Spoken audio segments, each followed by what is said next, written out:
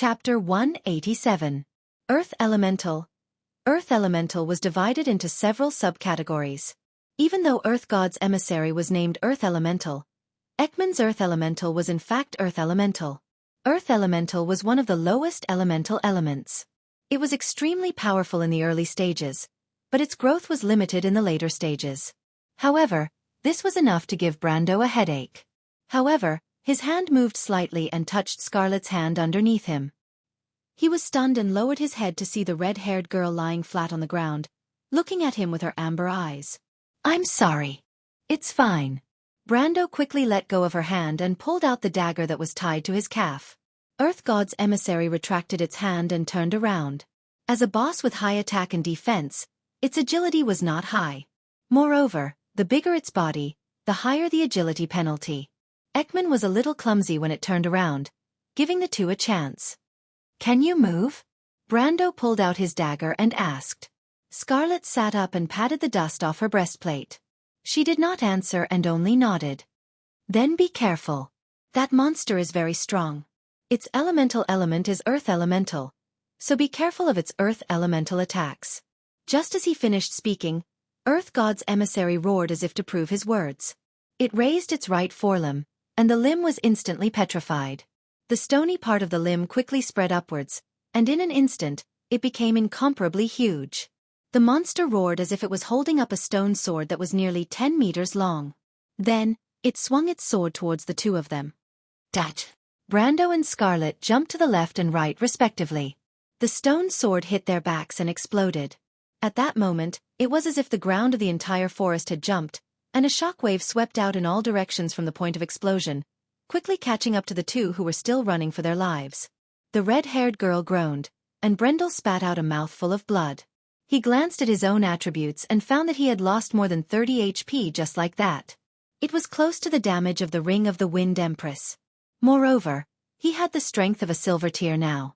Even the Ring of the Wind Empress could only deal half of the damage to him. One could imagine the power of this attack. "Sir Lord, are you all right?" The forest was filled with smoke and dust, and Scarlet's voice came from the other side of the smoke. "It's all right." Brando coughed, but he was already on high alert. The Earth God's blood of God came from Goddess Gaia, and the ability to melt into stone was one of its innate abilities. Especially in this environment, if it hid underground and prepared to launch a sneak attack, he would suffer a great loss if he was not careful. However, he felt a little strange. He remembered that the cooldown for meld with the stone was 10 minutes. How did he lose track of the other party's aura so quickly? At this moment, let alone 10 minutes, he probably didn't even have a minute. But at this moment, the two people who were on high alert in the smoke suddenly heard a cry of surprise from outside the field.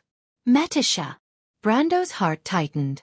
Woo woo woo. When the long sound of the horn echoed through the battlefield, Hugel's mood could only be described as tangled.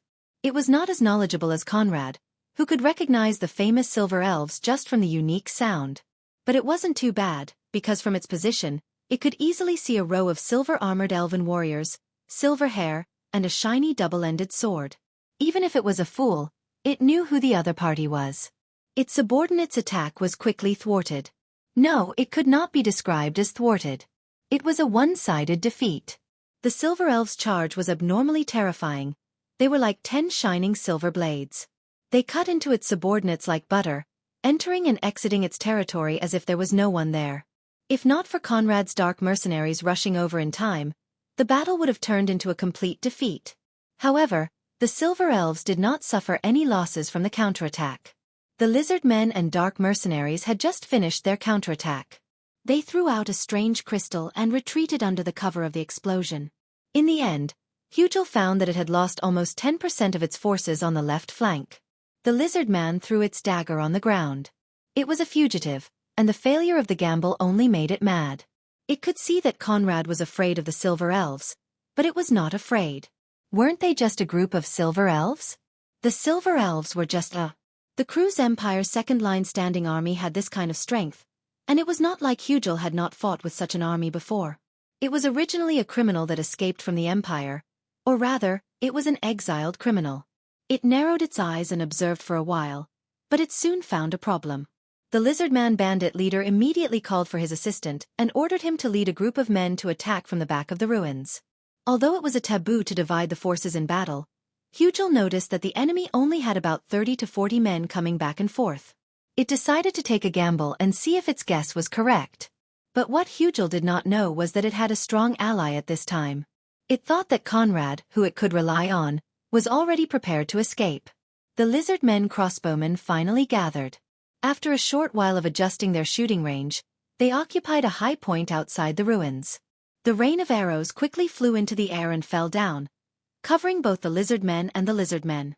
They did not know what aiming was, nor did they know what an extended attack was. The arrows and shafts hit the ground like rain. The silver elf Nalathar waved his hand behind him. He decisively gave the order to retreat. Seeing his signal, the mercenaries behind him immediately put away their crossbows and short bows and left in a single file. Only then did the elven warriors follow. After a short battle, there were casualties between the two sides. Many of the mercenaries were hit by arrows, and Sanford was even hit by a knife in the end. The knife pierced through the young man's thigh artery, and if Nalathar did not stop the bleeding in time, he would have already met Lady Martha. The mercenaries made a simple stretcher for him, and the young man lay weakly on it. He gritted his teeth to prevent himself from groaning. Death was a sacred and peaceful thing for mercenaries. They were not afraid of death, but they would not abandon their comrades either. But when Sanford turned his head, he saw a mercenary that he recognized running over from the ruins. "Isn't that guy from the Night Song Tiger side?" A thought flashed through his mind. "Mr. Nalathar." The mercenary saw the situation and immediately shouted from afar. Captain Nightsong Tiger saw the lizard men moving towards the back of the ruins. He asked for your opinion. His words shocked everyone. Outflanking? This was the worst-case scenario that the young lord had predicted. They could not help but think of what Brando had said when he was planning the battle strategy. The young man told them that it was best to deal with all the situations according to the worst-case scenario, so that they would not be flustered. The Silver Elves did not say anything, but the mercenaries did not agree. Most of the mercenaries believed in the twin gods of fate, Alice and Helene. Of course, in this day and age where God had turned into the stars and the laws of the universe, this belief was more like a spiritual sustenance. But no matter what, a mercenary's mentality was similar to that of a gambler's. But now the prophecy had come true. "Human, what did he say?" Nalathar asked. "The captain said that unless we split up, we would be attacked from the front and back." The mercenary replied loudly. "That's not a problem," the elven commander nodded. "But the question is, who will be the commander?" "Captain Nightsong Tiger thinks that Mr. Sanford can." The mercenary's gaze fell on the only stretcher, and he suddenly realized that he could not finish the rest of his sentence. Among Brando's subordinates that could participate in the battle, the Nightsong Tiger and Nalathar had the strongest leadership and the most experience. Then there was the fairy princess, Metisha, Scarlet, and himself. But these five could not leave at all, and the only one with a little bit of reputation left was Sanford, who had just joined the group. Brando had also assigned the tasks like this when he was planning the battle strategy. But the current situation left everyone dumbfounded. Sanford was seriously injured and had to leave the battle. This was worse than they had expected. The mercenaries looked at each other. "I'll go, Commander." A bell-like voice suddenly came from the ruins behind them. Everyone turned around and saw Romaine standing there with a sword in her hands, just like how she dragged the stone hammer in Brando's mansion in Bucci. She widened her eyes and looked at the others. Her light brown eyes seemed to be filled with a single sentence. "Can I?" "Of course not." Nalathar shook his head. If this had happened a day ago, the Silver Elf commander would have considered it. But what this young miss did last night was too shocking. He couldn't let her treat the battle as child's play. "Then let me go, Commander." A girl walked out from behind the Roman. She pressed one hand on her collar and pressed down on her shawl. She raised her head and calmly looked at everyone present. Nathaniel looked at Amandina. "I had studied Fengyu before. Harmaine's Manual of Light Infantry, Monsieur Commandant. Besides, at this time, I think it should be my responsibility," she replied. P.S. Looking for subscriptions and recommendations. Students who have the ability to help promote it are also okay. In addition, I recommend a rare good book about online games. It's very epic. If you want to know what will happen next, please go to www.chidian.com. There are more chapters. I support the author and I support the original reading. Chapter 188. When Brando and Scarlet arrived, they saw Metisha pressing on her shoulder. There, blood had already soaked through the silver armor and dyed the snow-white battle robes red. She frowned as she stared at the monster in front of her, but Conrad was nowhere to be seen. The acolyte of Earth Ekman was also in a strange state. Its grayish-yellow carapace and stratum corneum had cracked open, revealing a dark red light that looked like flowing lava. If this thing looked like a huge yellow rock sculpture before, then now it looked a bit like granite that hadn't completely cooled and solidified. Brando was shocked when he saw Ekman in this state. This was the berserk state of the blood of gods. Even if the acolyte of gods was undead, it would still fall back a rank after going berserk. This meant that after this battle, it would degenerate into a larva. What was going on? Logically speaking, the acolyte of gods would not go berserk unless its life was in danger. This was similar to the berserk state of many bosses. It would only take effect when its HP was down to 30%. He then looked down at the monster's arm and saw a deep wound on Ekman's left waist. It was so deep that his bones could be seen. Brendel guessed that he must have been hit by one of Medusa's 1,000 army strike when he saw the wound. But this was not the only explanation for his question. With Ekman's tenacity, he would not have been hit by the 1,000 army strike. Even a direct hit would not have dealt less than 110 HP, so it would not have gone berserk. There was only one possibility left. It had received an order and went berserk. Brando turned his head and saw Metisha looking at him apologetically with her silver eyes. "I'm sorry, my lord."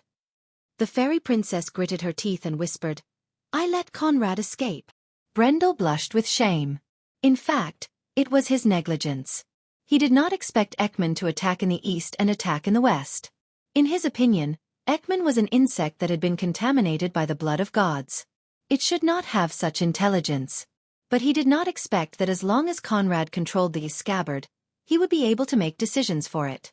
"This isn't your fault." The three of them stood together, facing off against the Earth God emissary. At the same time, Brando asked, "What just happened?" "That man wanted to use a trap to lure me in, but I saw through it. After that, he summoned this monster and tried to escape under the cover of the monster." Metisha covered her mouth and coughed. Her hands were stained with blood. "Cough cough. I tried to stop them with 1,000 army strike. Unexpectedly, the monster suddenly mutated and broke free from my gravitational restraint. That's how the wound came about." Metisha nodded. "Is it important?" Brando frowned.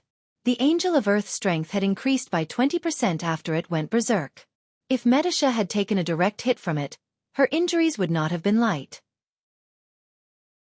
"It's all right, it's just a graze." "Cough cough." The Silver Fairy Princess replied, "But it seems like the elemental power has seeped into my lungs and injured it." "That's fine." Brando was sweating profusely, but then he remembered that Metisha was in a spiritual state, and the wounds were just external manifestations of her soul fire being shaken. It was true that she was not like a human, whose battle strength would be greatly reduced.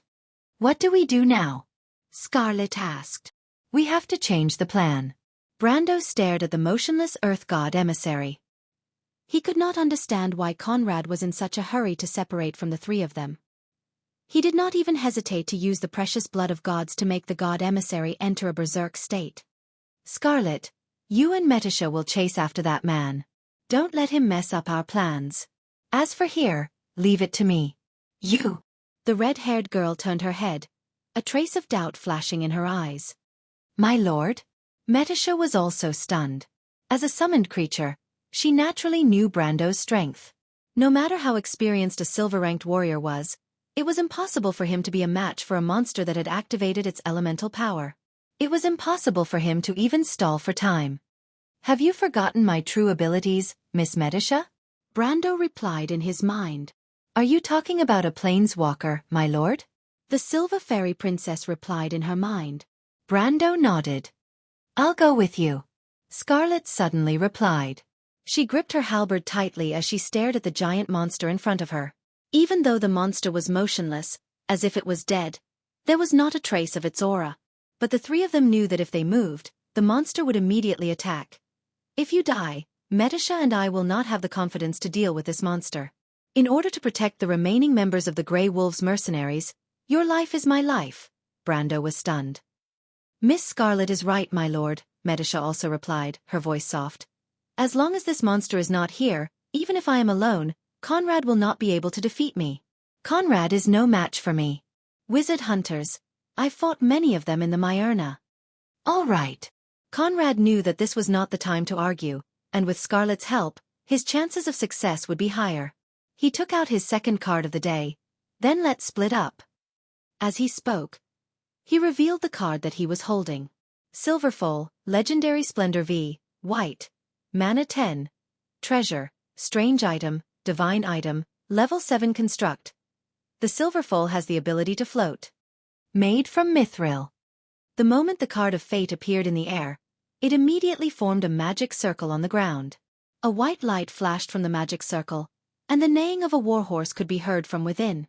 Conrad wasn't an idiot. He was afraid that the brainless insect messenger would be lured away by the diversion tactic. Therefore, he ordered it to stay put and wait for orders. If it sensed that someone was going to chase after it, Ekman would be authorized to attack. And magic was one of the conditions. But as soon as it moved, Scarlet and Metisha went up to meet it. The halberd and spear collided, and the monster's attack was blocked. Even though the two girls were only at the lower gold rank, Scarlet was a god's messenger, and her power resonated with the lightning element. Metisha, on the other hand, was a spirit that had already comprehended the soul element. The two elements intertwined and blocked Ekman's attack. Even so, the two of them groaned and retreated 3 to 4 steps before stabilizing themselves. At this moment, the white light in front of Brando disappeared, and a mithril warhorse with a pair of wings stepped out of the magic circle with its head held high. It glanced at Brendel with its ruby eyes, then immediately lowered its head respectfully. The red-haired girl was stunned when she saw it, but she immediately understood what Brando meant. "Scarlet, get on the horse," Conrad ordered. "Metisha, cover us." The messenger of the earth wanted to attack first, but the Silver Fairy Princess had already received the order to use her spirit spear to push it back. Metisha's skills had a long cooldown, but her attack power was terrifying. Even Ekman was unwilling to take the attack head-on. But when it dodged, Scarlet took the chance to get on the horse. She then reached out to Brando and pulled him up as well. The two of them riding on the same horse made her feel a little awkward, but she sighed and quickly calmed down. "Let's go around its back. This brainless thing is following orders to the death. We have to get its attention first." Brando whispered behind her back. He then ordered Metisha, "Stay where you are. Metisha, wait for us to leave before you move." "I understand." Metisha nodded. At this moment, Scarlet had already urged her horse forward. The mithril warhorse leapt into the air and flew over its head. Not only that, she even took out the crossbow on her boots and shot an arrow down. Her actions immediately attracted Ekman's counterattack. The giant insect-like boss roared and pressed its hand down. A 20-meter-long stone pillar shot out from the ground and chased after Scarlet and Brando. Scarlet snorted and continued to ride her mithril warhorse. The stone spikes seemed to be right behind them as they rose from the ground one after another with a roar. Each one was higher than the previous one, and the last one pierced almost 40 to 50 meters into the sky. The forest fell silent.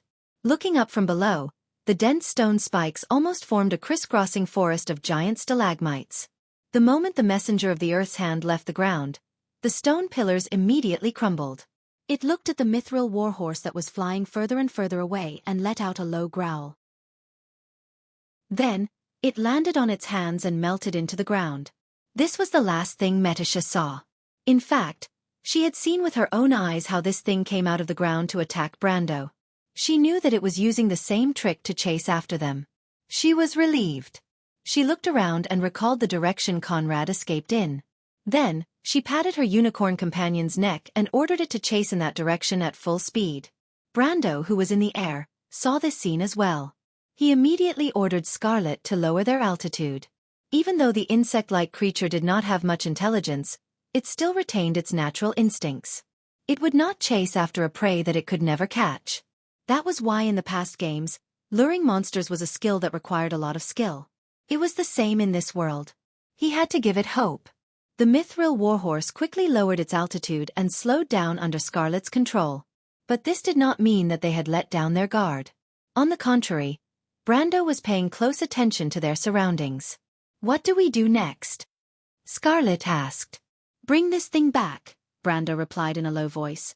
"It would be best if we return to the place where we fought yesterday. According to the plan, Nalathar and the others will support us after they deal with the lizard men." "Can we last until then?" she asked. "That depends on skill and a bit of luck." Scarlet was silent. Then, she suddenly swung her halberd in a certain direction. An arc of lightning immediately crossed a distance of several dozen meters and hit the ground between a few black pine trees. With a loud bang, a boss that was as tall as 3 people broke out of the ground. "Leave the ground and go around in a zigzag pattern," Brando immediately ordered. "Give me your crossbow." Scarlet immediately nodded. The mithril warhorse changed its direction, and a sharp rock flew past the two of them. Brando secretly wiped away his cold sweat. He thought that it was fortunate that Scarlet's reaction was fast enough. Otherwise, the two of them would have been sent flying. But he also knew that this was only the beginning of the dangerous game. If you want to know what will happen next, please go to www.chidian.com. There are more chapters. Support the author. Support the original reading. Chapter 189. Reports were quickly sent back through various channels. At the back of the Great Basilica, there was a ceremonial hall and a series of prayer rooms. This hall was once occupied by Hugel, and it was connected to the altar at the back. Below it were rows of monks' residences, and there were 2 outer walls at the back of the ruins. The ceremonial hall was not only the tallest building in the ruins, but it was also the core of the entire ruins. It was also the first place that Amandina set her eyes on. The mercenaries were like ants shuttling through the ruins. They received Amandina's orders and passed through the courtyard of the Great Basilica.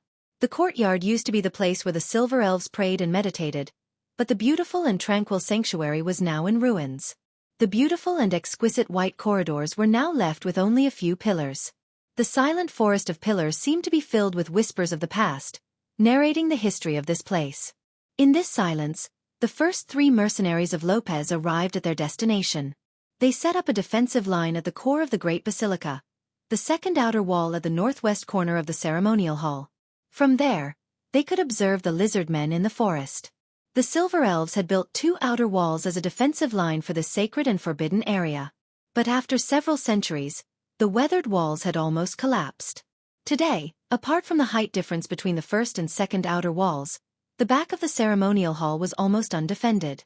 And the lizard men did not seem to have any intention of repairing these fortifications.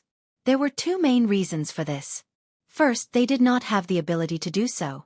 The elves' defensive line was designed by skilled craftsmen, and the entire defensive line was intricate and complex. Hugel could not understand how they were going to rebuild the walls that had been reduced to rubble. Second, they did not need to do so. In this forest, the lizardmen's only natural enemy was their drunkenness and brawl. Almost every year, there would be more than 10 casualties. Of course, now they had another natural enemy, and that was Brando. The second group of mercenaries arrived at the other side of the gap. The lizard men have passed through the forest. They are approaching the ruins. There are at least 100 of them. Discovered the command center. The mercenaries used sign language to communicate, and Amandina happened to see it. The girl lifted her skirt and quickly walked through the ceremony hall, arriving at the platform outside the hall where important ceremonies were held. This was the highest point in the ruins. Standing at the edge of the platform, she could overlook the entire back half of the Great Holy Temple. The intricate defense system of the Silver Elves suddenly became clear in her eyes. The girl lowered her head and compared it with the sketch in her hand. Due to the limited time, she had drawn it in a hurry, but at this moment, it looked pretty close. Her professional knowledge of architecture came into play at this moment.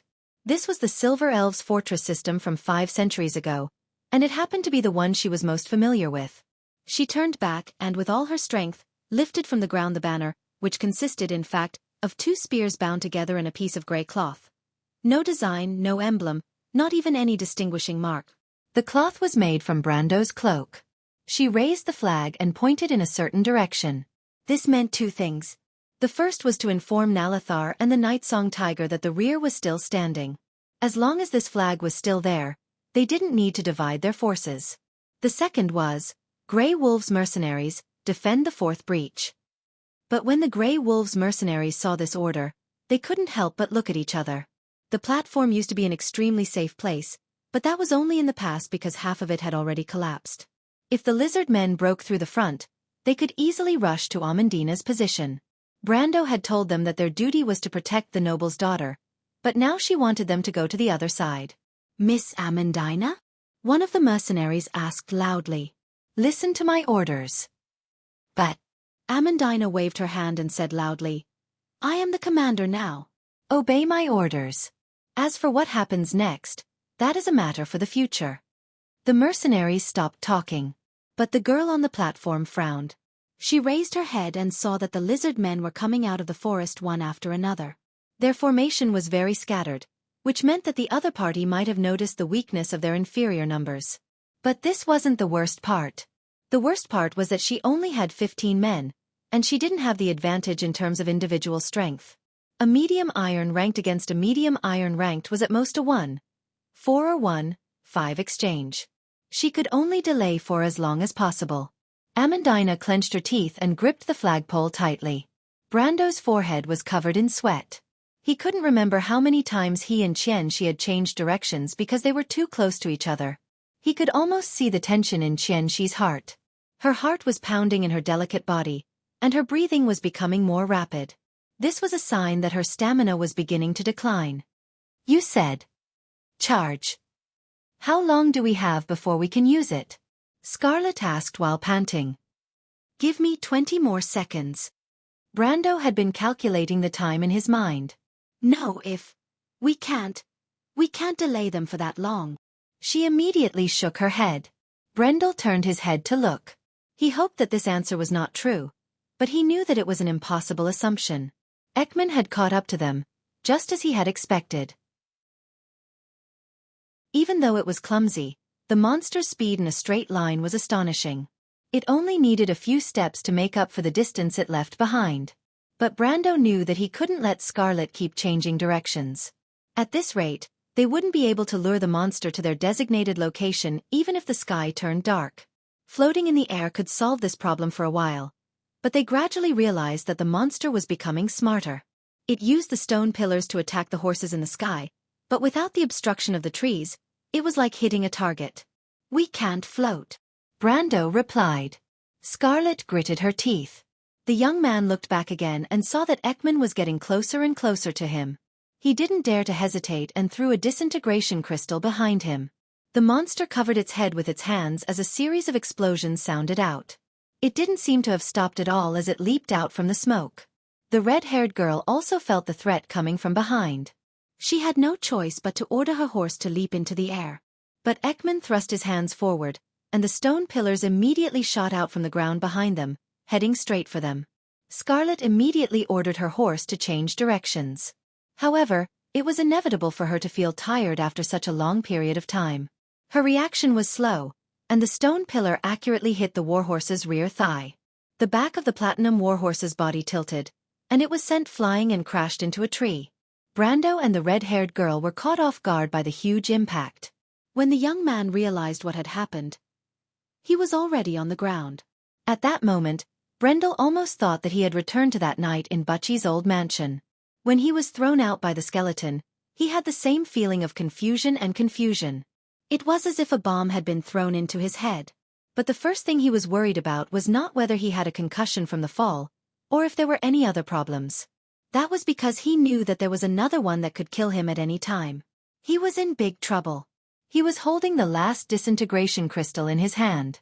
At the same time, he shook his head and subconsciously wanted to stand up, but before he could react, a hand pressed down on his chest and pressed him down.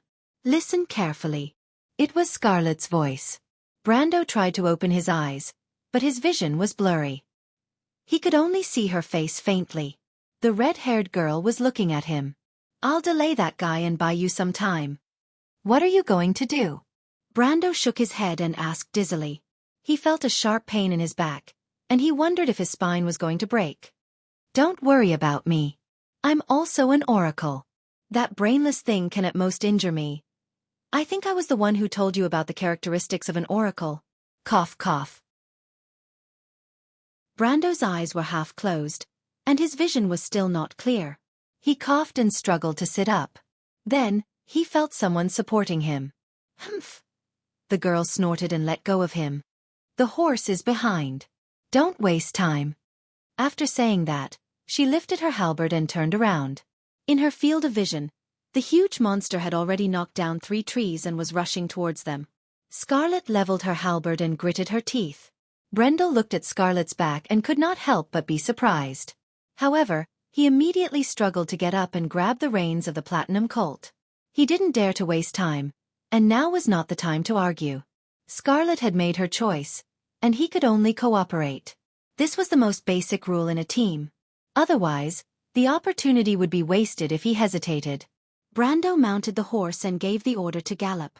He turned around and saw that Scarlet had already been sent flying by the Oracle of Earth. The girl was like a stone as she flew into the forest, and a series of crackling sounds could be heard. Then there was no sound. A lower gold rank was powerless in front of an awakened elemental power. After the Oracle of Earth confirmed that the enemy had lost the ability to fight, it once again set its sights on the bug that was still running away. No one gave it an order, and the Oracle of Earth was controlled by the violent nature of the blood of God. Its first target was naturally to kill everything that could move. Especially when Brando was afraid that it would continue to cause trouble for the red-haired tigress, so he threw a disintegration crystal at it. Without a doubt, the monster's aggro returned to the young man.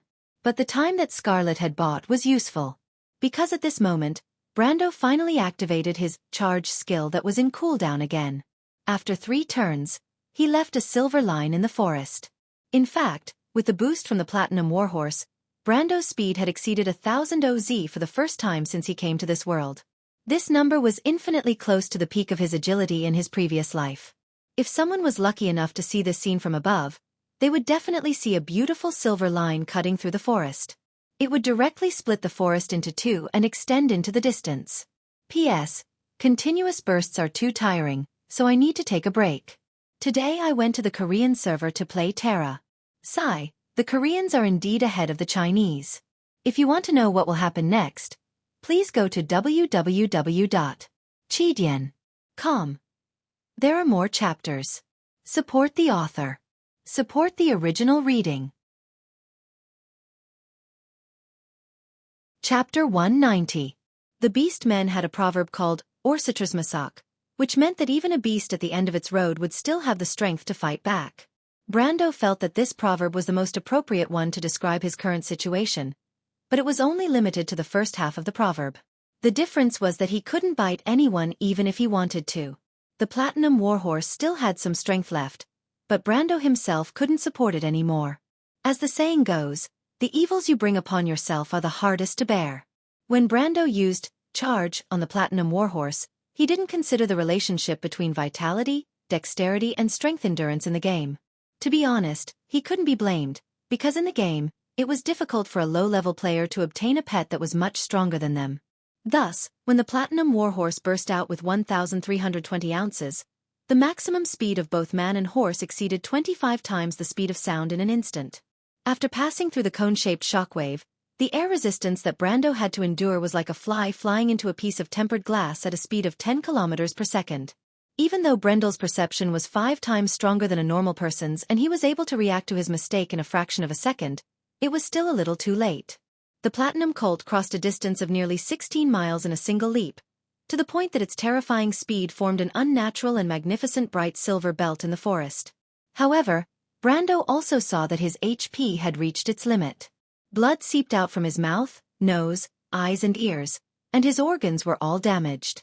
After his HP reached the critical point, he immediately entered a weakened state. Brando coughed out a mouthful of blood, and the only thing he was thankful for was that he didn't die immediately. It was also thanks to his vitality that was 20 times stronger than a normal person, and his powerful regeneration and defense that his organs weren't completely damaged.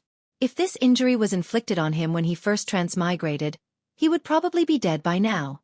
However, with his high vitality, he believed that he would be fine as long as he recuperated for a period of time after the battle. However, there were 2 problems right now. The first was that he didn't have time to recuperate. The second was that the Angel of Earth wouldn't give him the time to recuperate. The battle was still ongoing. Although the Acolyte of Earth was huge in size, its movements were clumsy, and its speed was one of the slowest among level 60 creatures. But, one step of a dragon is equivalent to 10 steps of a human. Even so, it still had a basic agility of close to 200 ounces. It would only need 8 or 9 seconds to catch up with a distance of more than 10 miles. In his desperation, Brando could only think of a solution that wasn't really a solution.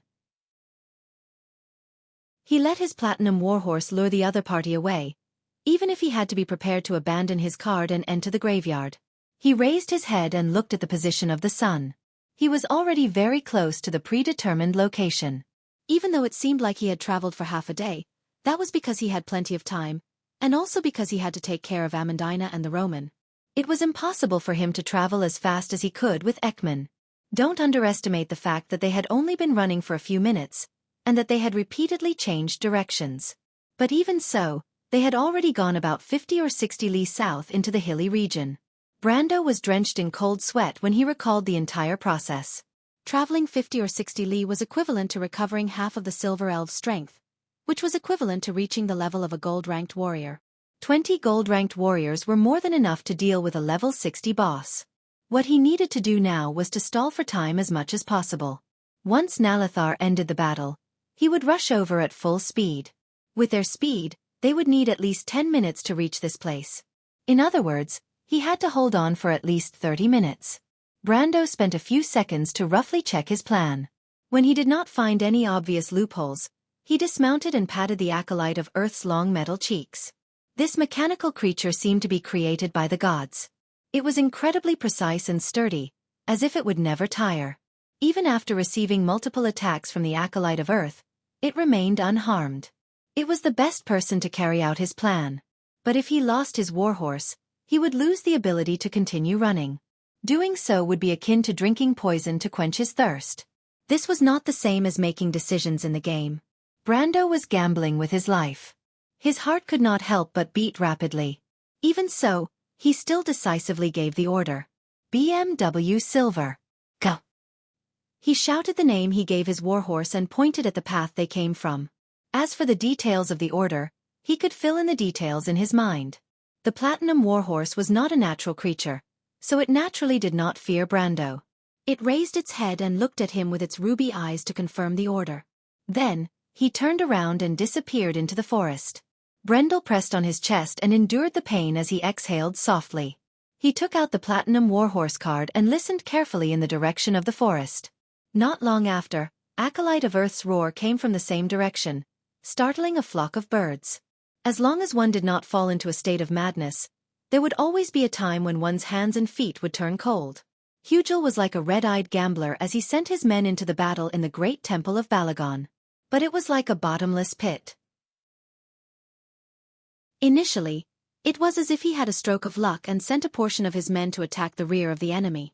The situation took a turn for the better. The enemy had lost their long-range cover, and Hugel's lizard-men crossbowmen were slowly gathering together. Under this situation, the Silver Elves quickly gave up on the front lines and the battle gradually spread to every street and alley in the Great Temple. But the good news ended there. The Silver Elves launched a counterattack and then retreated. They had lost a comrade. But what shocked Hugel the most was that the Silver Elf's corpse turned into a white light and flew towards a certain direction in the south. It was a direction it was all too familiar with. It was the graveyard of the Silver Elf King. This was the first time the Lizardman commander suspected the origin of the Silver Elves. But after a while, he found that he did not have the chance. The large group of lizardmen that had been sent to the rear of the battlefield had not been heard from until now. Instead, a flag was raised in the direction of the ceremony hall. In the end, the morale of the lizardmen plummeted, and their originally smooth offensive came to a halt. The Silver Elves took the opportunity to counterattack and took back another wall. Hugel was so angry that he vomited blood, but there was nothing he could do.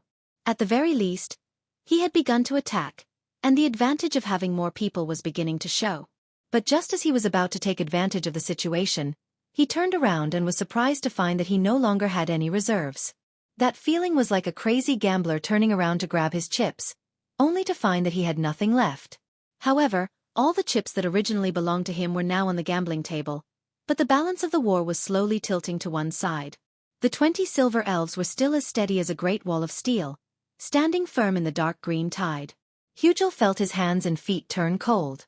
But compared to the other silver elves whose brains had not fully evolved, Hugel was still considered one of the smarter ones. He pondered for a moment and immediately understood the cause and effect of the whole situation. Thus, he immediately called for his deputy and ordered, "Have the lieutenants on the front lines press forward and push the front lines forward a bit." "Boss, are we going to launch an all-out attack?" The green-skinned deputy with a protruding mouth and monkey-like cheeks asked. "No." Hugel shook his head. "We are preparing to retreat, only us." "But our brothers?" "Don't worry about them, we don't have time to care about them now." Hugel shook his head helplessly. He held a shining necklace with 3 thin fingers and replied, "As long as we have this, we can re-enter this region with the help of the tree herders. I think I have figured out where the silver elves came from, and I will be more prepared next time." "But are we leaving just like that? Aren't we going to inform Conrad?" the deputy asked. Hugel was a little hesitant, but he immediately shook his head. "Don't worry, that bastard is an envoy. Even without us, he can still protect himself. But if Conrad died in the region it was in charge of, it would not be able to bear the consequences, so it was a little hesitant. In the tree herders, members of the tree herders who cooperated with and commanded the divine envoys were called envoys, and those who carried the divine blood were called breeders or experimenters. Hugel could not help but look at the battle situation. On the surface, the lizard men were still on the offensive, and their casualties were still less than 20%. However, the silver elves did not show any signs of collapsing. On the contrary, they continued to inflict casualties on the lizard men. Bandits had no discipline to speak of, and Hugel believed that once the casualties reached 30% or the battle lasted for more than 20 minutes, these bastards would quickly collapse. At that time, even if it wanted to escape, it would have to depend on the mood of the enemy. Hugel's experienced eyes had been honed through the long struggle between Kurlutz and the Empire. In its homeland, the lizard men were slaves to the crews, and their struggles lasted for centuries. Hugel was one of them, but he acted more like a bandit. But it was precisely because he was a bandit that he was confident in his intuition for danger. In reality, the battle had only lasted for 32 minutes. When Nalathar sensed a strange emotion coming from the back of the lizard men army and began to waver, this silver elf commander with hundreds of years of experience decisively seized the opportunity. He blew the dragon horn again, and the elven warriors mustered the last of their strength to charge again. The lizardmen's crossbow bolts bounced off the elven warriors' armor, and the 20 elven warriors charged shoulder to shoulder like a moving wall. The lizard men collapsed. The dark green tide began to recede, and the command was disintegrated one by one. But when they finally realized that Hugel was no longer there, this retreat turned into a true rout. Nalathar ordered his men to pursue the lizard men for a few hundred meters, but the lizard men screamed and stomped on each other as they fled back into the forest. Looking from the direction of the ruins, it was as if the ground was covered with scattered green cockroaches. Apart from the corpses, everything else had quickly escaped, leaving everyone dumbfounded. If Brando was here, he would definitely tease these elven warriors. The enemy's advance is too fast for our army to catch up. To be honest, I really despise April Fool's Day. If you want to know what will happen next, please go to www.chidian.com to read more chapters. Support the author, support the original reading. Chapter 191. The elven commander took off his golden helmet and shook his head, letting his beautiful silver hair flow down like a waterfall. He then let out a long sigh. His pale silver eyes stared coldly at the mess on the battlefield. The lizardmen's corpses were scattered among the ruins, and their blood flowed like a small stream. The air was filled with a pungent smell. This smell was enough to make most normal people nauseous, but to the elven warriors who were bathed in blood, it was the smell of victory that floated in the air. No, it was far from victory. Hugel ran away, and his men wanted to chase after him, but Nalathar stopped them. The elven commander sheathed his gold-plated sword into its scabbard, and ordered his men to gather and prepare for the next step of the operation. His orders were decisive and precise, without the slightest hesitation. At the same time, he saw the Night Song Tiger leading another group of elves over from the other side of the battlefield. It was not the first time the Nightsong Tiger had seen Nalathar, but he could not help but be taken aback. Nalathar exuded an aura of beauty after the bloody battle. He was already a little too feminine to begin with, but the bloodstains on his golden armor made for a jarring contrast. Coupled with the Silver Elf's traditional long silver hair and cold expression on his face, he gave off a demonic allure. "Commander," the Nightsong Tiger was taken aback, but he quickly reacted, "The battle here is over." "Yes." Nalathar nodded. He turned around. The gray flag in the direction of the ceremonial hall was still fluttering high, but no one knew the extent of the battle there. "But it is far from victory," Nalathar replied. "We will follow the original plan and return the way we came. I hope that your lord will fulfill his promise and not play with his life." "Wait," the Nightsong Tiger interrupted. "My lord's original order was not like this." Nalathar looked down at him. "You saw that monster yourself. Even if we were at our peak, we would still need to fight 3 against 1 to not be at a disadvantage. Do you really believe that your lord can hold it off for more than half an hour?" The Silver Elf commander asked coldly. "Mr. Captain, the way I judge a battle is to win. On the battlefield against the Dark Dragon, there is no room for mercy." "But I don't have time to discuss this with you. I'm just reporting our actions to our allies as usual. In other words, Lady Amandina or your lord. In my opinion, the latter is far more important than the former. Which side do you choose?" The Elven commander replied. The Nightsong Tiger fell silent and looked at Amandina's direction. Nalathar shook his head. "All right. Human. Let me explain. Metisha sacrificed her life for this reason. It may seem strange to you, but in our history, forgiving ourselves is giving up hope for tomorrow. I hope you can understand this." He lowered his head and whispered, "I've already asked for Miss Amandina's permission in private." With that, he stood up and waved his hand. "Phoenix Guards, prepare to depart." Just as Nalathar and the Nightsong Tiger expected, the first battle under Amandina's command did not go well. Since there was no place to defend, the lizard men quickly broke through the first wall. There were no obvious obstacles, and the mercenaries were exposed to the enemy's crossbowmen. Even if they retaliated from afar, it was difficult to form a large group.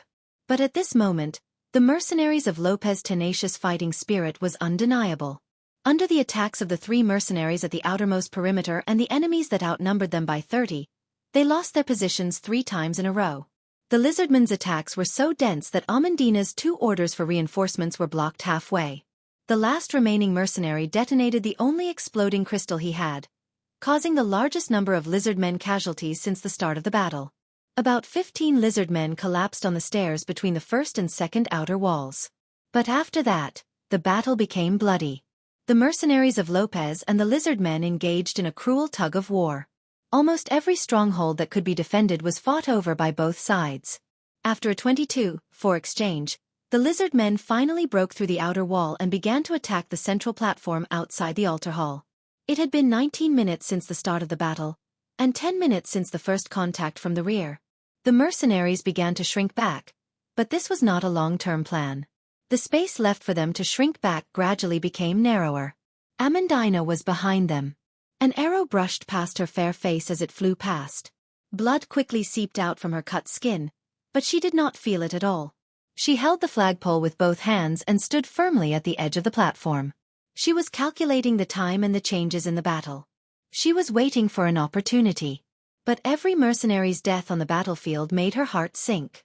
Brendel had never had any casualties when he was leading them, but it had only been 10 minutes since he handed them over to her, and the number of casualties had already reached this point.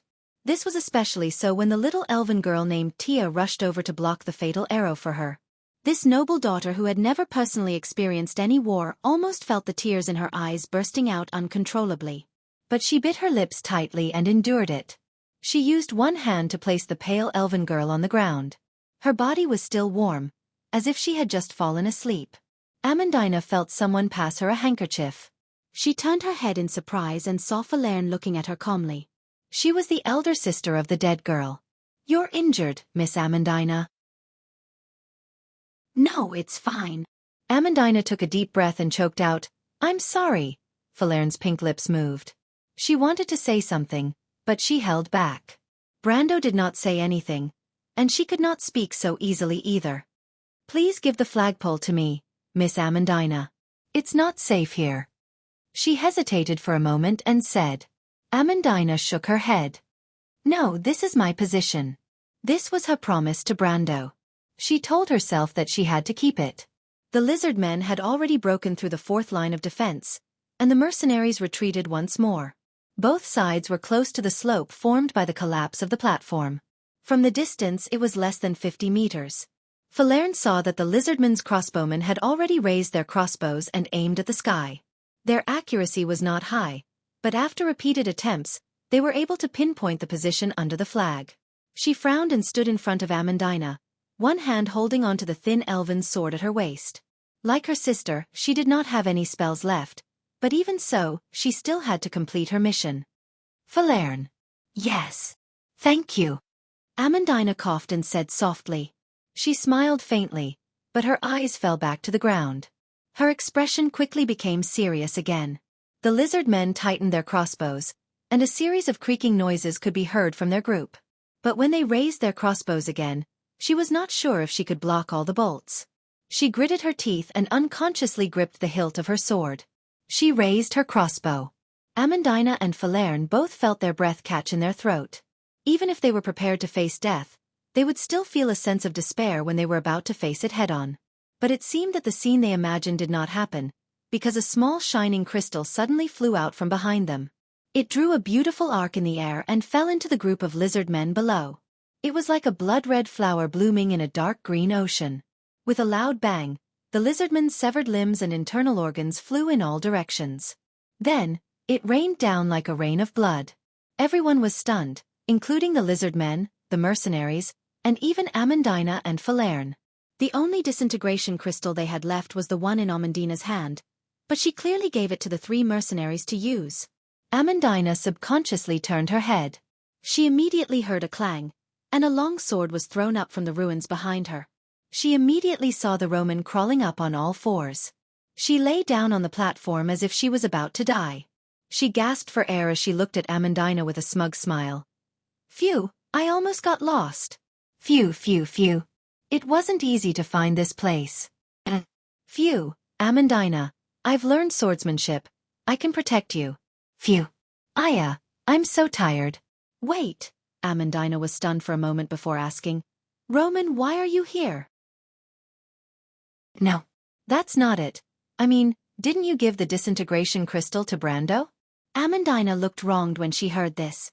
She pressed down on her bag and whispered, "That. Amandina, I only hid a little bit." "How much weight?" Amandina suddenly understood. No wonder she felt that the explosion that night was not right. She immediately grabbed the Roman's shoulder. "Damn it, didn't you say that you used those last night?" "Is it those?" Definitely not that many. Roman guarantees that Roman only has 9. "No, 8. Roman's expression changed, and he immediately shook his head like a rattledrum, while rolling his eyes and replying. To be continued. If you want to know what will happen next, please go to www.chidian.com to read more chapters. Support the author, support the original reading. Chapter 192. In fact, not long after Hugel escaped from the battlefield, he received news from his subordinates that Conrad had escaped long ago. Hugel was so angry that he couldn't help but curse, but he was also secretly happy.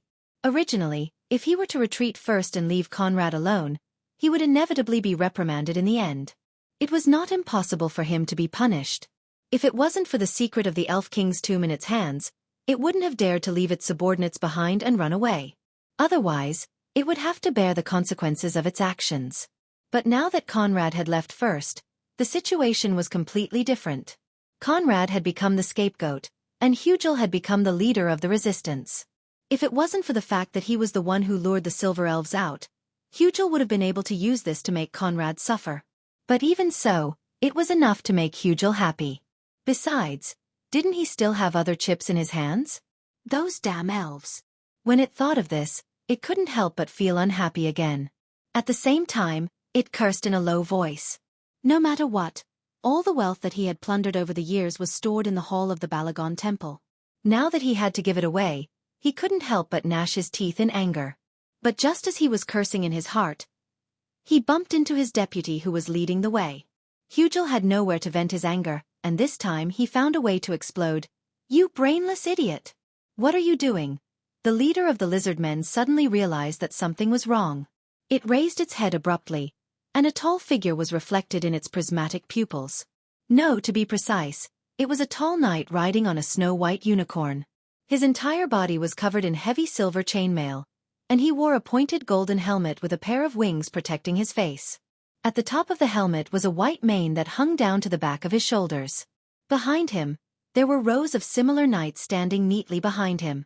The tall elven cavalry looked as if they were cast from the same mold, and every one of them was about the same height. They stood quietly in the middle of the forest, and there was not a single sound in the woods. The knight looked down at Hugel from above. His silver eyes were calm, but it sent chills down Hugel's spine. Then he spoke with a gentle and low voice. "If I'm not wrong, you should be called Hugel?" "Lizard, Mr. Hugel, right?" Hugel opened his mouth. He subconsciously wanted to deny it, but he found that he couldn't say a word under the pressure of the knight's aura. "Very good," the knight nodded. "In fact, my comrades and I have been looking for you for a long time." Hugel's eyes darkened. In this world, there was only one army that would call their comrades comrades. They were the Silver Elves, the Hymns Knights. 10 minutes. Brando threw out the dimmed card in his hand. The card of fate with the image of the platinum stallion burned in the dirt, and then nothing was left. Now there was another card in the graveyard, and it made him a little unhappy. Not only did the graveyard not decrease, but there were more and more. Furthermore, his card pool was already thin, and it made things worse. He looked into the forest.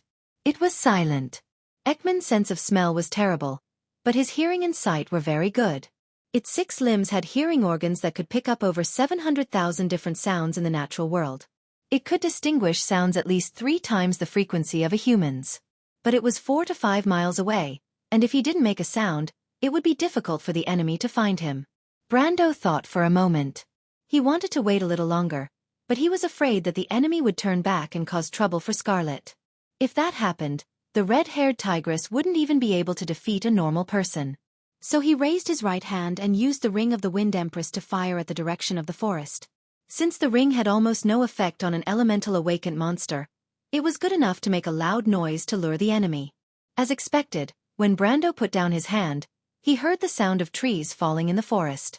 The Acolyte of Earth reacted quickly and rushed towards him. But Brando wasn't nervous. He took a deep breath and took out a ruby from his clothes. He held the ruby in his hand and counted the time in his heart. 10, 9, 8. The sound of the trees falling was very fast, and it was as if it was just an illusion in his ears, but it soon became real. 5, 4, 3. It's here.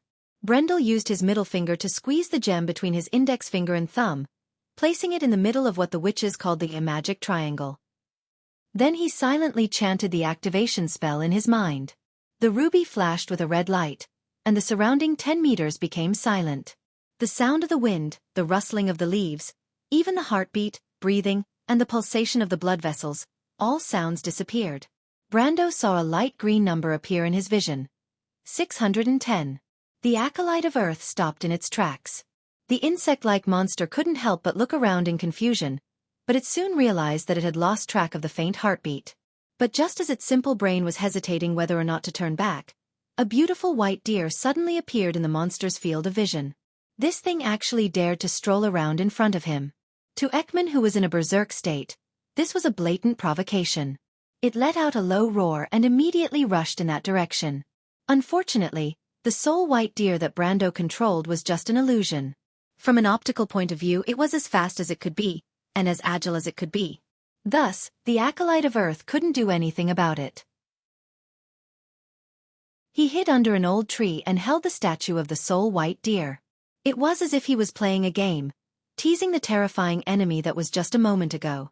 But when he peeked his head out and saw this scene, he couldn't help but sneer under the effect of the silent spell. Of course, it should be called a silent sneer. Since each silent spell lasted for 5 minutes, the remaining 6 spells would allow him to rest easy for 30 minutes. In addition to the 10 minutes that the Platinum Warhorse had bought him, He had a total of 40 minutes left for Nalathar. Moreover, even if the silence spell was used up, he could still use the 5 minutes of immortality provided by the unyielding innate gift to cut off his heartbeat and breathing. After that, he could bandage himself for another 5 minutes. Logically speaking, Brando believed that the Silver Elves would arrive in 50 minutes. Of course, he wouldn't joke about his own life. Without a certain degree of certainty, Brando wouldn't put his own life on the line. Time slowly ticked away. Just as Brando was about to cast the silence spell for the 4th time, he suddenly felt his heart skip a beat. Because at this moment, he noticed that Acolyte had suddenly stopped. Its attention was no longer on the sole white deer that was provoking it. The monster let out a series of low growls from its throat. Brando recognized this voice. It was a warning. Someone was coming. Who was it? Was it Nalathar? Countless thoughts flashed through Brando's mind, but he didn't dare to be careless. He immediately cast the 4th silence spell, and the remaining number of uses on the ruby instantly increased to 3. But soon, he realized that something was wrong. The monster's gaze wasn't looking towards the north. Instead, it was staring in his direction. The youth's heart skipped a beat. What's going on? He couldn't help but ask himself. But that shouldn't be the case. There shouldn't be any problems. He replayed his actions over and over again in his mind, but he couldn't find anything that he missed out on. But at this moment, with a rustling sound, Brando suddenly saw the dense forest in front of him split open, and a familiar face appeared from behind. It was a youth. No, to be more precise, it was the youth that Brando had seen before in Chablis town. But he was also the person that caused this series of events. Of course, Brando remembered his name, Eek. Eek. Lantanailan? Ophelia, and even his identity. He was the only son of Duke Lone and the future successor of the Lantanailan Duchy. But that wasn't important right now. What was important was that Eek's sudden appearance had turned the forest into a strange scene. In fact, Eek was right in front of Brando. Of course, he could see Brando hiding behind the tree, as well as the terrifying monster on the other side. At the same time, Brando could see Eek, but he couldn't see the reaction of the Acolyte of Earth behind him. But he could roughly guess what was going on. Just as he guessed, the Acolyte of Earth turned around and stared at the uninvited guest with its 140,000 pairs of eyes. Of course, it didn't know that there was another target behind the tree. Facing such a scene, the young man called Eek was slightly stunned. His gaze first fell on the stone armor around Ekman's body, and the pair of arms that had already turned into stone. This was the sign of an elemental awakening. The youth's face turned pale, but his gaze then fell on Brando's face. He saw that Brando was looking at him with a complicated expression. In fact, Brendel even had the urge to strangle him to death. As the saying goes, man proposes, God disposes. Even if you beat him to death, he would never have thought that Chen Yaojin would appear out of nowhere. Eek hesitated for a moment, then turned his gaze back to the monster. He then pressed his sword with one hand and shouted, "You over there, big guy. What do you want to fight me?" He immediately pulled out his sword and charged in another direction. What's going on? Brando watched as the childish youth ran away from him. With his rich experience, he could tell that the youth was trying to lure the monster away. And all of this was just for a stranger that he had met for the first time. Or rather, the second time. At that moment, he felt like he had 1,000 things he wanted to say, but he couldn't say them out loud. It was as if 1,000 or 10,000 thoughts had converged into a single sentence. Holy shit! This kid is a living Lei Feng. To be continued. If you want to know what will happen next, please go to www.chidian.com. There are more chapters. Support the author, support the original reading. Chapter 193. No matter if it was in his previous life or this one, Brando had always thought of himself as an ordinary person. The difference was that when he discovered that he had some abilities, on this basis, he naturally had greater ambitions and desires. Although this desire was to change the course of Erwin's history, to prevent the things that he regretted in the past from happening in this world. This kind of thinking had nothing to do with greatness, even if it could indirectly save many people. However, Brando did not think that he had become noble because of this. Like any other ordinary person, his desires came from his own needs and feelings. He was sure of this, and it was just like how one of his creeds was to repay kindness with kindness. He never thought that he had the responsibility to restrain himself like a saint. But at the same time, he understood the principle of returning a favor.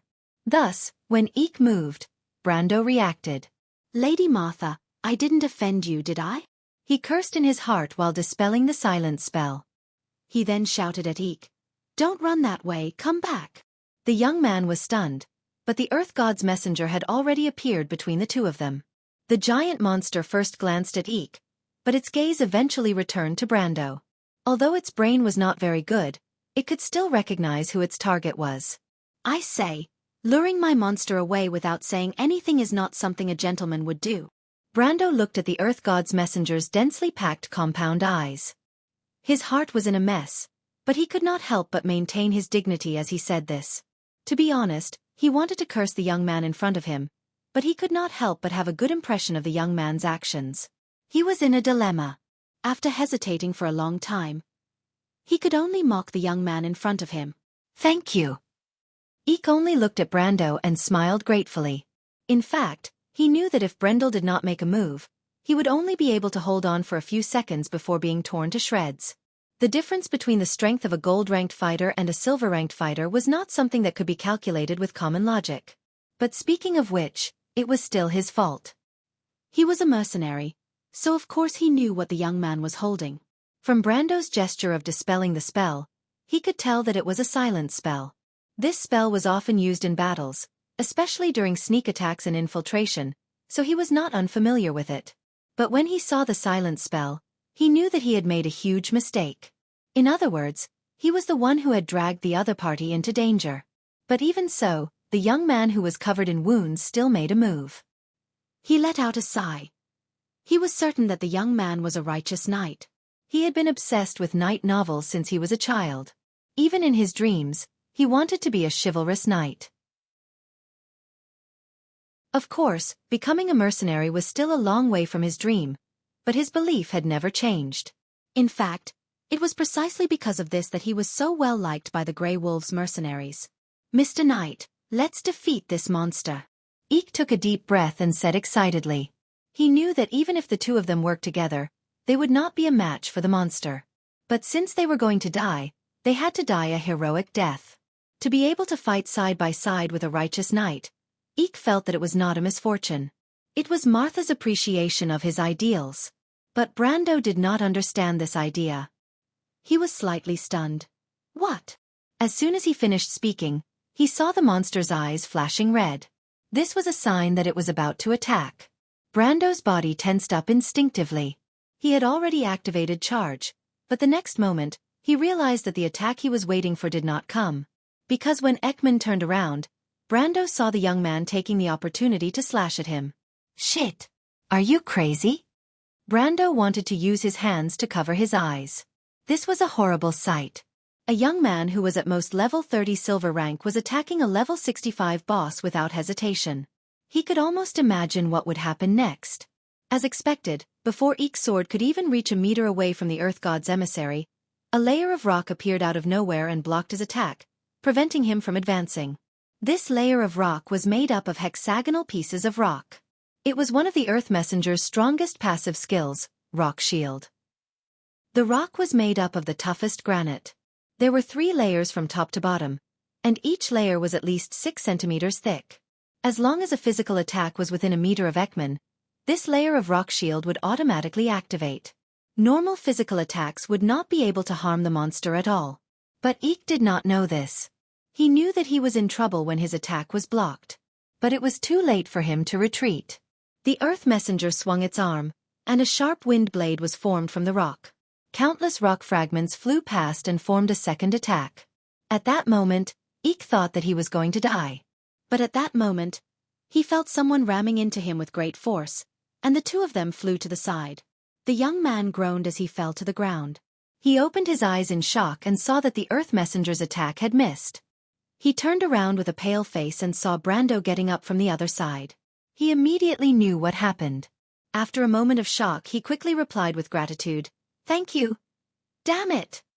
Brando cussed in his heart. Another charge skill was wasted. Even though Eek's character was not bad compared to Makarov and Buga, he was still a brainless idiot. He did not know how Makarov taught the only son of Duke Lone, but from the looks of it, Eek's education as a noble was a complete failure. But the youth obviously did not know what Brendel was thinking. When he saw Brendel's silence, he thought that Brendel was thinking about how to deal with the monster. He made up his mind. If not for Brando's help, he would have died a long time ago. So he decided to be brave and said loudly, Mr. Knight. I'll hold him back and you attack from the back. Brando did not cry. Can't you see that it's pointless to attack from any direction? Can't you grow a brain? However, in order to make this fellow shut up, he simply interrupted in annoyance. Shut up. Now's not the time to talk nonsense. I'm sorry. Forget it. Pretend I didn't say anything. Brando turned around, but the moment he turned around, he saw the monster charging towards him like a heavy tank. Facing the charge of a level 65 boss, he didn't dare to be careless. He immediately dodged to the left, wanting to use a frontal break on the boss from the side where it couldn't attack. He wanted to see if the armor break attack could do any damage to the rock shield. But what surprised him was that his dodge was surprisingly smooth. Logically speaking, even if Ekman's movement was slow, he shouldn't have given up on protecting his flank.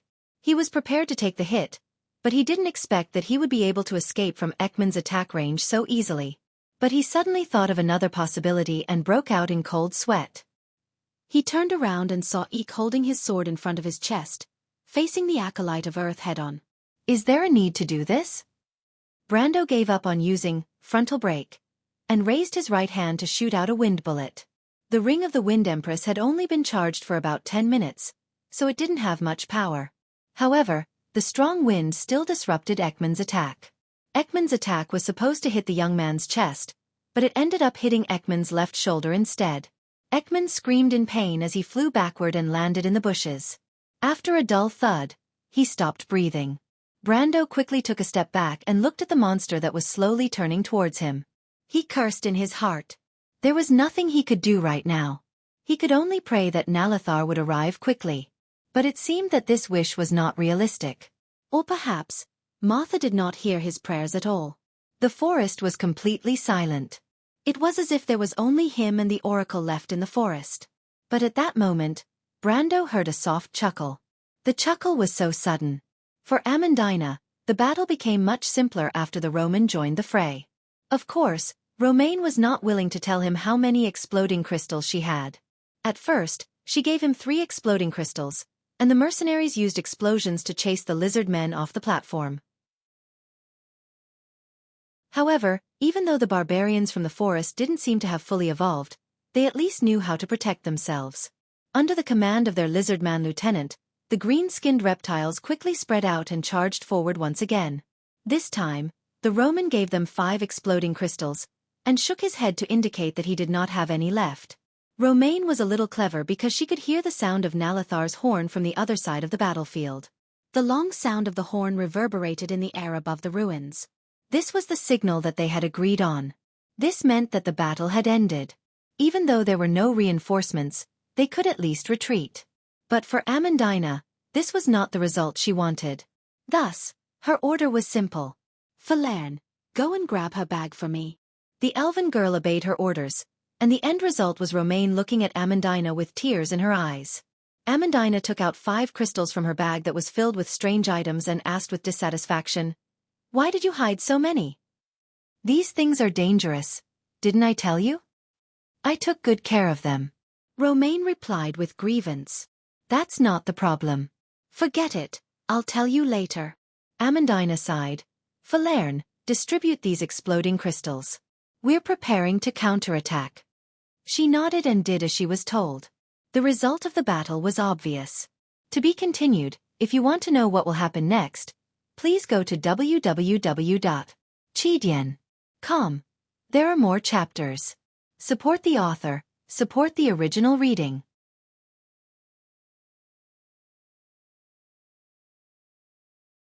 Chapter 195.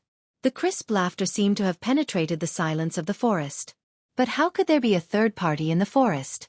Brando and the messenger of the earth raised their heads at the same time. Only then did they realize that there was a short girl sitting on the tree. She was about 14 or 15 years old and had a pair of curly blonde ponytails. She cupped her round baby face with her hands and looked at them with interest. The girl's eyes were smiling, or rather, her emerald green eyes were filled with curiosity. She was dressed in the traditional leather attire of most adventurers, and she was shaking her leather boots. "Mr. Brendel, do you need any help?" she asked with a smile as she supported her face with one hand. "Who are you?" Brando was stunned. The girl gave him a sense of familiarity. He narrowed his eyes. "Alas," the girl replied. "Alas." The emissary of Earth let out a low roar, interrupting the conversation between the two. It was obviously displeased with the interruption of this uninvited guest, but it did not dare to act rashly because there was a trace of hidden danger on the other party. It raised its head, and its 140,000 pairs of eyes reflected the girl's existence. At the same time, it lowered its body slightly and assumed a cautious posture. This action attracted Brando's attention. "You're so annoying, interrupting me." The little girl snorted softly. Then, she jumped down and a huge sword suddenly appeared in her hand. Without saying a word, she crossed her hands and swung the sword down. Ekman howled and jumped back. Its rocky forelimbs intertwined to meet the attack. However, with a crunching sound, the 3 layers of rock shields shattered like glass. Further down, the rock shields on the forelimbs shattered, and bronze blood spurted out from the cracks. However, the sword did not stop there. It went through the incision and sliced off Ekman's forelimbs. Then it struck its chest. With a loud bang, the great sword sent Ekman flying. At that moment, Brando was dumbfounded. The series of actions from the beginning of the attack was completed in a flash, but the moment the girl landed on the ground, the ferocious Ekman was turned into a dead dog. "Wait, is that really the messenger of the earth? Why does it feel like it's even weaker than the lowest-level gray wolves in Bucci?" "You are..." Before Brendel could finish his sentence, he was stunned to see the little girl tossing the sword like a toothpick towards the acolyte of Earth. There was a loud bang, and the forest fell silent once more. "What a disobedient kitten. You need to be taught a lesson." The little girl clapped her hands and turned around. Because she was much shorter than Brendel, she had to raise her head to look at the tall man. "What do you want to ask, Mr. Brendel?" She raised her golden eyebrows and asked mischievously. Nothing. I have something to do." Brando was not an idiot. Although it looked like he was the one who was stolen, he was not an idiot. First of all, he did not have the ability to kill the messenger of the earth, but it was possible to reverse the order. Secondly, this little girl looked like a violent person. Brendel knew that there were many perverted NPCs in the game, and even though most of them had peerless hidden quests, it was better not to provoke them. After all, there was a chance to restart in the game, but not here. Thus, he quickly bid farewell to avoid getting himself into trouble. Unfortunately, this trouble came knocking on his door. "Wait!" The little girl saw that Brendel was really going to leave and reached out to grab the corner of his shirt, but there was a tearing sound. She looked at the leather armor in her hand and stuck out her tongue. "I'm sorry, I think I used too much strength." Brando had no choice but to throw the leather armor to the ground. He sighed and turned around to ask, "Do I know you, Miss Alaz?" "Of course. You even accepted such a valuable gift from others." "Wait, I don't understand." "What gift?" Alaz pointed at his backpack. "You mean?" The girl nodded. Brando's face sank. The golden apple would not have entered his backpack for no reason. He already had his suspicions, but he did not have a suspect. He even suspected Roman's aunt, whom he had never met before, especially after meeting the scholar Tullman. His suspicions towards the former increased day by day. But he never thought that it would be such a little girl. He looked at the girl who was as playful as a doll and could not believe it. "Do you know what it is?" "A fairy's apple." "Is it that rare?" "As expected. So you were also in that place?" "Ayaya, Mr. Brando. You are so suspicious of me." "Of course I know that place, the Valley of the Saints. You humans call that place the Legacy of the King, right?" "You humans," Brando caught the word. But he had basically believed the little girl's words. When he was in the Valley of the Saints, even he himself did not know that he had such an item in his backpack. So Allah's words were at least 90% credible. "Then why did you give me this?" Brando thought for a moment, opened his backpack and took out the golden apple. He held the apple in his hand and asked the question that had been on his mind for a long time. The golden apple was not an ordinary thing. In folklore, the golden apple came from the fruit of the tree of gold. Because it was born from the water of the river of fate, it also contained the power to change a person's fate. "I don't think I know you, Miss Alaz?" The short girl snickered, her eyes curved into crescents, and said with a smile, "Of course there is a reason. Consider it a thank you gift." "Thank you gift?" Alaz nodded. Brando was speechless. "Why do I feel like this is a big trouble?" "That's exactly why I want to thank you, Mr. Brando." "So this time you saved me also to thank me? What kind of trouble is this?" "But I don't think I've done anything that offends the heavens." He thought for a long time and could not figure it out, but Alaz did not look like she was lying to him. Or rather, there was no need to tease him with a golden apple. A golden apple as a thank you gift. How big was this trouble? The young man could not help but feel a little gloomy for a moment. "That's not it." Alaz shook her head, her pair of golden ponytails swinging playfully. Brando looked at her. "I have a question to ask you, but I haven't decided whether to ask or not. Because if I ask, I get the pleasure of the answer, but if I don't ask, I get the pleasure of guessing. So annoying, so contradictory. But if that naughty kitten kills you, won't I lose a kind of pleasure?" The short girl said to herself, "No way, no way." No, I've changed my mind. I've just thought about it. I've decided to ask you this question. Damn, Ekman, you died for nothing. Why does it sound like I'm in a bad mood today, so I'm going to cause trouble for you? Why does it sound like those unreasonable dragons that are unpopular everywhere in Vaunt? I'm not in a good mood today, so I'm going to cause trouble for you. But he could not help but ask, "If that's the case, then as you said, won't you lose the pleasure of guessing?" "Didn't I say I changed my mind?" "Well, what do you want to ask?" Alaz pointed at the apple in his hand. "Is it related to this?" Brando was stunned. "Mr. Brando, you should know the value of this, the fairy's apple. Don't you want to eat it, Mr. Brando?" Brando shook his head. His own plan was clear. But the girl's attitude made him suspicious. He could not help but look at the apple in his hand. Could it be a fake? Or was there some other mystery behind it? "I don't believe that there's such a thing as a free lunch." "Are you worried that I'm lying to you?" "Don't worry. I didn't put poison in it this time. I just added something interesting," the short girl replied. Brando broke out in cold sweat. He was glad that he was on his guard. "What is it?" he asked, but Alaz did not seem to want to answer. He saw her running to the side of the Earth Messenger's corpse and dragging it out. Just like that, she used one hand to grab the Earth Messenger's hind leg and dragged it out as if she was dragging a dead dog. She fiddled with the corpse for a while before throwing a longbow and muttering to herself, "Strange, why is the mana loss so great? Damn it, don't touch the corpse, you unlucky bastard." Brando could not help but scream in his mind. Mana loss was a setting in the game. When the owner of the magic item died, the magic power of the magic item would dissipate along with the disappearance of the spirit traction. The magic equipment could also be damaged because of this. Therefore, when you kill a monster, you may not be able to obtain all the equipment on its body. As for how much you can obtain, it depends on luck. Or to borrow a gaming term, it depends on how unlucky you are. Brando used to be the unlucky bastard in the guild. Of course, there was someone who was even more unlucky than him, and that was his senior. Brando's own unlucky streak was built within the system, but he thought that his senior's unlucky streak was already beyond the system's halo. There were many times when she forcefully opened the corpse, but the result was that all of the magical items were lost. But things went south. Brando was unlucky, but at least he knew his own limits. His senior, on the other hand, was obsessed with opening corpses.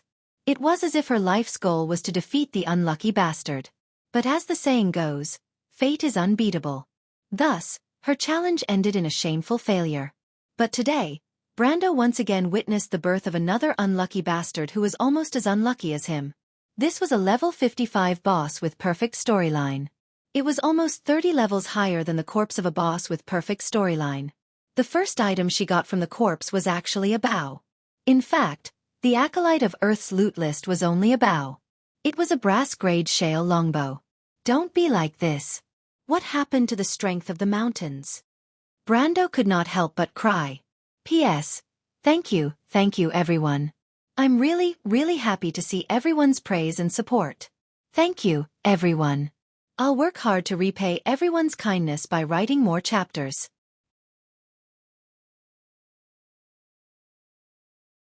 Chapter 196. The little girl squatted beside Ekman's corpse, which was as tall as a mountain. She placed one hand on her knee while the other fiddled with the corpse for a long time. She did not seem to have found anything. She hooked the string of the bow with her finger and waved it in front of Brando. Do you want it? You don't want it?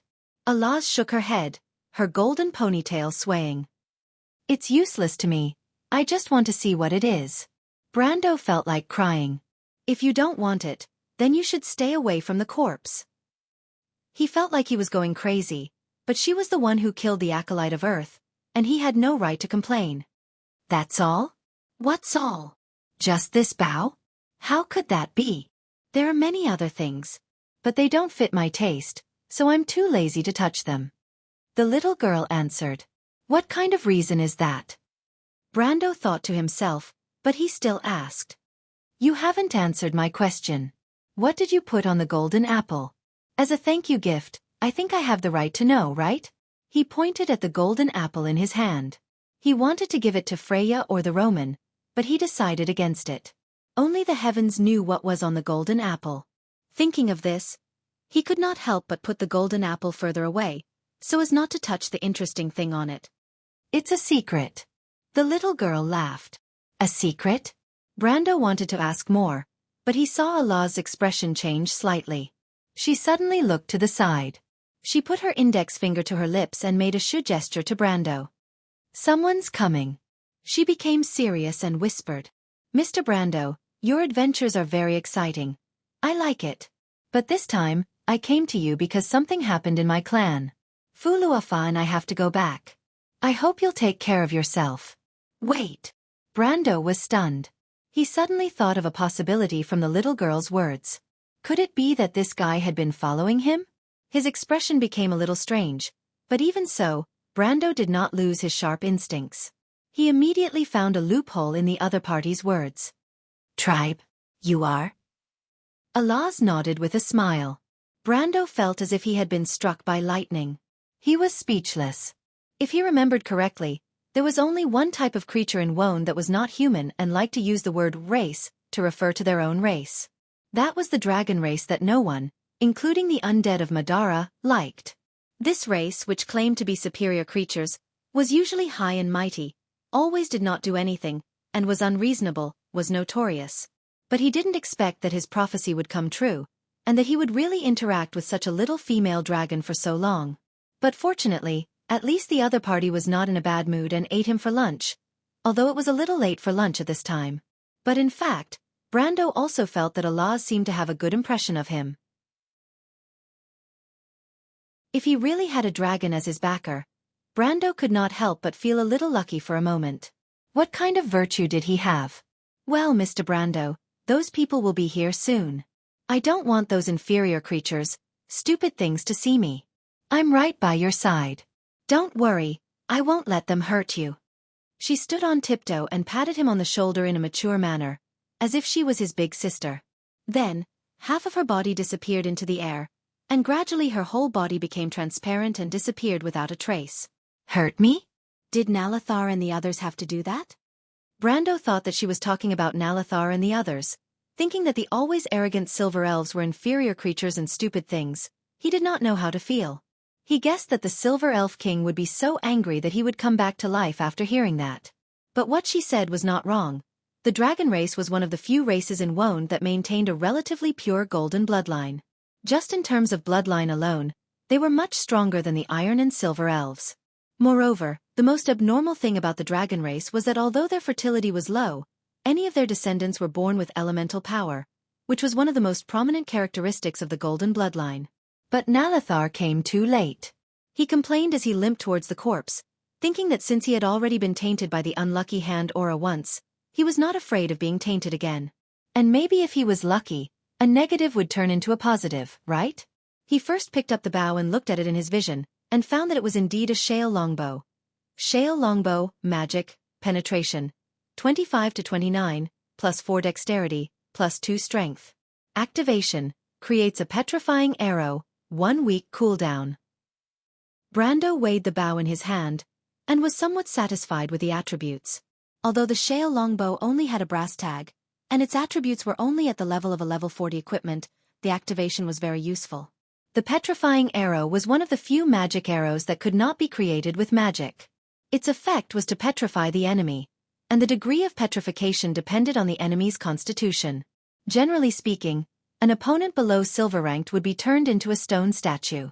Of course, Brendel would not use such a precious petrifying arrow against an iron-ranked opponent. This arrow was a serious threat even to silver-ranked opponents, and it could even affect gold-ranked opponents.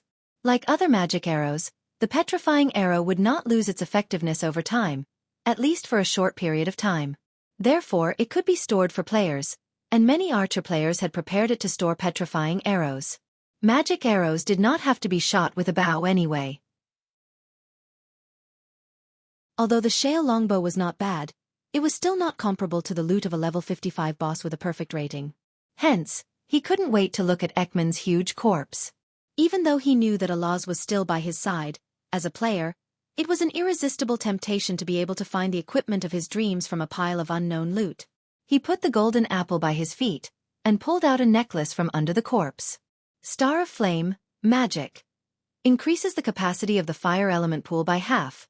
Increases the fire element by 10. Brando looked at the brass-grade necklace, and could not help but laugh. It seemed that being unlucky had its benefits. This necklace was the best item for a fire elementalist. If he had gotten this necklace from a boss in the past, he would have dragged the design team of Torrential Rain out to give them a good beating. This was because whether it was a 50% increase in the capacity of the fire element pool or a 10% increase in the damage of the fire element spells, it was useless to a warrior. But it was different now. Although the latter attribute was useless to him, the 50% increase in the capacity of the fire element pool was too important for a useless elementalist like him. But the real significance of this necklace was that it opened up a new path for him. Brando had always been troubled by the fact that his elemental pool was too small, but the Star of Flame made him realize that for a useless elementalist like him, he could definitely equip the equipment of an elementalist. For example, the Star of Flame, Harsh Winter, and even the legendary Asilica, Elemental Brooch. With these equipment, increasing the capacity of the elemental pool by a few times was a simple matter. No matter how bad his elemental sensing ability was, he could still be transformed into a qualified elementalist. This was the so-called lack of talent made up for by equipment. Brando kept the necklace and heard a soft sound behind him. He turned around and saw a group of people walking out from behind the bushes. Brando couldn't help but be startled when he saw them, and the phrase "enemies are destined to meet" flashed through his mind. It was none other than Makarov, Buga, and the others who trapped him here. Of course, it wasn't just the two of them. There were 7 to 8 people following them, but they didn't look like the Grey Wolves mercenaries. Brando's gaze was focused on the old man between the two of them. He furrowed his brows and felt that he had seen this old man somewhere before. But compared to Brendel's surprise, Buga and Makarov's surprise was even greater. It could even be said that they were stunned. In fact, they were stunned when they saw Brando. They had already recognized this young man, but Brando looked a little valiant at the moment. He held his dagger in one hand as he sat on the bloodied corpse of Ekman. His body was also covered in blood, and he gave off the impression that he was a ruthless man. This young man went through a tough battle and killed the monster all by himself. Buga and Makarov had personally experienced the battle a few days ago, and of course, they had fought Ekman as well. A level 55 boss's strength was close to a level 70 monster, and Buga and Makarov were no match for it. Moreover, Ekman and Buga's elemental field could be said to be of the same origin. The awkward thing about having the same elemental field was that once they fought, it would only depend on the difference in strength. However, the difference in strength was obvious. As a result, both sides were defeated the moment they clashed, causing the Grey Wolves mercenaries to be annihilated. That was why Buga and Makarov's eyes couldn't help but shrink back when they saw the corpse. This young man. It's you. Buga was the first to speak. Oh, it's you guys. Brando turned around to look at them and replied lazily. At the same time, he snickered inwardly. This was what they meant by karma. Lady Martha actually arranged for you to meet me here. You can only blame yourselves for being unlucky. What a joke. If he didn't pay back this time, How could he be called a veteran player? He might as well go home and plant sweet potatoes. After saying this, he calmly looked at this group of people. Thus, when Buga opened his mouth, he was met with an awkward silence. If you want to know what will happen next, please go to www.chidian.com. There are more chapters. Support the author and support the original reading. Translator. Endless Fantasy Translation Editor. Endless Fantasy Translation. Chapter 197. After he finished speaking, he looked at the group of people with a calm and unruffled expression. The forest was silent for a moment. Mr. Brando, are you all right? However, Makarov was an experienced old fox after all. After calming himself down, he asked, I didn't expect to meet you here after we got separated from each other. You old bastard, you're still trying to push the blame to Conrad? Do you really think I'm a fool? Brando thought. Of course, he didn't reveal any resentment on his face. He patted the lifeless head of the Earth God emissary and replied, Naturally, this little thing isn't enough to cause trouble for me. It's a pity that you escaped too quickly that night. I wanted to help my allies but I couldn't. I'm really sorry. Both sides gritted their teeth. His ability to lie through his teeth seemed to be on par with the other, but Brendel's behavior still made Makarov wary. He was a little unsure if Brendel really knew the whole truth, or if he was just angry because they pretended to be nice to him at the beginning. But there weren't many people at his age who could be so shrewd. Makarov couldn't help but feel troubled. He even ignored the sarcasm in Brando's words. Moreover, he didn't come here to bicker with the young man. He frowned and looked at the forest behind Brando. He hesitated for a moment and asked, Mr. Brando, did you see anyone else pass by here? You're talking about a young man? Brendel smiled to himself. Yes. When Makarov's words left his mouth, Brendel could feel the people behind him becoming more anxious. If I'm not wrong, that's Mr. Eek, right? Brando asked. Makarov, Buga, and the old man's expression changed. You've seen him? Makarov took a step forward and blurted out. But he quickly realized that he was overreacting. He coughed and stood back. He looked at the two people beside him. Buga had one hand on his sword hilt the entire time. His face was gloomy as he maintained his vigilance. The old man was looking at Brendel's direction with a pensive expression. But he immediately realized that Brando might have guessed something. However, he believed that it was impossible for Brando to know their identities. After all, even the Grey Wolves mercenaries and Eek didn't know about this. Have you seen him, Mr. Brando? Makarov coughed and asked. Eek is the descendant of an important friend of mine. I promised him that I would take good care of him, but I didn't expect to be separated from him. Brando smiled. Eek wasn't the only one who got separated from you. Wasn't there also the entire Grey Wolves mercenaries? Why don't you, this old fox, be so anxious? However, he didn't point this out. Instead, he asked, Old friend? So that's how the cunning fox Makarov, or Baron Locker, addressed Duke Lone? I'm afraid the Duke won't agree. As soon as he spoke, he heard the clashing of swords and sabers. Brendel raised his head and looked at the row of subordinates behind Makarov, who had unsheathed their swords. Young man, who are you? Makarov's expression changed as he asked sternly. He immediately thought that Brando might be on the same side, but looking at the acolyte of the earth lying on the ground, it didn't seem likely. Could it be a third party? The cunning fox hesitated for a moment. Although it wasn't impossible, who else would be interested in this competition? He couldn't help but wonder if it was a foreign force. Madara or Cruz? Brando naturally didn't know that many thoughts were running through his mind, but he didn't intend to answer. He was waiting for someone to speak. It was the old man between Makarov and Buga. Since he was standing in front of these two, it meant that he had a high status. But who was this old man who suddenly appeared? Duke Lone? No, Duke Lone was an important figure, but it didn't look like a disguise either. In Woned, disguises were a skill that players could learn, but most of the time, there would be flaws. As an old player, Brando knew this. Sure enough, after waiting for a while, the old man finally turned his gaze to him. However, the first question he asked stunned everyone. Young man, is that a fairy's apple by your feet? The old man asked after confirming it for a while. Shit. Brando cursed in his heart and realized that he had forgotten to keep it in his inventory. Usually he would not have made such a low-level mistake, but on one hand, Allah's previous words had weakened his expectations of this thing, and on the other hand, because he had a strong backer behind him, he did not think too much about it, and to be honest, he did not expect this group of people to appear first. But at the same time, he finally recognized who this old man was.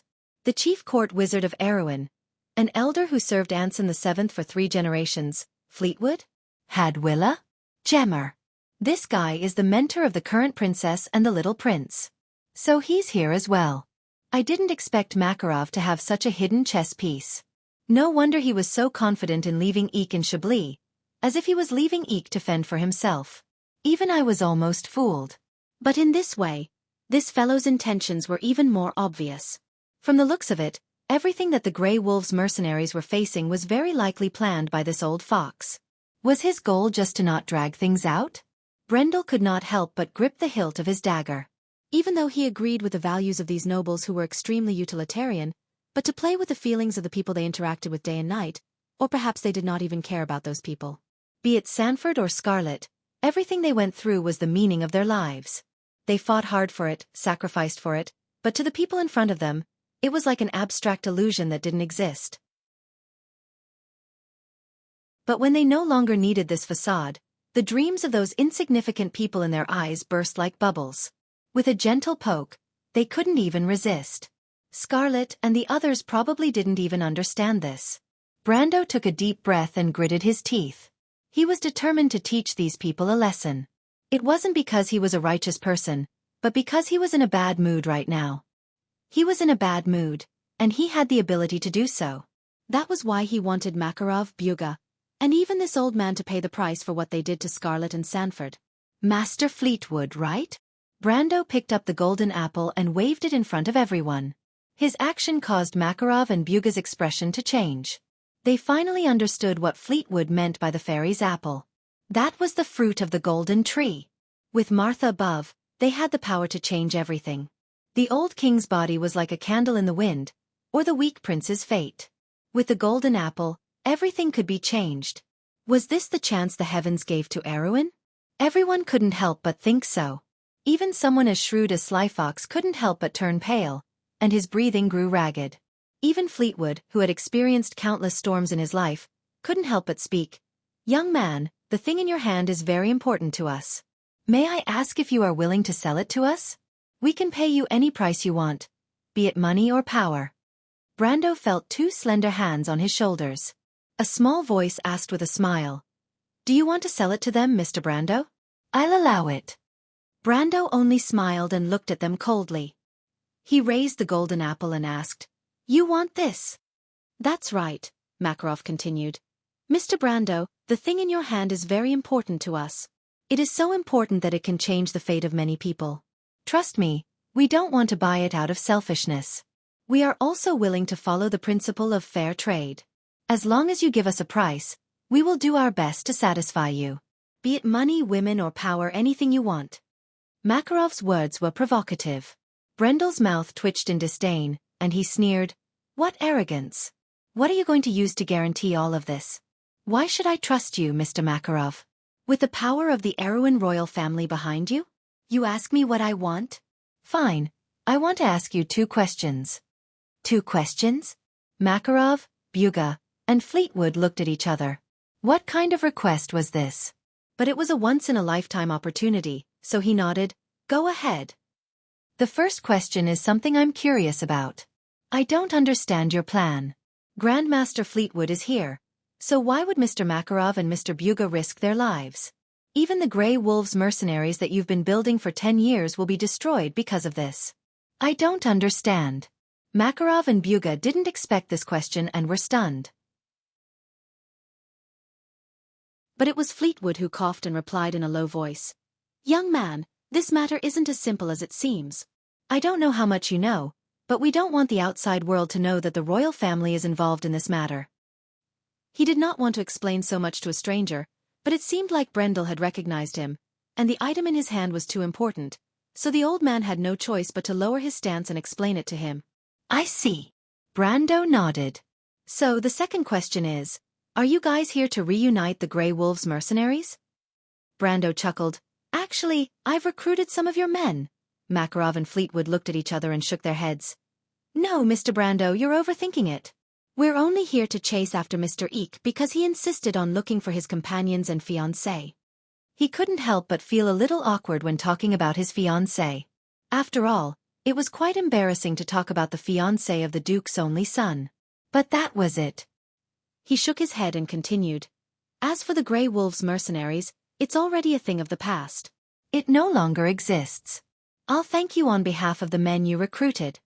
As expected. Brando gritted his teeth. Then, he heard a clang. Everyone turned around and saw a red-haired girl standing there in a daze. She covered the wound on her chest with one hand and was covered in blood. The spear in her hand had fallen to the ground at some point. P.S. My hand slipped in the last scene, and I forgot to change the chapter name. Sorry. But for some reason, my subscriptions have dropped again. Please subscribe.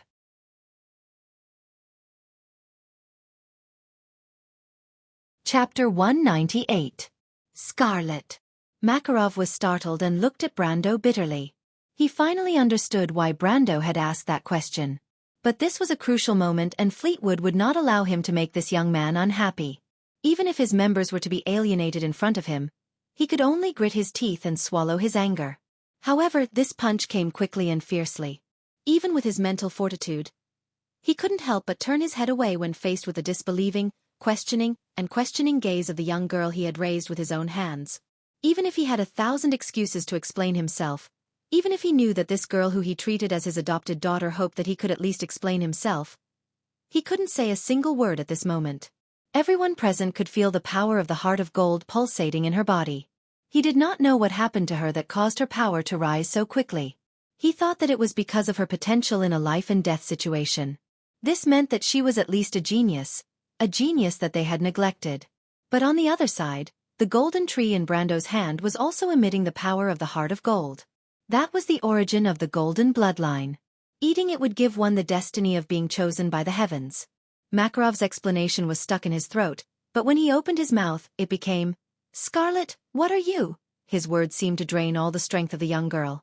She looked straight at the man who had so long occupied the place of a father in her heart, and there was not so much disappointment in her eyes as in a deep entreaty that she would believe even a single lie of happiness. She was as helpless as a foolish daughter, waiting for her heartless father to change his mind. She hoped that he would turn around and say, "Sorry, welcome back." But all she got was a tactful reply.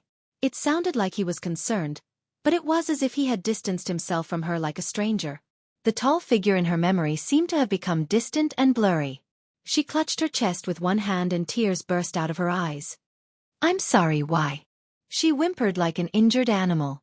She lost the last bit of her strength and knelt on the ground. Her eyes closed and she fell forward with a loud bang. He lost consciousness.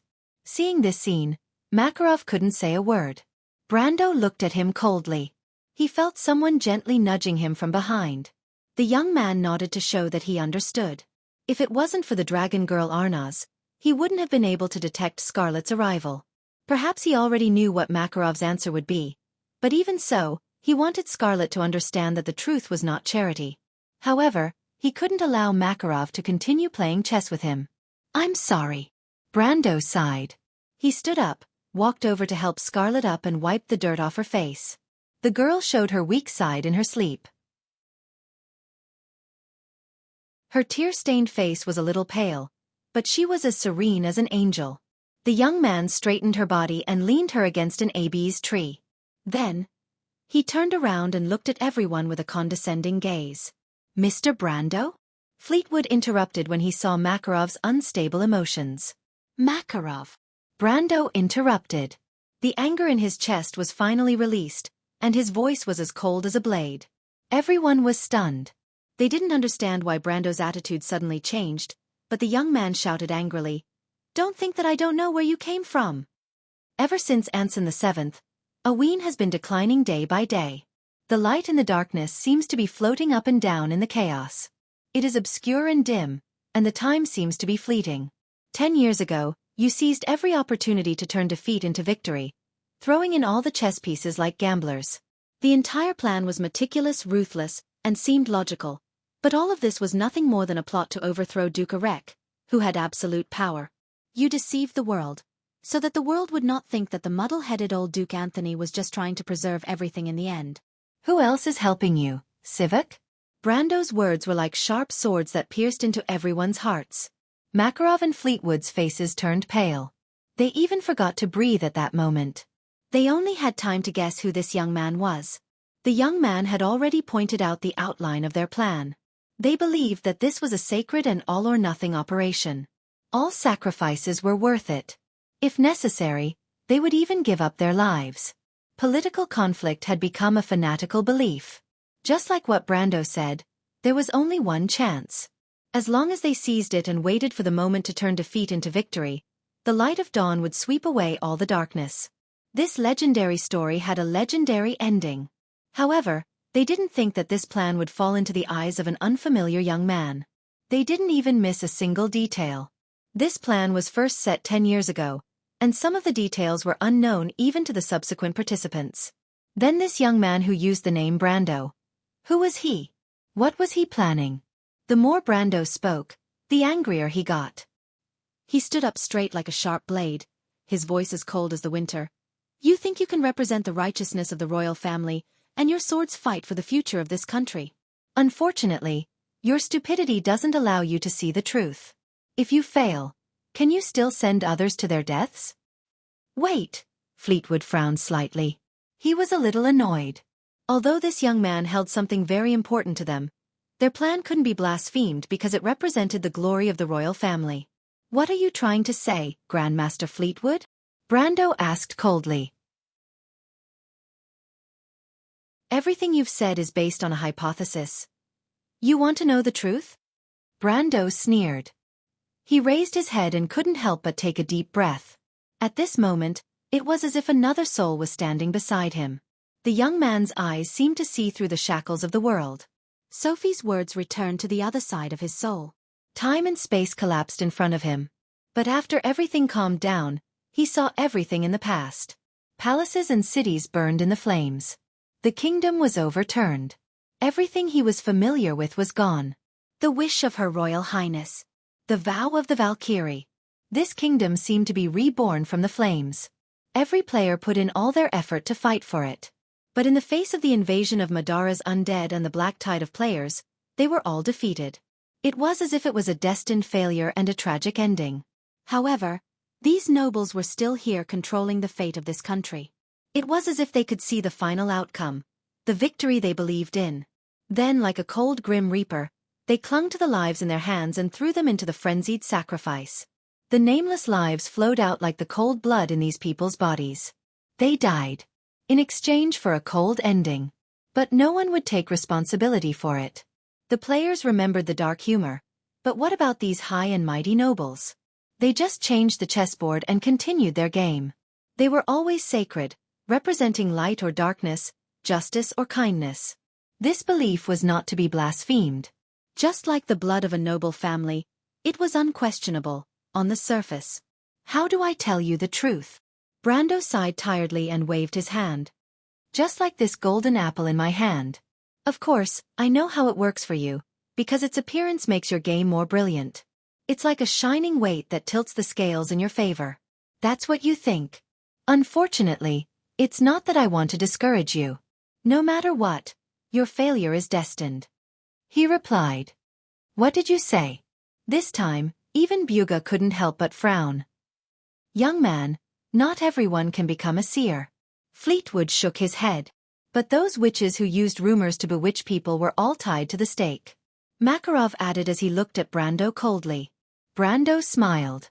Indeed, but he was the one who could foresee their failure. No, he was the one who saw it. But he wouldn't say that. He only asked, You don't believe me? Reason? Buga asked simply. I remember, during Erwin's most glorious era. Erwin's knight held the swallowtail flag and bugle horns. When the bugle horn blew, the kingdom's blade charged forward. I remember that the battlefield was a sea of flags, embroidered with the golden coat of arms of Corvado, Grinoires, and Arek. I remember that the nobles of that era still kept their oath. Brando smiled. Do you remember that oath? Everyone was stunned. You don't remember? Brando's eyes were full of disdain. It's fine, I can read it to you. Under this sword, I swear the sage's oath. I vow to lead my people away from strife and slaughter, away from the arrogance and greed of the nobles of the empire. I vow to not repeat the cold-blooded mistakes of history. I vow to make the nobles of this new kingdom follow the spirit of chivalry. I vow to be just and strict, honest and brave, kind and generous. I vow to keep it with all my strength. Brendel read out the words forcefully, then looked at the group of people who were speechless for a moment. Do you remember who made this oath? He asked softly.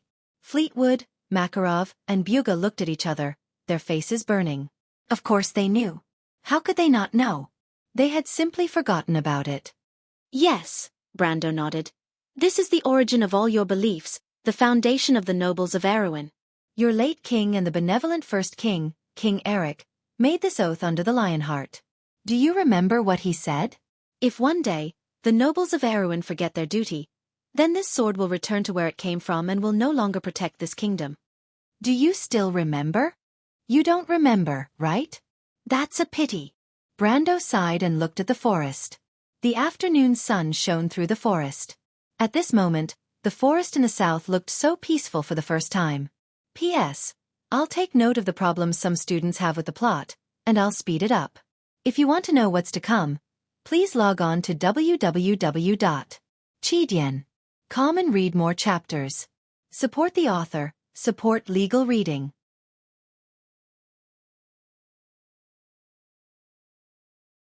Chapter 199. The young man's words lingered for a long time. No one dared to make a sound. His words pierced into the deepest parts of their hearts, and they couldn't help but lower their heads to think. Were their actions really as noble as they claimed?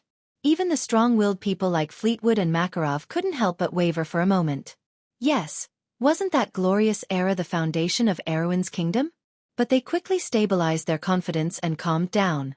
Although the late king's ideals were noble, the situation today is different, the scholarly old man sighed.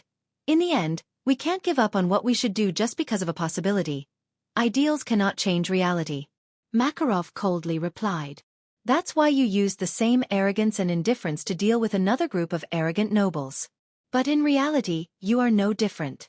Brando retorted with the same cold tone. Be it the royal family or the nobles, none of you can truly change Erewhon. That's why you are destined to fail. You may have defeated your opponents, but can you defeat Madara? Cut the crap. Makarov's voice sounded like he was grinding his teeth. How can a divided kingdom resist an external enemy? Furthermore, this has nothing to do with you. Now, please fulfill your promise and give us the golden apple. Brando sneered and mentioned the golden apple. This is the fairy's apple, the most precious fruit from the golden tree. Legend has it that it can change a person's fate, but it's a pity. Brando looked at Scarlet with a sad expression. It can't change a country's fate. Maybe someone can change it, but that person is definitely not you. What you acknowledge will only be an obstacle to her. That's why. Brando put the fairy's apple back into his bag in front of everyone. You won't get it. Bastard! Makarov roared. His chest was filled with anger from being toyed with. Although he had expected this outcome, the contempt in Brando's attitude towards them really ignited his anger.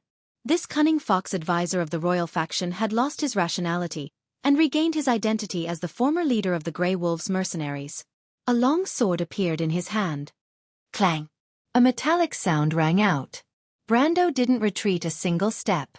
His expression didn't change, and he stared at Makarov's sword without blinking. However, between Cunning Fox's blade and the tip of the young man's nose, a hexagonal shield of light appeared. Layers of mysterious spells and runes flashed in the shield and then disappeared. String magic. And it was the most ancient kind. As a court wizard, Fleetwood's expression immediately turned ugly, as if he had seen a ghost. Ancient magic. The old man almost squeezed these words out of his throat. He looked at Brando with a changing expression, not knowing what to say for a moment. In this world, there was only one race that still used such ancient magic laws. The dragon race. Brando thanked Allah in his heart, and then calmly admired Makarov's pale face. You are? Cunning Fox's throat moved. Brando was about to mock him, but at this moment, He suddenly heard Allah's telepathic voice. "Mr. Brando, what you said just now seemed to have resonated with something. This power, it's so strange. I can't suppress it anymore." What, that sentence? Brando was stunned. The part where we made the vow. No, I have to release the barrier. Allah said in a hurry. Hey, wait. Brando was about to ask her to hold on for a while so that he could be mentally prepared. Suddenly, he felt a tremor from the deepest part of his heart. It was not the prank of the dragon girl Allah's, nor was it the mysterious resonance between the planeswalker and the cards. It was more like a sense of recognition, as a broad mind entered his thoughts. At that moment, it was as if the brightest light was produced in the darkness, and in this light, a door was opened. He seemed to have passed through the door, and saw the White Knight Ebden and the Earth Knight Gerald standing beside him. They nodded and smiled at him as if they were humans, and their eyes were full of encouragement and recognition. But the illusion only lasted for a brief moment before disappearing. Brendel finally regained his senses and found the source of the tremors. He subconsciously reached for the Philosopher's Slate in his pouch, but it was too late. He could feel the Philosopher's Slate buzzing in his hand as if it had a life of its own. The next moment, the clouds above the Chablis Hills parted. This afternoon. From the Northwind Forest to Lake Veneran, from the Golden Flame Castle to Rota in the Shire, and even from as far away as Bragg's, everyone who lived in this area witnessed this miracle. Above the blue sky, with a point in the south as the center, the platinum clouds parted layer by layer, like a stone thrown into a calm pool, and radiated outwards in all directions. After the last bit of cloud was cleared away, the blue sky was like a pure sapphire with a magnificent light purple color, and not a speck of dust could be seen. The townsfolk, the clerics, adventurers, and even the astrologers of the Council of Stars and Moon were alerted. Far away in the Sea of Death, the Wizard of Buga also recorded this phenomenon in Drala. The monks of the Lion's Heart Palace came out in full force. The recorder of the Black Tower was stunned and accidentally dropped his favorite crystal ball, and the pilgrims of the Thundergate could not help but kneel down and pray to the heavens. Everyone raised their heads and looked at the round vacuum-like sky in the south, but only a few people understood what was really happening there. The divine artifact's reaction. The light in the forest suddenly brightened up, and the darkness was swept away. Buga, Makarov, and Fleetwood's expression changed drastically as they looked up at the sky. After the platinum-colored clouds dispersed layer by layer, what was left was the breathtakingly beautiful purple-blue sky. There were layers of magnificent and beautiful patterns that resembled gears, and each circle had a diameter of nearly 100,000 meters. That was the Tiamat, the law that Mother Marcia had set down to restrain the elements, worlds, and magic in the myths. It was also where the boundary of the elemental world was. No matter from which angle the mortals looked at this huge and intricate creation barrier, they would feel a sense of hopelessness from the bottom of their heart, and a sense of grandeur that came from the bottom of their heart. Brando held on tightly to the stone slab as if it was about to break free. He could not help but look up at the sky. The beautiful edge of Tiamat was sliding layer by layer against the background of the blue sky, and every time it slid, it would sweep across hundreds of kilometers of the sky.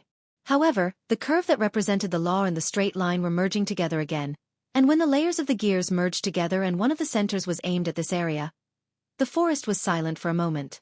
The wind stopped blowing. If this was in the game, Brando would have goosebumps when he saw this strange scene. This scene was very similar to the scene where the elemental lords or legendary wizards cast the highest level spells. The scene where level 14 spells were cast. These spells were forbidden spells in the usual sense, or legendary spells. These spells were beyond the understanding of mortals. In fact, each of them directly mobilized the supreme law to destroy and eliminate in a destructive manner. In terms of destructive power, they were no weaker than the nuclear weapons of the original world. But at this moment, he also felt goosebumps. The resonance in his heart finally reached its peak at this moment. There was a slight tremor in the center of the circular vacuum field in the sky, but when the tremor spread in all directions, a white beam of light descended from the sky. Far away in Dorora, one of the 12 leaders of the Buga Wizards, William Peaster held his magic quill in one hand. The tip of the quill stood motionless on the parchment filled with runes for a long time. Even the ink had soaked through the expensive lambskin, forming a small black dot on the parchment.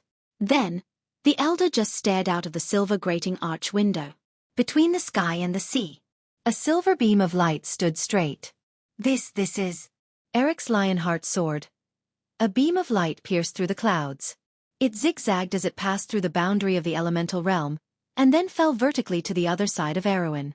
These two beams of light reflected each other in the clear afternoon sky. At this moment, everyone lost the ability to speak. But Brando just wanted to die.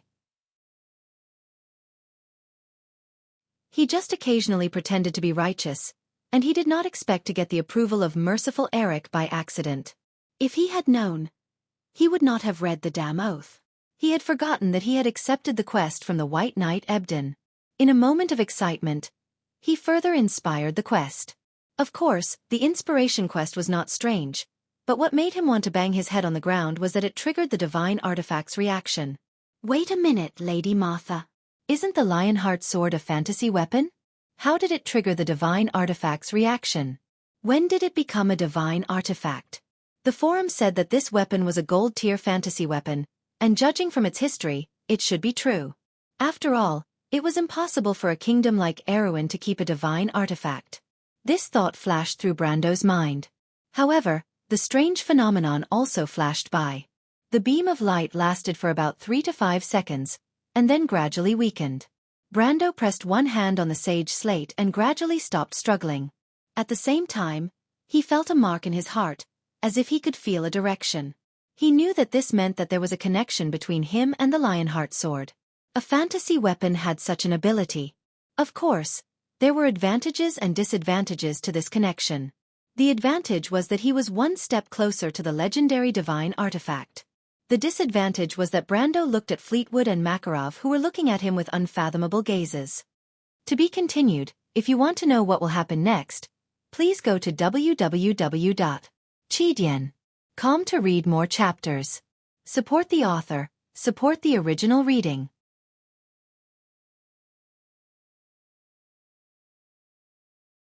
Chapter 200. The atmosphere in the forest was a little awkward. As the chief court wizard, Fleetwood naturally understood what happened, but he did not know how to react. The reaction of the divine artifact, Martha above, stunned the scholarly old man. He had never thought of such a thing. But then again, if the other party was really a dragon, even at such a young age, it was not something that the few of them would be able to stop.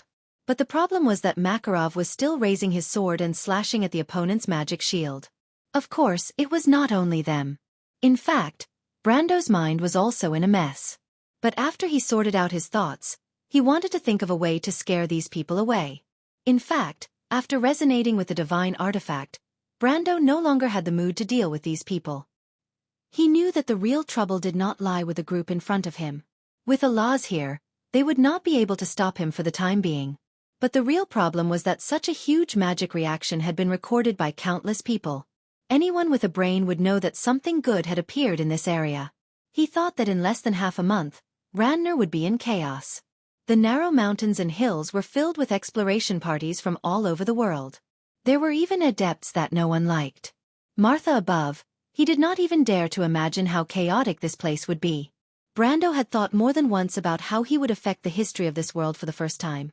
But he did not expect it to come so quickly and so suddenly, giving him no time to prepare. That was why he was no longer worried about the Lionheart sword. Instead, he was more worried about whether his precious territory near Count Ranner would be affected. Furthermore, would Her Highness' actions be affected as well? Could it be that the butterfly of history flapped its wings and changed the course of history? Of course, that was the worst-case scenario, but Brando could not help but sweat when he thought of it. But what was the saying? If you want to avoid trouble, trouble will come knocking on your door. Just as Brando was thinking about this problem, the forest suddenly resounded with clap, clap, clap. He immediately saw Fleetwood and Makarov. Fleetwood and Makarov were stunned for a moment before a trace of joy flashed across his face.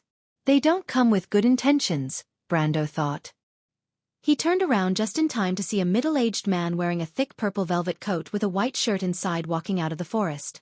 The newcomer clapped his hands and said with a smile, "So this is the Mr. Brando that the sly fox was talking about?"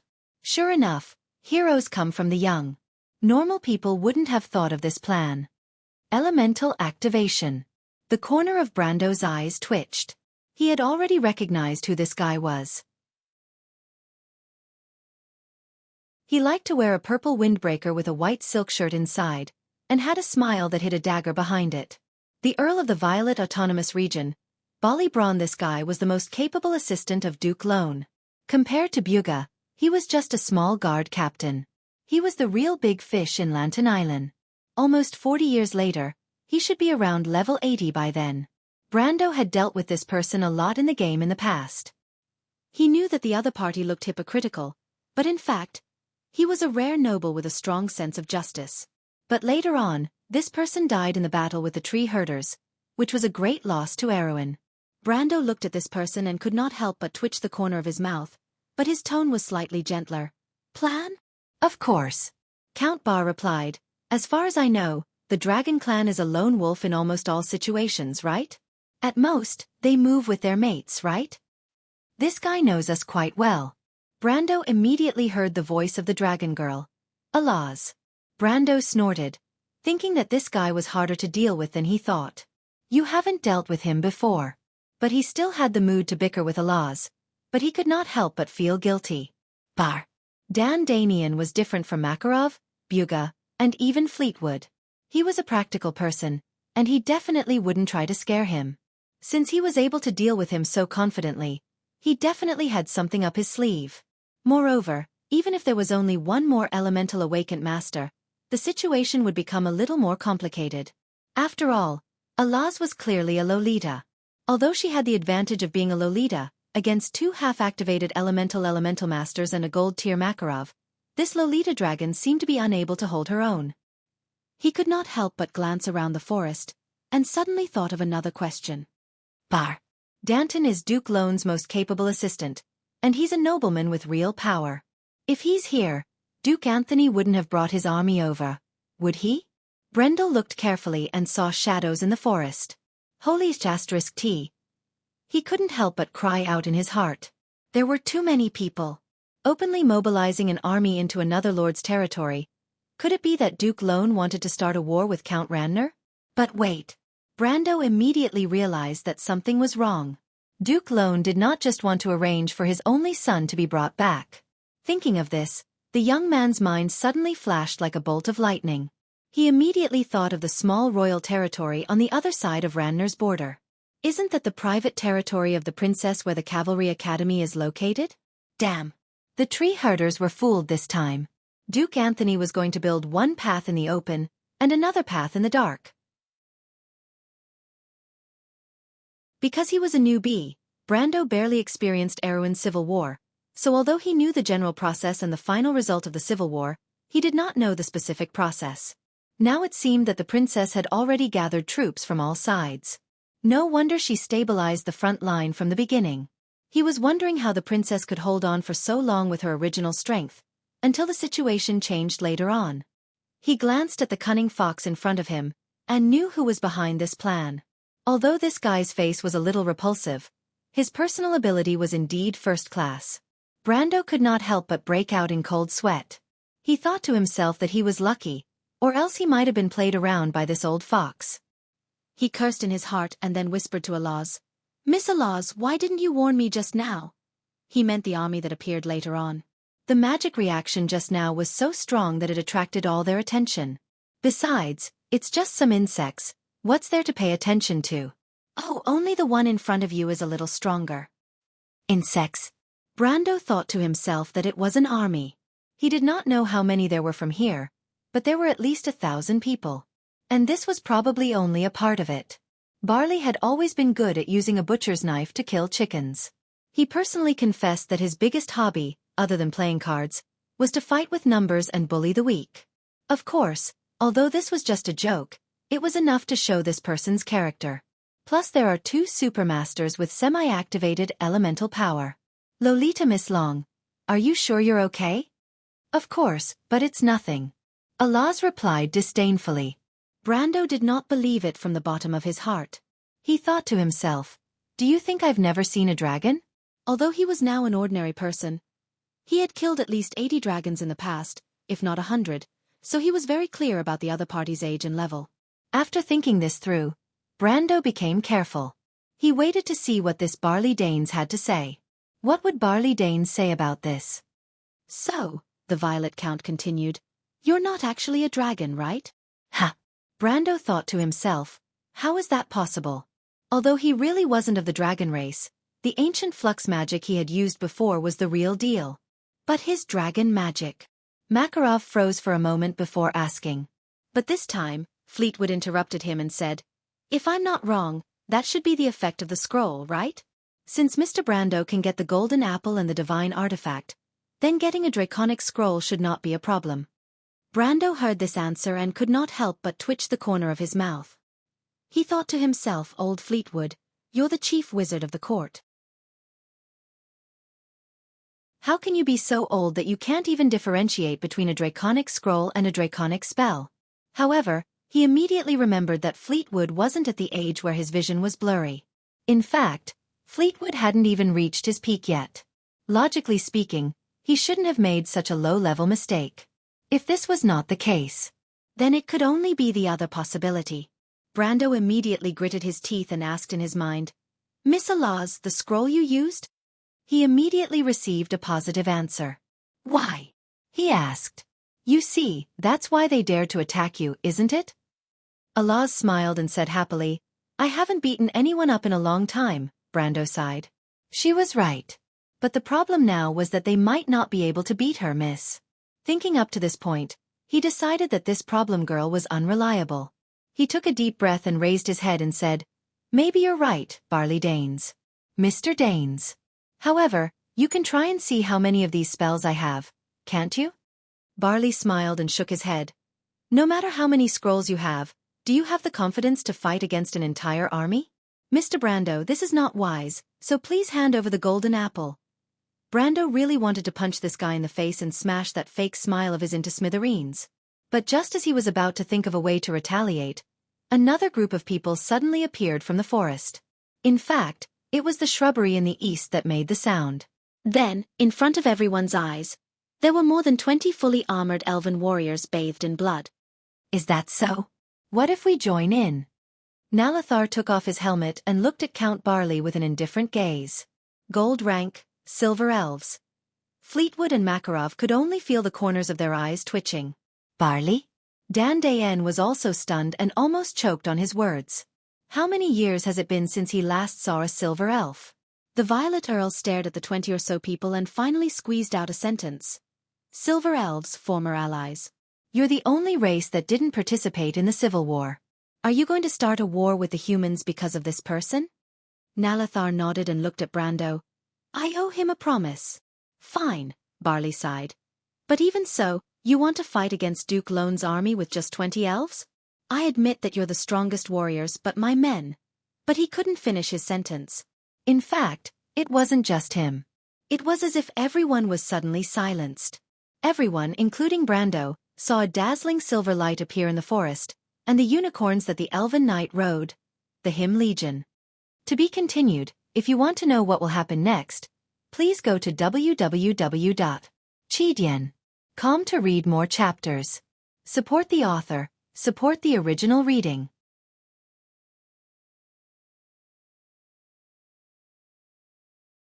Chapter 201.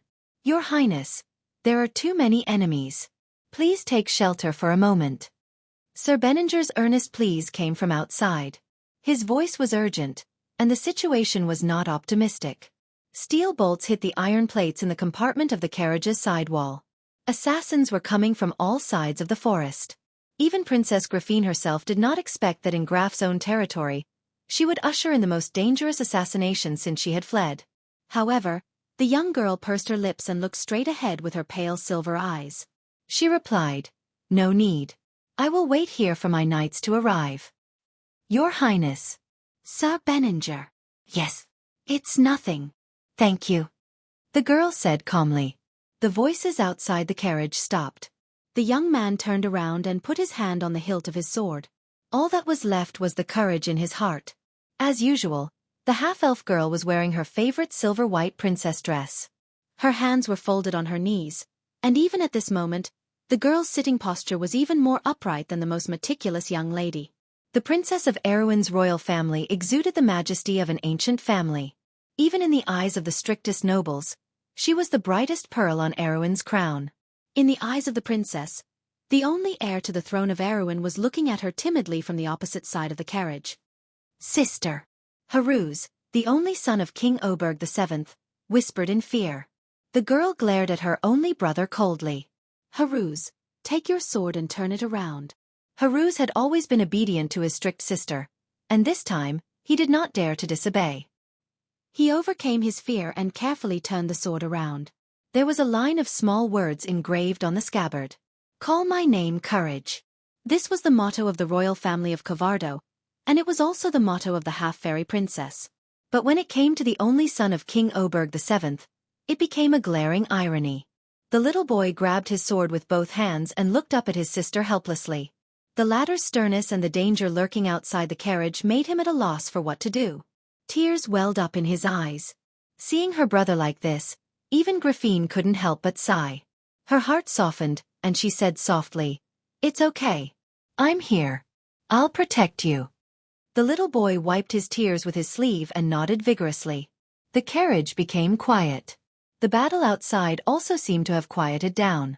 In Graf's Royal Cavalry Academy, everyone on the field, in the classrooms, and in the corridors could not help but stand up and look at the strange scene outside the arched window. Freya looked up in a daze. All she could see was the silver beam that pierced through the clouds.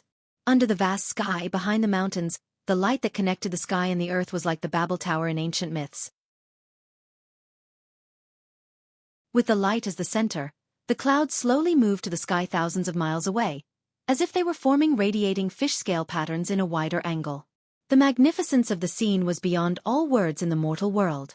It could penetrate one's soul and make one tremble from the depths of one's heart. What was that? The girl was wearing the training equipment. She had one hand on her ponytail, and she was so stunned that she forgot to put it down. Her face reflected the light of the clouds as she stared in that direction.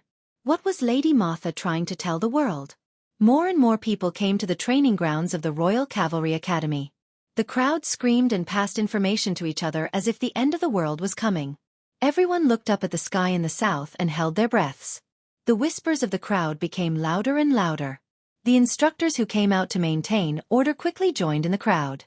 They shook their heads in disbelief, unable to believe what they were seeing. This is a resonance reaction, right? What did you say? He saw the girl who had one hand behind her head pressing down on her ponytail turn her head and stare at him with a questioning look on her face with her bright light brown eyes. Count Beckberg's second son's heart skipped a beat. This was a rare opportunity. The majority of the students in the Royal Cavalry Academy were male students. The few female students in each batch naturally became the target of these nobles. Freya, who had an outstanding appearance and temperament, was even rarer because she did not have any family background. She was called a delicious prey. This hunting game was spread among the senior students, so the prey naturally did not have any awareness. However, Freya instinctively felt that there were more and more strange people around her. This made this girl from Wuxia instinctively feel nervous and uneasy.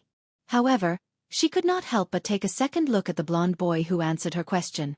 He seemed to know something. It's a type of magic reaction, but it's so strong. I've never heard of it before.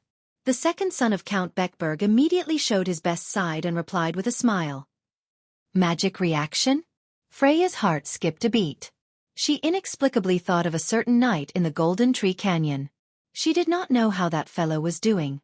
However, she immediately turned around to prevent her burning expression from falling into the eyes of others. The girl from Wuxia raised her head and stared at the silver pillar of light. The light was gradually fading. She took a deep breath and tried to calm the panic in her heart as she asked, "Where is that place?" "If it's that direction, it should be towards Randner." Randner. Freya could not help but place a hand on her chest. She could feel her heart beating vigorously. "Brando, is that you?" "I miss you so much." The girl's restlessness and shyness were seen by the youth as a sign that his attack was effective. What an inexperienced country girl. He could not help but think in his heart. However, he maintained a gentle smile on his face and wanted to say something else. But it was at this moment that a hurried bell rang throughout the playground, interrupting the young people's sweet talk. Everyone on the playground had to reluctantly withdraw their gazes from the strange phenomenon in the southern sky, and look in another direction on the playground. The silver bell of Basta Academy was hung on the top of the bell tower of the administration hall. It was only rung during celebrations or the most urgent situations. Thus, everyone could not help but think, what happened? Is it related to the strange phenomenon from before? But a group of cavalrymen had already entered the field from the other side. As soon as they entered, they separated the people on the field. The leader of the group was a girl wearing a purple swallow-tailed military uniform. She rode her horse in front of everyone, then turned her horse around and stopped. She raised her chin slightly and looked at everyone. Everyone from each grade, from the moment you hear this order, go to your positions. I'll give you 3 minutes to prepare for battle. The girl's voice was low and slightly hoarse, but it was like a cold wind that swept through everyone's heart, causing everyone to feel suffocated. Prepare for battle? What battle? A mock battle? But it's not the time to test it yet. Someone from the preparatory grade. What? Freya looked at the female knight with black hair that reached her waist. She stood upright on her horse like a javelin and could not help but be stunned for a moment. She heard the young man mumbling subconsciously behind her, so she turned around and asked the second son of Count Beckberg. That woman is a student from the preparatory grade. The preparatory grade is actually equivalent to the Black Cavalry or the Imperial Guard. So, although they are called students, they are actually soldiers. That woman is called Maynard. She is the daughter of Madame Miller. Or let me put it another way, it might be easier for you to understand. Madame Miller is the sister of Duke Lone. She married a knight a few years ago. Her husband died in the 10 Years' War and has been living at home ever since. This is her only daughter. The second son of Count Beckberg replied with a serious face. That woman is a genius of the Bosta Academy. But then again, those who can enter the preparatory grade naturally can't be compared to the useless trash like us. Maynard. Freya remembered this name. At the same time, she looked at the youth and smiled at him with some gratitude. Don't say that. I think you're very powerful. You know so much. The second son of Count Beckberg was stunned. He saw the serious and sincere look in the girl's eyes and could not help but be slightly moved. But this feeling was only for a moment. The youth sneered in his heart and thought, wait till you have a taste of me, then you will know how powerful I am. Hee hee. Asterisk asterisk asterisk asterisk asterisk. The silver elven knight stood silently in the forest, facing off against Duke Lone's private army on the other side. There was no wind in the forest. The black and silver swallow-tailed flags drooped dejectedly in their respective camps. After the clouds in the sky dispersed, the afternoon sun shone down on the forest without any reservation. It formed a solid light pillar at the edge of the treetops. These light pillars fell on the lily insignia on the flags and the bear and wolf insignia on the flags. Other than the occasional sneeze or the neighing of the war horses, there was no other sound in the forest. It was an awkward silence. Macaro, Fleetwood, Buga, Count Bar, Nalamines, and the silver elf knight commander who was wearing a long pointed helmet. None of them said a word. Only Brando sat calmly in the middle. He knew that Alaz was right beside him, so he was not too worried about any trouble. With Nalathar and this immature Lolita, the Violet Count shouldn't be able to think of any way to cause trouble for him. He stared at the rows of elven knights that seemed to be cloaked in silver light, guessing their intentions amidst the strange silence. The silver elves abided by an ancient prophecy and had not returned to the continent for centuries. Why would they appear this time? Even if it meant breaking their oath. P.S. Everyone's support will be engraved in my heart. This chapter is a gift to this friend. To be continued. If you want to know what will happen next, please go to www.chidian.com to read more chapters. Support the author, support the original reading.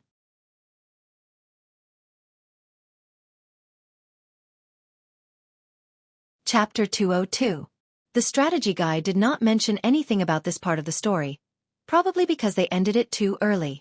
Who would have thought that the Silver Elves had already appeared on the continent before the First War of the Black Rose? While he was thinking about this, he went to rummage through the corpse of the Acolyte of Earth out of boredom. The residual magic in the corpse was condensing into a crystal of high purity. This was a drop from a level 65 boss, and it also had the attribute of the blood of God. It was one of the best forging and alchemy materials of the same level, second only to the treasures of the dragon. He could not help but look at Alaz beside him. Of course he could only see air. You have a weird look in your eyes, Mr. Brando? Is that so? But Alaz already has a mate, and I'm not interested in humans. But if it's Mr. Brando, I don't mind giving it a try once in a while. Cough cough. Brando choked and coughed. Both sides looked at him. Count Bar turned around and looked at the silver elves with cold eyes. He broke the silence first. Let's negotiate. The silver elves nodded. In fact, the long and boring negotiation lasted until the evening. The only real participants were Bar, Fleetwood, and the Silver Elf Knight Commander. On the other side, Makarov and Buga, under Brando's instructions, helped eke out from the bushes covered in blood and reluctantly thanked him.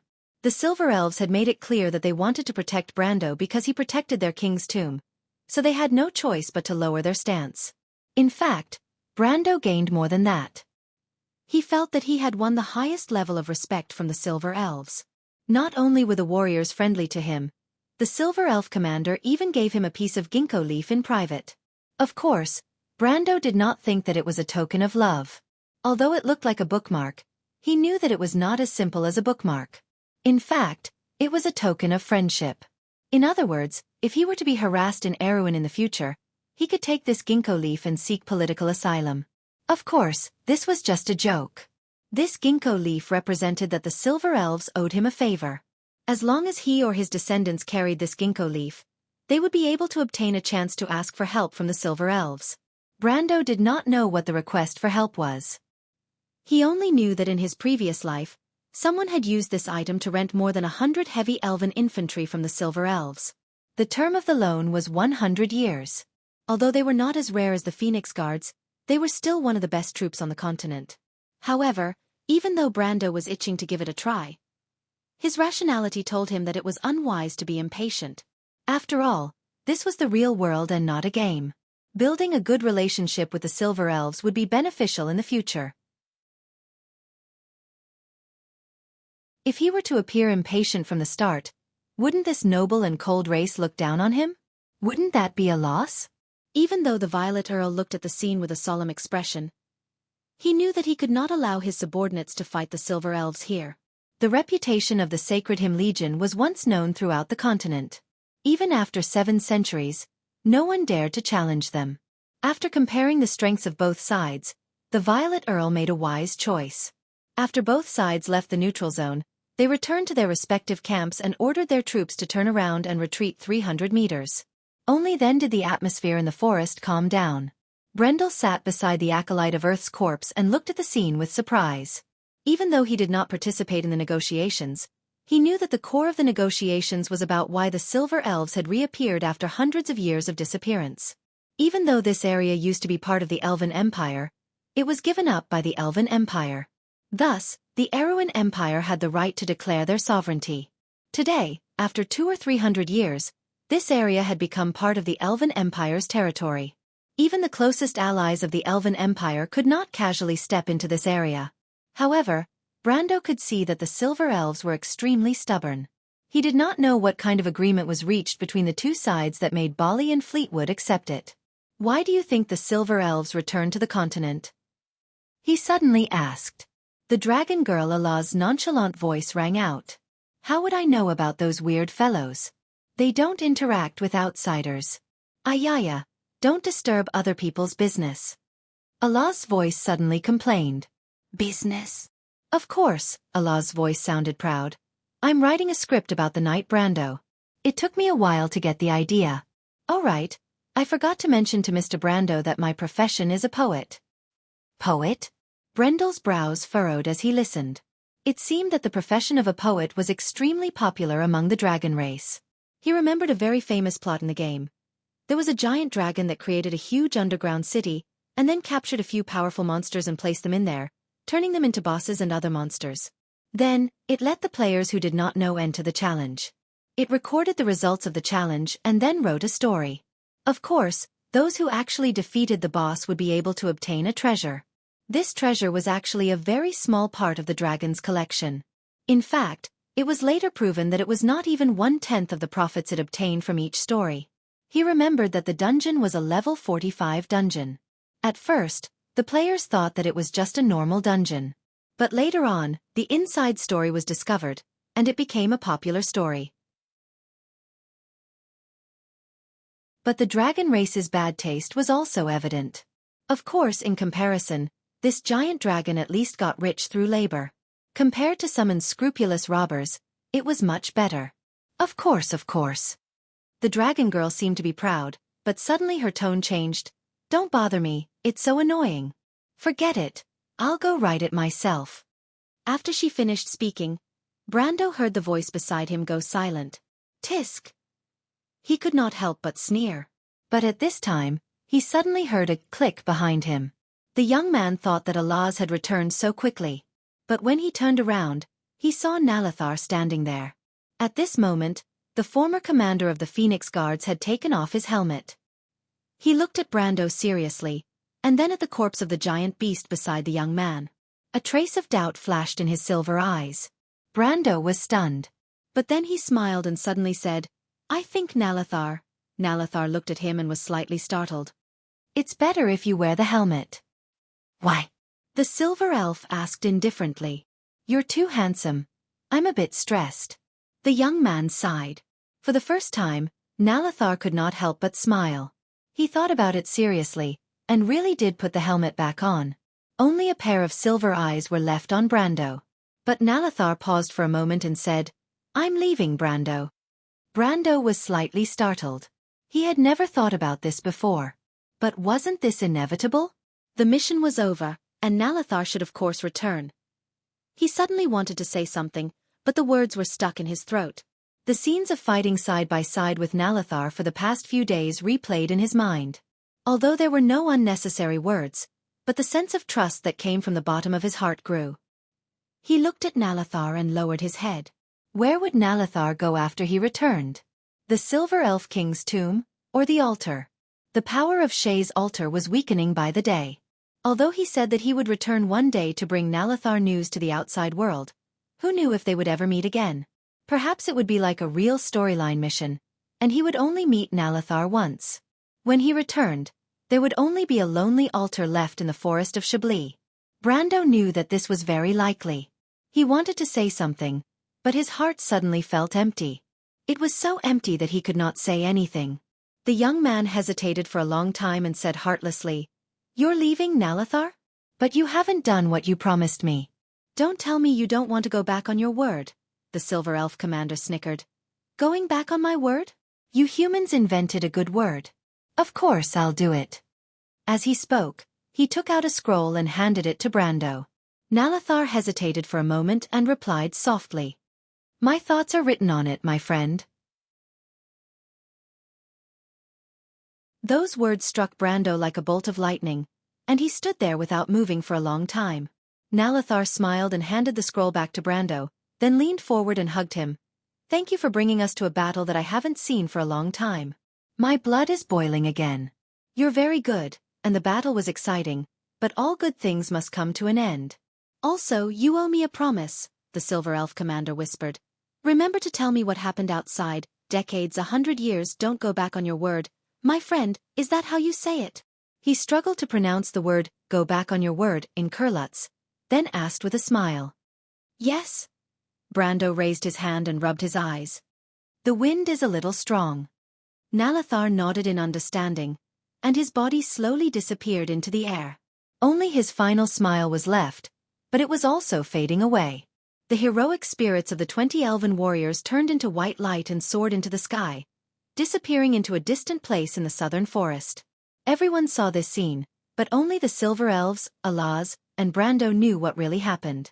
The young man saw the Silver Elf Knight commander nodding kindly at him from afar, as if he was comforting him. Brando felt a little relieved, and felt a little better. Indeed, Nalathar was right. All good things must come to an end. Isn't that right?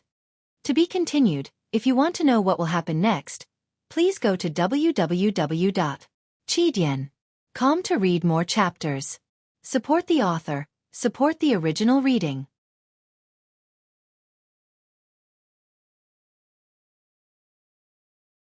Chapter 203. Brando finally calmed himself down, but when he raised his head again, he was surprised to see Count Bar standing in front of him. What is this guy trying to do? You're Mr. Brendel, right? The Violet Count's smile disappeared as he asked seriously. What's wrong? Brando asked in a bad mood. Even though we have different opinions, we seem to be on the same side. At least I can be sure that you are not on our side, right? Before Brando could reply, the Violet Count continued.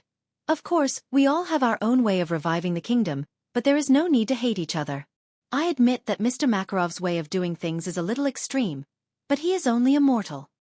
What are you trying to say? Are you willing to join our side? Rather than complaining, why don't you do it yourself? I hope to see an excellent young man like you on our side. Bar seemed to have forgotten his previous unhappiness and sincerely invited Brendel. This is in line with your usual style, Brando thought. But he shook his head. Nonsense. If it weren't for the fact that we're on the same side, you wouldn't even have the chance to stand here and talk.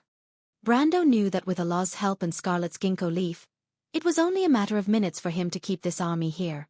But he didn't want to be too harsh on them. He had already taught Makarov and Fleetwood a lesson with Scarlet and Sanford, but if he took another step forward, there would be a conflict between the two sides. Brando wasn't a reckless young man who couldn't see the situation clearly. He knew that if he kept Duke Lone's army here, the princess's side would be invaded by Arek's army. If things went wrong, even Freya would be in danger, not to mention the future.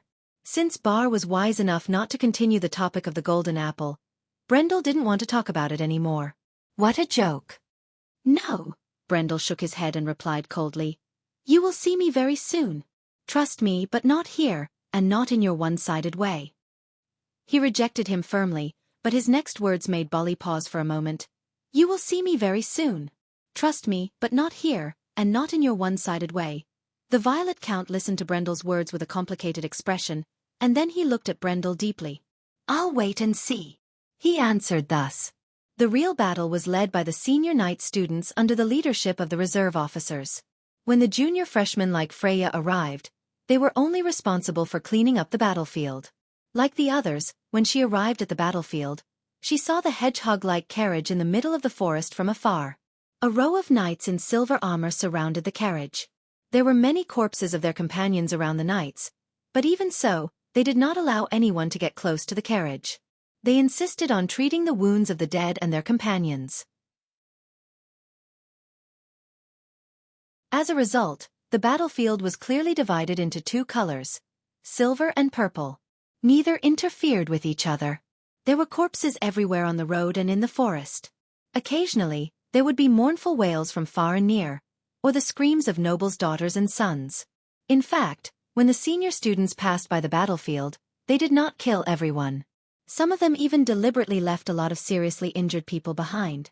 But except for the necessary survivors, the rest of the people had to become cold corpses. This job was left to the freshmen who cleaned up the battlefield. Many of them were too scared to do it. Some even felt disgusted. Young people like Freya, who was promoted from the guards and the militia, were much better. She just guessed the identity of the person in the carriage and then buried her head in her own work. Count Beckberg's second son followed behind him with a pale face. He had vomited all the things he wanted to vomit. Now the young man could only retch. He held onto a fir tree as he looked at Freya's clean and efficient actions with admiration. She really is a girl with character. Do you know who that is? He gasped for breath and asked. What? Freya didn't understand and turned around to ask. A carriage.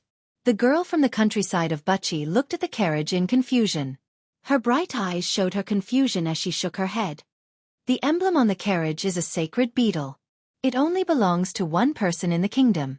The young man looked at Freya in surprise. How did she come to the Royal Academy if she didn't even know this?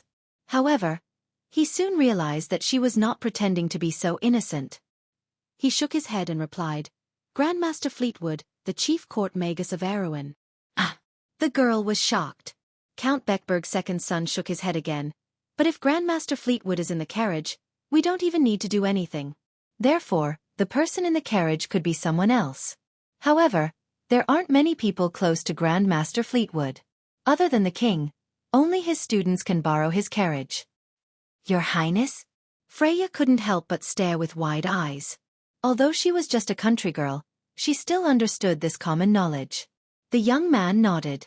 However, as the two were talking, a black warhorse suddenly swept past them. The knight on the horse quickly passed through the forest, but seemed to be stunned for a moment. He turned his horse around and came to a stop in front of them. Freya was slightly startled. She subconsciously raised her head with the young man beside her and saw a beautiful but cold face. The head on the snow-white neck was like an exquisite work of art. Even in the north of Corvado, it was difficult to see such a perfect face. The sharp chin had an arc as if it had just walked out of a painting. It made people think that the so-called beauties of the north that were praised in the bard's poems might have been born from this. The girl's eyes were like a pair of cold amethysts.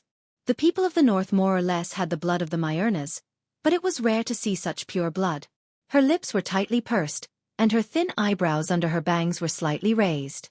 Then, she frowned with dissatisfaction, giving people a feeling that she didn't like to smile. Her straight and slender nose seemed to represent the girl's extremely strong character. But at this moment, she only let out a soft snort.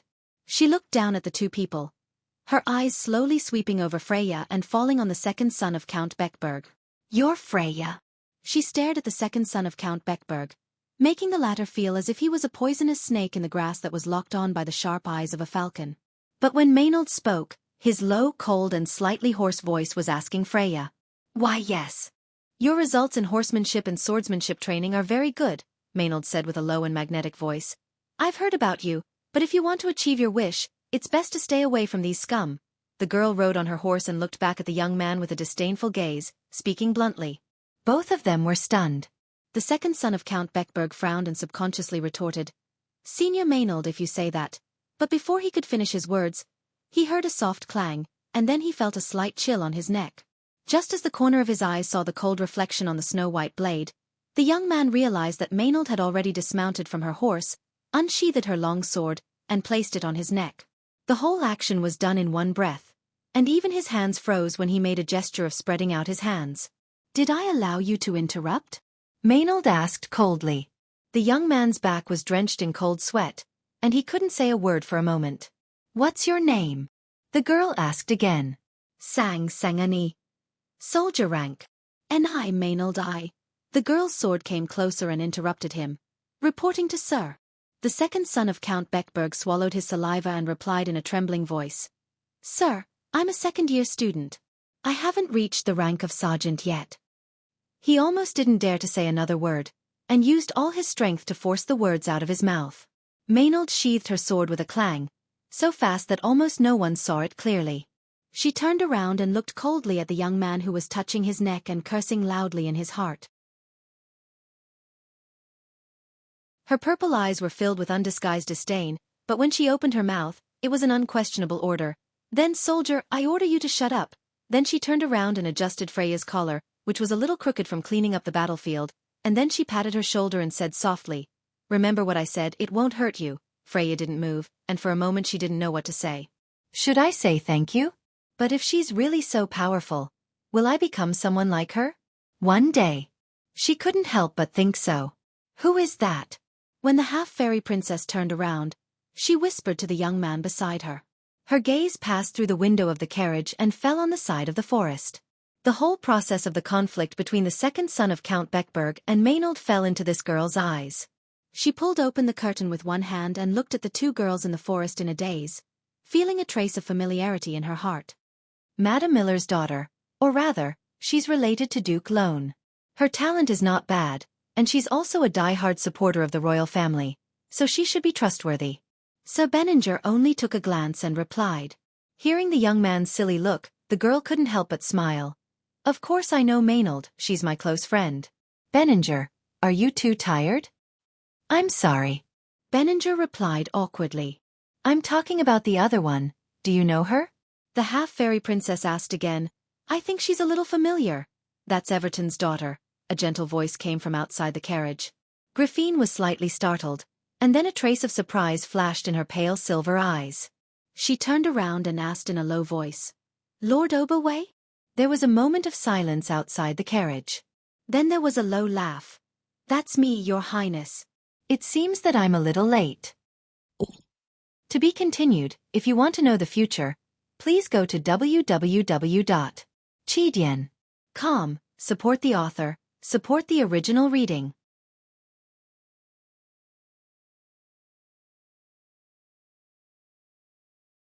Chapter 204. Living in the vast highlands to the north of Aween, the Gurch tribe had a well-known legend. Legend had it that the lone soldier on the battlefield was the one favored by the god of death. Vain. Nostar had also heard of this legend before. He was a knight recruited from the Balta region in the north of the kingdom. He came from a noble family and had some skills in taming beasts before he joined the army. After joining the army, he naturally became a Wyvern Knight and was part of the 34th Regiment's Wyvern Cavalry Squadron. This army was originally part of the kingdom's southern army, but the latter had long been scattered by Madara's undead army in this war. Even their commander, Count Bainag, had died. Nasada's unit waited for a long time, but there were no signs of a ceasefire. Instead, the undead of Madara were getting stronger by the day, and the nobles behind them used the excuse that the negotiations had come to an end and the war had ended as an excuse to not provide them with any support. The messengers sent to contact the White Mane Army and Erek were nowhere to be found, and the situation was getting worse by the day. Baron Kellen, the supreme commander of the 34th Regiment at the southern border of Randner, wrote in his diary, "The situation in the south is getting worse by the day. We don't know where our brothers are scattered, and the undead of Madara are attacking from all directions. We can't contact anyone, and the news seems to have been cut off. Even retreating has become impossible. The nobles are doing what they want, and today, this territory is out of the control of the kingdom. Martha above, may I live to see the end of this nightmare. But to Vane?" None of this was important to Nosida. He and his wyvern were shot down while patrolling a human village that was destroyed by the undead, and became the legendary person of the Gurch tribe who was targeted by the Grim Reaper's cold gaze. He raised his head with a face full of blood, and saw in despair rows and rows of skeleton warriors coming from all directions from the ruins of the village. He was pinned down by the wyvern's corpse, and the light crossbow in his hand was the only weapon he had to protect himself. He raised his arm and shot an arrow at one of the skeletons. The crossbow that had been blessed by the holy water exploded with a dazzling light, and a skeleton turned into ashes in the white light. But after a series of white lights, even more undead creatures drowned out Nozidar's vision. An endless feeling of dejection shrouded the young man. That was a few months ago. Nozidar could not help but think. When they heard that Madara had split into 3 groups to invade the kingdom, be it the soldiers or the nobles, almost everyone held a relaxed attitude as they waited to see how these backward and barbaric Dark Lords would fall apart due to infighting and disagreements in command, just like every other joint invasion in history. But the final result was out of everyone's expectations. Madara's army was decisive, calm, and effective. In comparison, the kingdom of Erewhon was more like an old man past his prime, unable to withstand the attacks and showing signs of fatigue. The kingdom's former glory was long gone.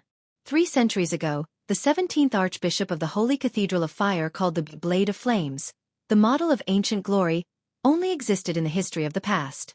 After shooting the last arrow, the young man calmly threw away the crossbow, and tightly held the necklace with his wife's name on it with one hand. He looked up, and a tall skeleton had blocked the sun above his head. The fiery red soul fire in his eyes danced. "Farewell, father, mother, and dear Vanessa. I only hope that you can remember your son and husband and many others who fought in this place to protect Erewhon. But there is no hope for this kingdom." After October, the smell of autumn gradually became stronger, and the plains along the coast of Tonajul were dyed with a layer of pale yellow.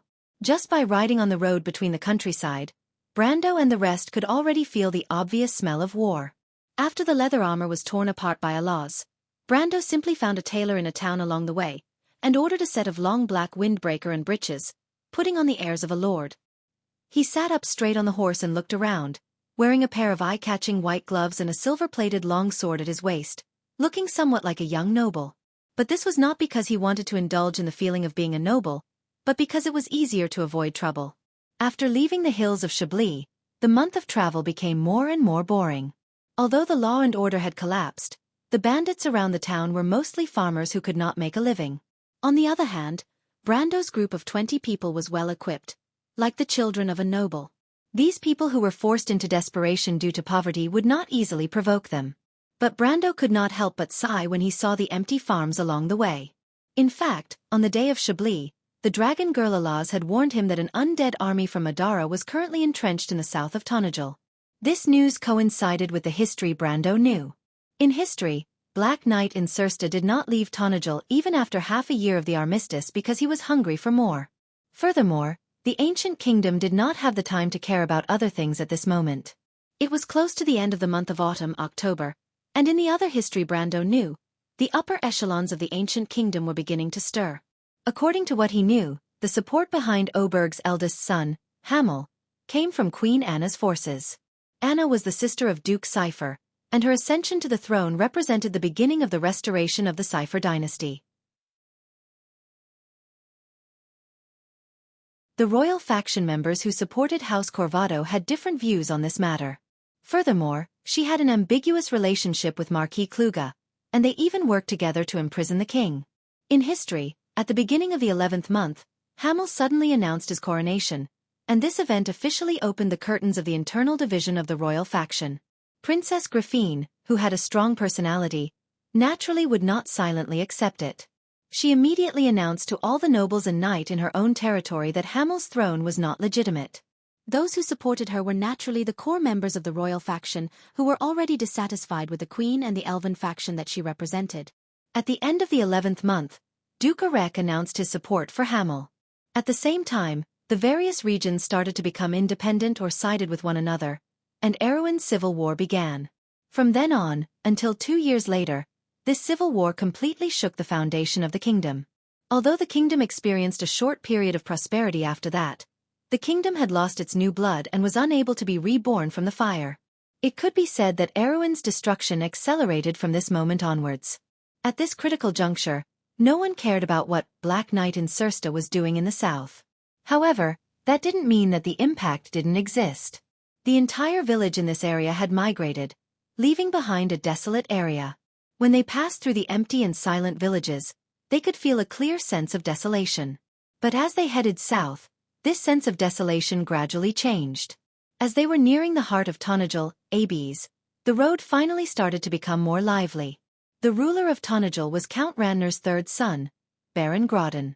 Brando was not unfamiliar with this name, but he was not familiar with it either. In this era, most nobles were cold and opinionated, but the ruler was different. Apart from sharing a noble's face, he was also harsh, cruel, and exploited his subjects even more. Brando and the rest had already noticed this when they entered Abes. Or rather, they did not have much hope before this, but their expectations were lowered by a lot. The first thing that caught their eyes were the citizens living outside of Ferber. Only the truly poor and lowly would live outside the city without any protection. Generally speaking, they were either farmers working outside the city or refugees fleeing for their lives. On both sides of the street, there were only crumbling and dirty thatched huts. Men and women were scantily clad, and their faces were sallow and emaciated. Their eyes were dim, and there was no hope for the future. Dust was everywhere on the street, and the dry air was filled with the smell of animal dung. Compared to this place, even the dogmatic, slow, and self-righteous nobles and bureaucrats in Brugloss seemed cute. At least in those places, although the status of the citizens was low, at least they could still survive. However, just like the naturally mean people born from barren land, the more barren the land, the more they demanded. Brando knew that the reason for this difference was not because the nobles of Grinoires were more humane, but because the land in Tonajil was more barren, and the people naturally could not tolerate it. Amandina, who was once a noble's daughter, could not help but cover her mouth in disbelief. "My lord, the territory you want to inherit is in this place?" She could not help but ask with a little disappointment. She originally thought that after leaving the Highlander Dominion, the eastern coast of Tonajil would be a prosperous place. Being close to the sea meant that trade was flourishing, and flourishing trade meant wealth. Even if it was not as good as Ampere Seal, it should be comparable to Bragg's, right? She did not expect that it would be such a bleak scene. Brando was also stunned. Because he did not tell Amandina that the mercenaries of Lopez were actually his summoned creatures, he caused her to be sad for nothing and blamed himself for it. Naturally, he would be punished for it. For at least a month after Chablis, Amandina spoke to him in a business-like manner. She no longer treated him with a friendly expression, and most of the time, she would just roll her eyes at him. Even though she always considered herself as his aide, Brando felt that this was not the attitude that a retainer should have when talking to their lord. Of course, he would not bring it up. Using his status as a noble to pressure a weak girl was something that he would not do even if he was half a modern person. If you don't have a monthly ticket, a recommendation ticket is also fine. If you want to know what will happen next, please go to www.chidian.com. There are more chapters. Support the author and support the original reading. Translator. Endless Fantasy Translation Editor. Endless Fantasy Translation. Endless Fantasy Translation.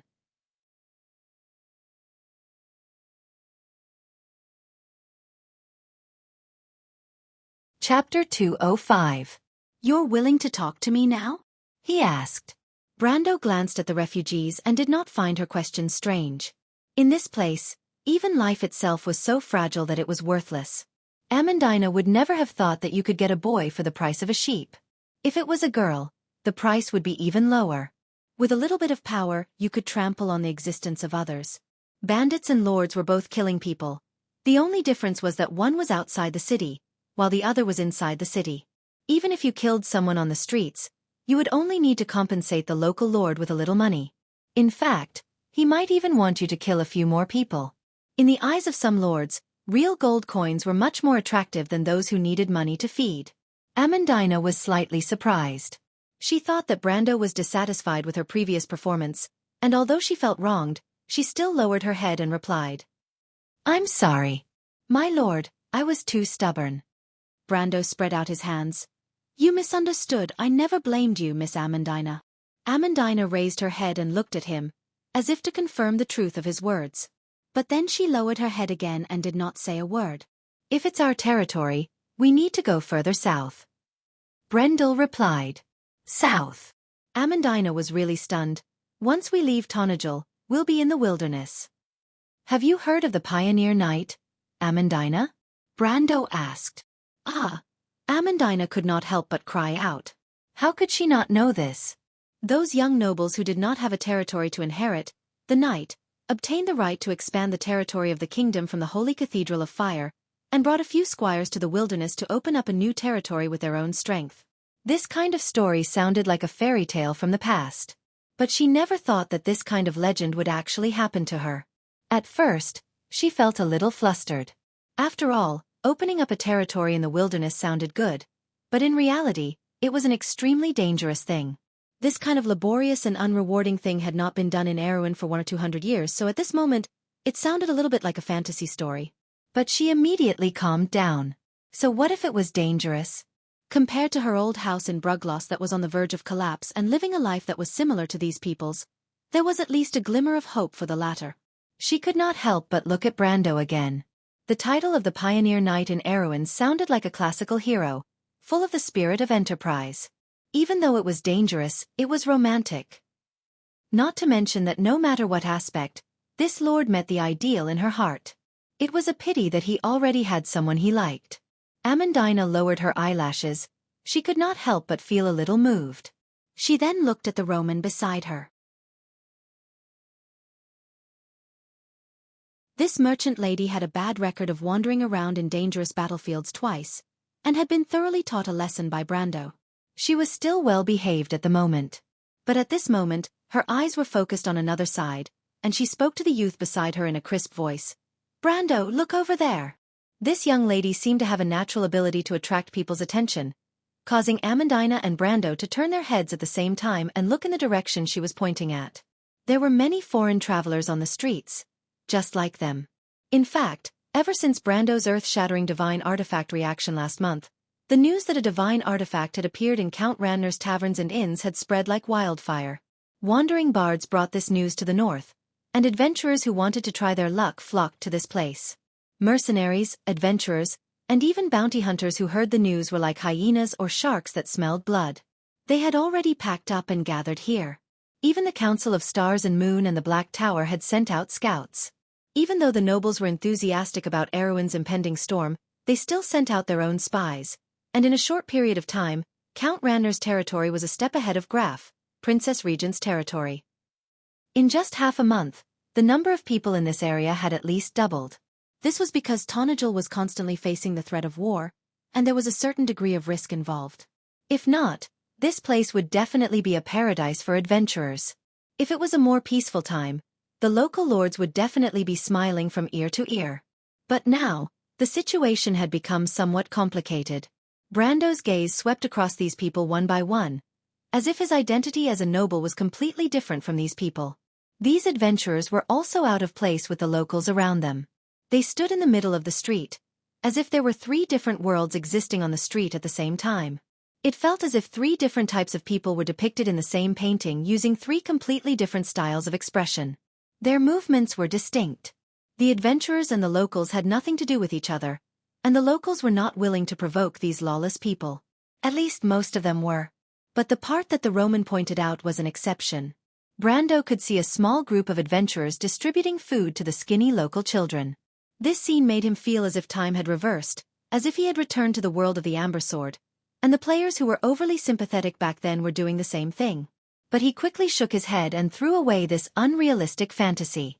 Even though most adventurers were mercenaries, there were still some young people who went out to adventure for their dreams. Just like the 4 men and 2 women in front of him. Young people indeed. Brando couldn't help but think. Adventuring was actually not as romantic and full of swords as mentioned in bedtime stories. Of course, it was not a lie to say that it was full of swords and blades.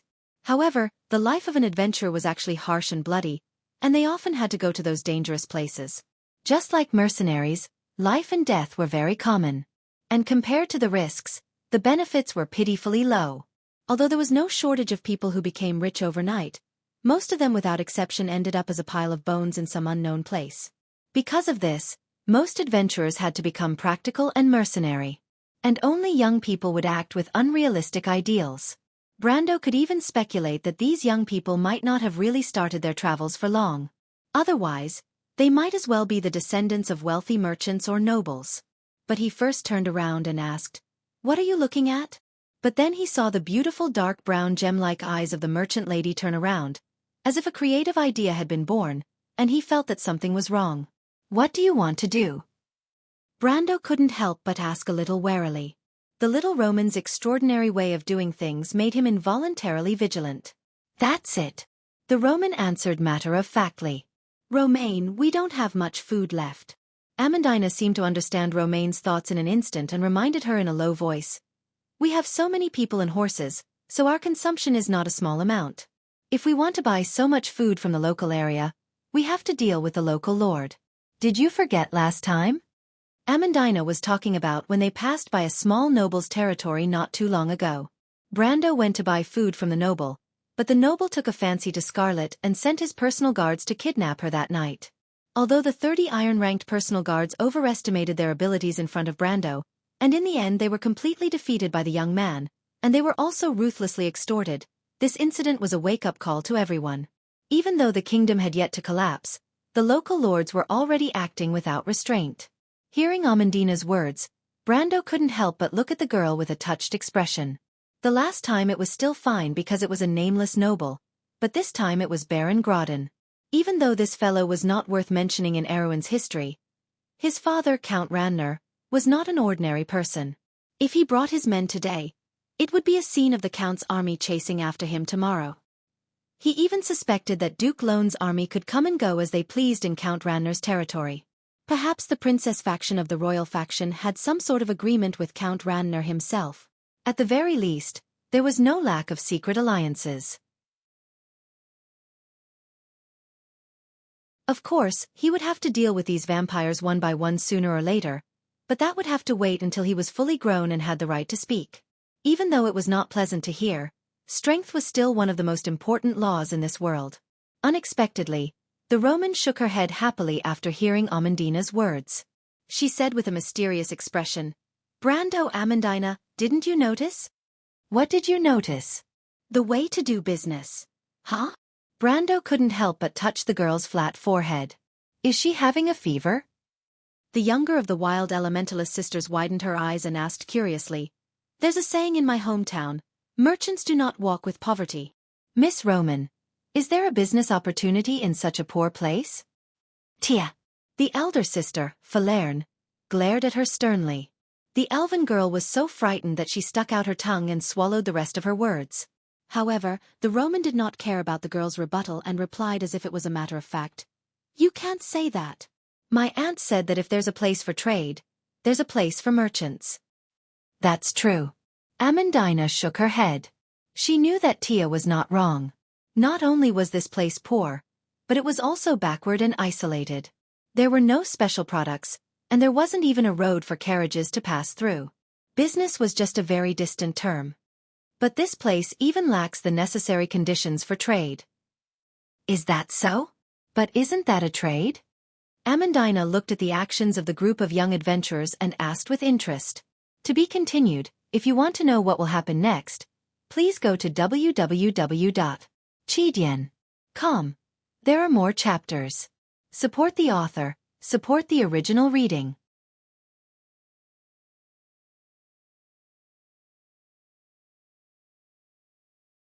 Chapter 206. Isn't that an exchange? Romaine looked at the group of young adventurers and asked with interest. Rather than an exchange, it's more like charity, Miss Roman. Sanford answered from behind. The Roman tapped his chin with his finger. But it's clearly an exchange. Using food to buy hope. Isn't that an exchange? Using food to buy hope? What does that mean? Amandina was confused. In fact, it wasn't just her. Everyone was puzzled by Sanford's words. This is an exchange? Wait a minute. Only Brando reacted at this moment. He couldn't help but look at the Roman in disbelief. What's wrong with this guy's little brain? How can he always think of things that normal people can't? He immediately organized his thoughts and asked, Amandina, if this territory is given to you to govern, how long will it take for you to have a spontaneous business here? Amandina heard the question and immediately understood that Brando's words had a hidden meaning. She couldn't help but look at him. Does this young lord have some thoughts about this territory? Or is this just a test for me? Regardless, she looked at the ragged clothes on the streets and pondered for a moment. She answered with some difficulty. If it's short, it'll take a year. If it's long, it'll take 2 years. The people won't have any wealth and lack the foundation for business. Even if we reinstitute the taxes and distribute the land, it will take a long time to accumulate wealth. But no matter what, I'm confident that within 2 years, there will be business here again.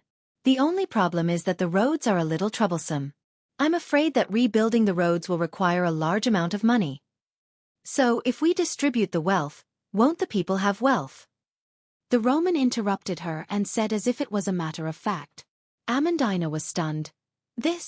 Is there any meaning to it? She couldn't help but ask with some difficulty. What's the difference between this and the gambling addicts lending their money to those who don't have money to gamble with them? In the end, what they win is their own money, and there's even the risk of losing it. She couldn't help but look at the Roman as if she was looking at those gambling addicts. But there was a different way to put it. Gambling addicts. Of course it's meaningful. Look, didn't Amandina say, borrow? Therefore that cute gambler can still win more money in the end. It's just that the money is written on the IOU. But those people are still poor. So what if they have an IOU? In reality, they still don't have a single cent, Amandina retorted. The Roman lifted her chin and wagged her finger. In Brando's eyes, her action made him think that she was a capitalist who did things neatly and efficiently. Indeed, but not everyone wants to be poor, right? When we distribute our wealth, it's actually a form of exchange. We're buying their hopes for the future. The Roman pointed at his eyes. See. Everyone wants to live a better life. What we give them is the ability to realize this hope. It should be called the ability to participate in production, right? And when they realize this wish, they'll naturally fulfill the meaning of the IOU, and I'll also have many more partners in this game. Romaine continued to describe, unlike gambling, if you bury gold coins in the ground, you'll get 2 gold coins in the coming year. She even winked playfully as she said this. It's like that, but it's difficult to implement. Although the others were still confused, Amandina finally understood the Roman's idea. However, no matter what, she could not accept such unconstrained logic. It's indeed difficult. Brando nodded, and then he couldn't help but look at the little Roman with admiration. In fact, the Roman's idea wasn't so much an exchange, but a form of redistribution. The only thing that participated in the redistribution was not only the means of production, but also the capital itself. When the capital participated in the reproduction of production, it would quickly increase in value. The Romans' idea was based on the premise that all the wealth in the territory belonged to the lord himself. Although it was simple, to be able to think of such a problem under such conditions, it had to be said that his vision was quite advanced. But it did require an extremely large plan and consideration at every step. It wasn't as simple as distributing the goods. Brando wasn't good at this, but he had a simple example to learn from. Infrastructure and external warfare. Rather than buying hope, it's more like buying labor. Although labor is an additional value to the lord, they don't understand that although all the wealth in the territory belongs to the lord himself, the speed at which new wealth is created is different. Brando replied, "Of course, if you want to do this, the key is how to distribute the wealth." "Amandina, do you have any ideas?" the young man asked casually. "Repair the road."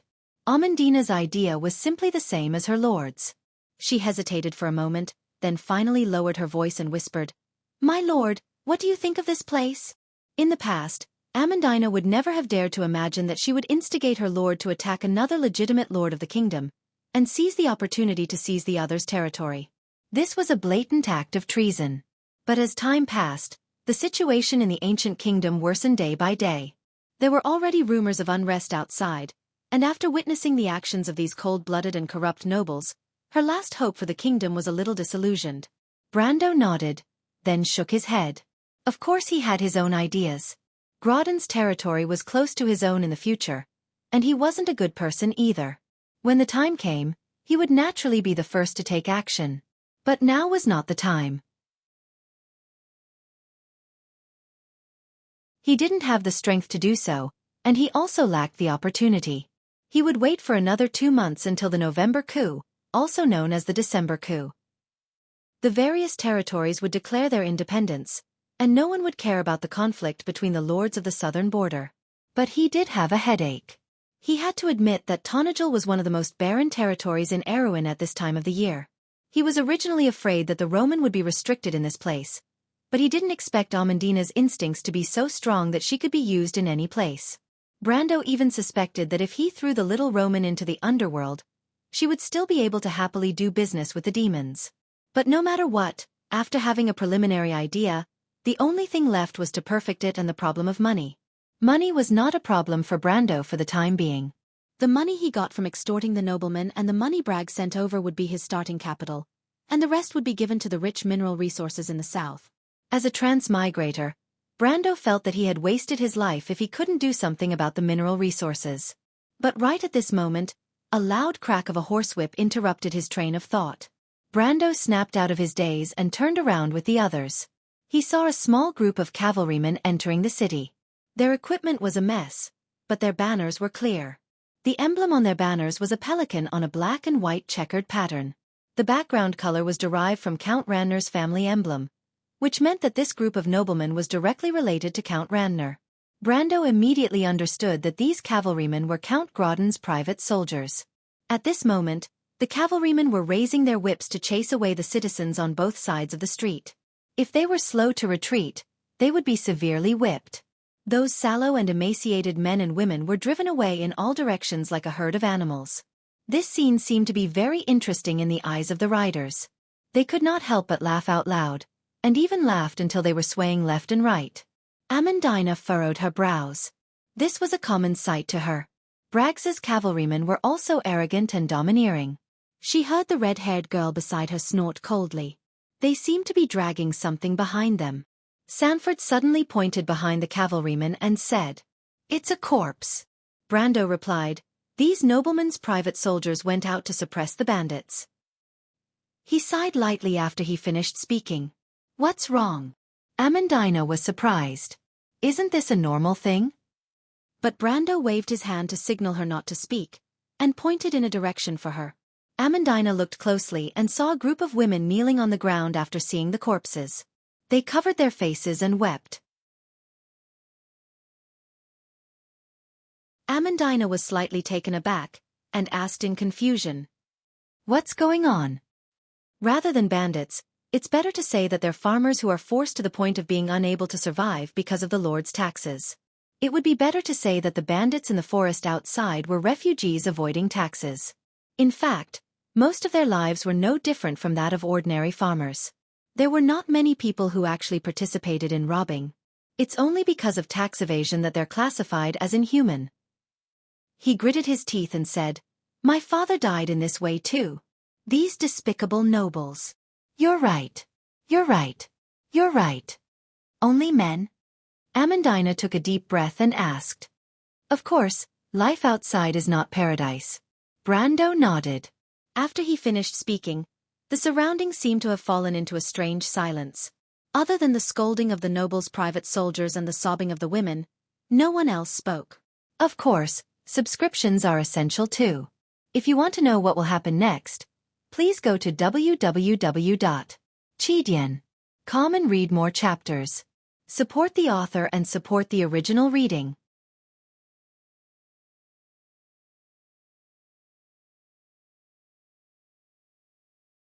Chapter 207. Isn't that an exchange? Romaine looked at the group of young adventurers and asked with interest. Rather than an exchange, it's more like charity, Miss Roman. Sanford answered from behind. The Roman tapped his chin with his finger. But it's clearly an exchange.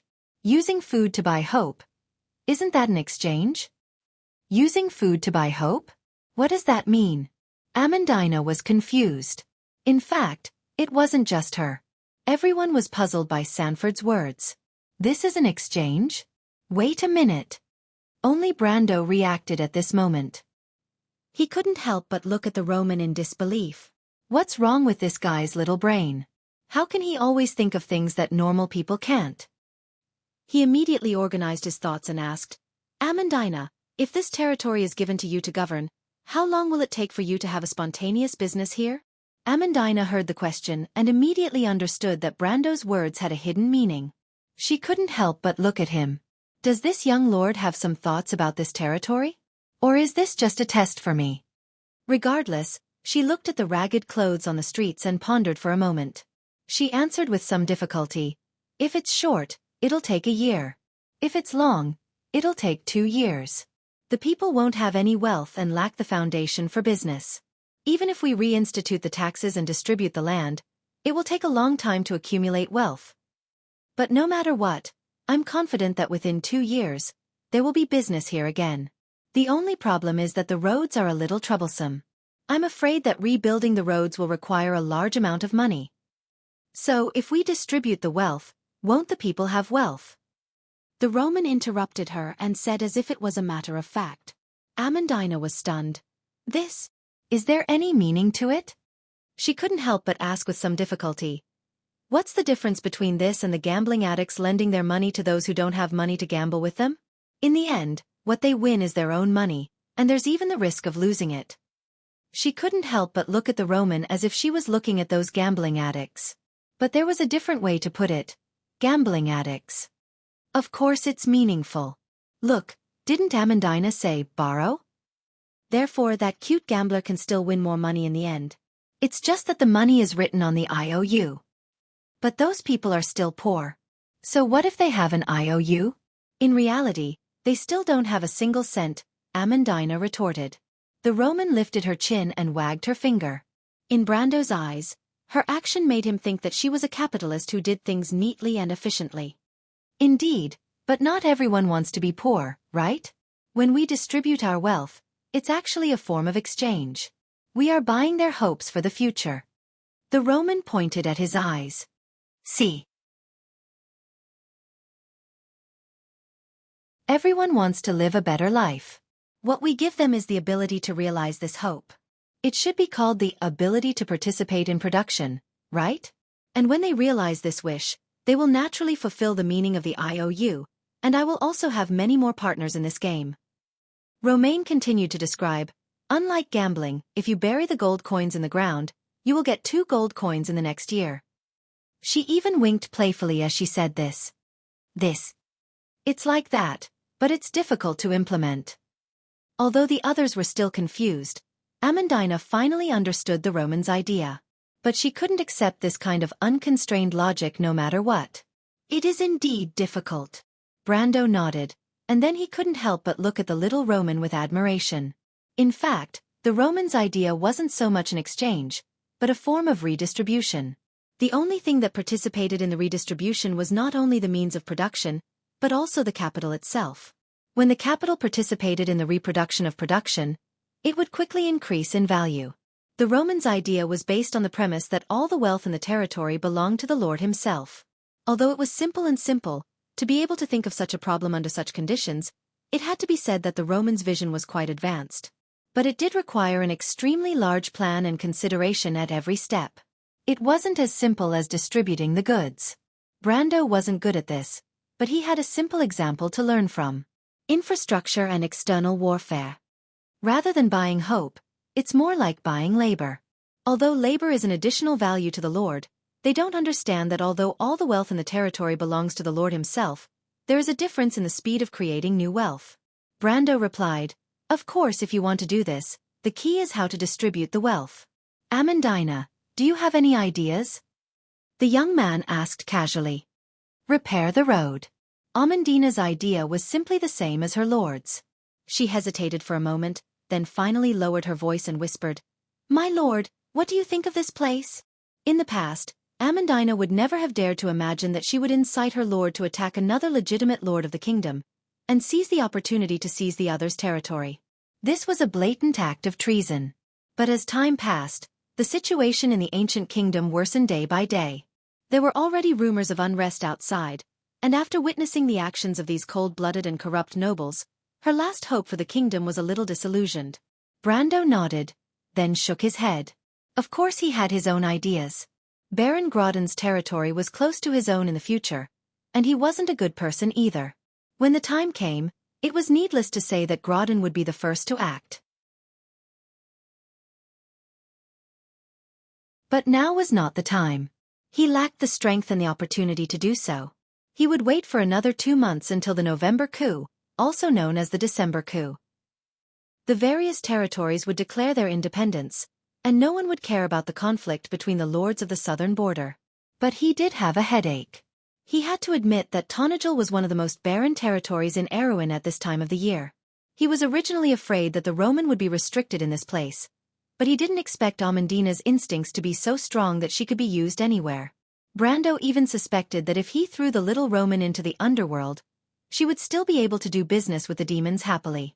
But no matter what, now that he had a preliminary idea, the only thing left was to perfect it and the problem of money. Money was not a problem for Brando at the moment. The money he got from extorting the noblemen and the money Bragg sent over would be his starting capital, and the rest would be given to the rich mineral resources in the south. As a transmigrator, Brando felt that he had lived in vain if he couldn't do something about the mineral resources. But right at this moment, a loud crack of a horsewhip interrupted his train of thought. Brando snapped out of his daze and turned around with the others. He saw a small group of cavalrymen entering the city. Their equipment was a mess, but their banners were clear. The emblem on their banners was a pelican on a black and white checkered pattern. The background color was derived from Count Randner's family emblem, which meant that this group of noblemen was directly related to Count Randner.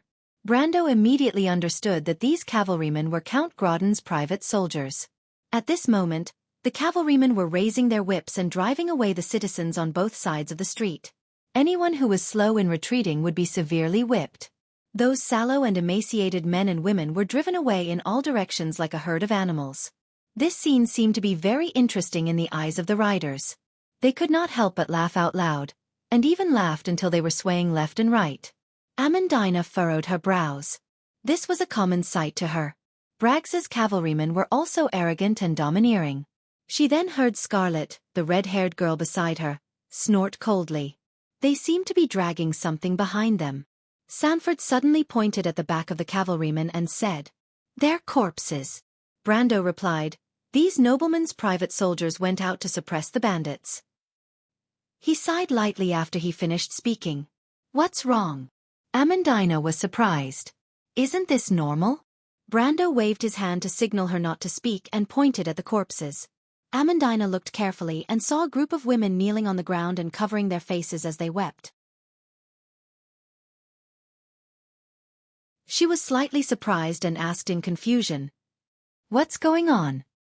Rather than bandits, It's better to say that they're farmers who are forced to the point of no return by the Lord's taxes. It's better to say that the bandits in the forest are refugees who are avoiding taxes. Their lives are no different from that of farmers, and there aren't many who actually participate in robbing. It's only because they're evading taxes that they're considered non-humans. One of the Grey Wolf's mercenaries was very familiar with all of this. He gritted his teeth and replied, "My father also died like this, these despicable nobles. Only men." Amandina took a deep breath and asked, "Of course, life outside is not paradise." Brando nodded. After he finished speaking, the surroundings fell into a strange silence. Other than the curses of the nobleman's private soldiers and the weeping of the women, no one else spoke for a while. If you want to know what will happen next, please go to www.chidian.com. There are more chapters. Support the author, support the original reading.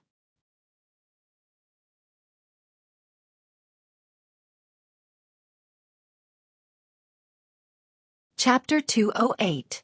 There was a dead silence. "Dad!" A sudden cry from the crowd broke the silence.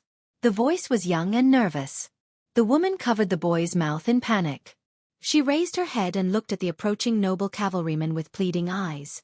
The man's face was filled with a mixture of surprise and surprise, but he could not hide the disdain in his eyes. "Do you know this person?"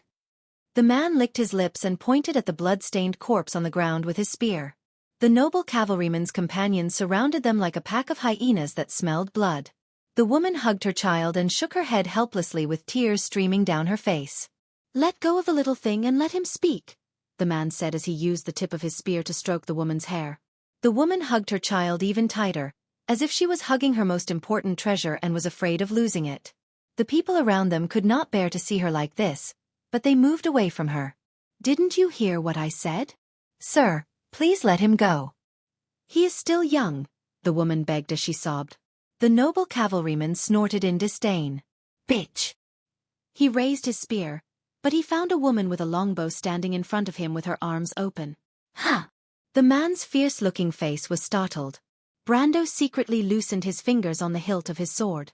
He recognized that the man who stepped forward was the young man who distributed the food. "Enough! What's the big deal about bullying a woman?" The female archer who stopped the noble cavalryman said angrily. "I am the daughter of a noble. I order you to stop immediately." The noble cavalryman was stunned for a moment. He then turned to his companions and said, "Hey, this girl is the daughter of a noble. What do you think we should do?" The cavalryman laughed in a low voice. "Where is your father from?" The man raised his chin and asked disdainfully. When he asked this question, the female archer's companions realized that something was wrong. "Faya, be careful." A swordsman with a great sword and heavy armor stepped out from the crowd. But it was a little too late. The leader of the noble cavalrymen had already pierced the woman's lower abdomen with his spear. The female archer did not expect that Roland would dare to attack her. She groaned in disbelief and looked at the wound on her lower abdomen. Blood gushed out like a fountain. The pain that followed soon drowned her. The woman staggered and lost her strength. She knelt down in a pool of blood. It seemed that she would not survive. The man withdrew his spear indifferently, as if what he did was not a big deal. At the same time, the noble cavalrymen behind him took down their longbows and shot at the adventurers in the crowd. For a moment, arrows rained down, and more than a dozen adventurers and civilians in the crowd fell. The noble cavalrymen did not care if they hurt the innocent. They drove the crowd away from them as quickly as possible to avoid any sudden attacks. "Fire!" The swordsman with the big sword was furious. He swept away the arrow that was flying towards him, but before he could finish his words, one of his companions behind him was also hit by an arrow and fell down. "You bastards!" The swordsman roared and separated the crowd. He slashed his sword at the man in the lead. The horseman raised his spear and blocked the swordsman's sword with a clang.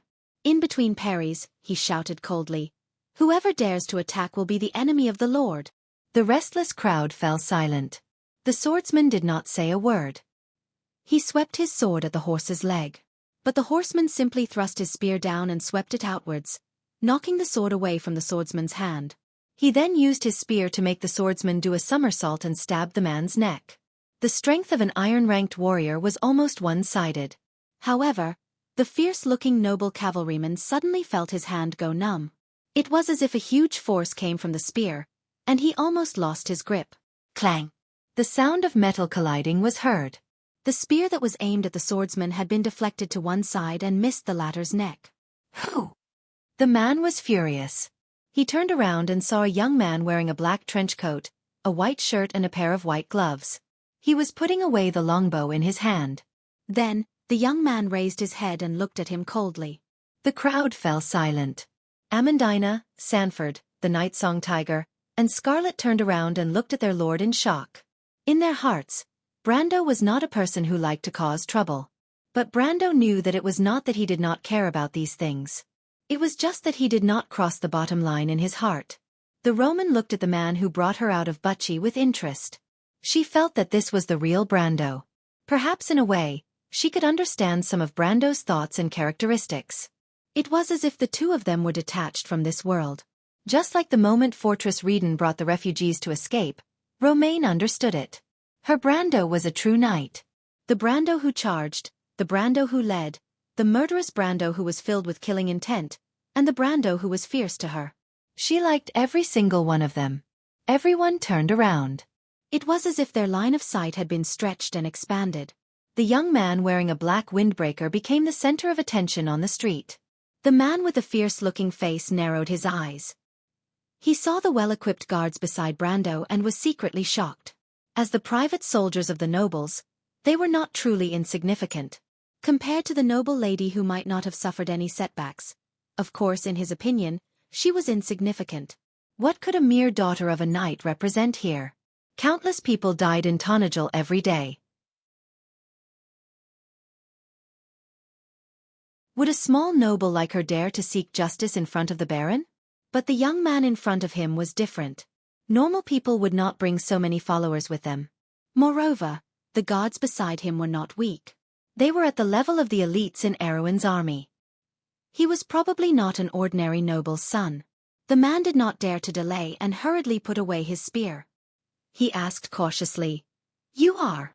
When he said this, the noble's cavalry stood in a circle. They drew their bows and aimed at the people around them. The cold light from the arrows calmed the hot-headed people down.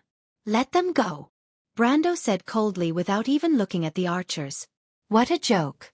With Scarlet and the Night Song Tiger by his side, it would be ridiculous if he or the people around him got shot. Moreover, he was not weak himself. After bidding farewell to the Elvenhim Legion, he received the perfect storyline reward.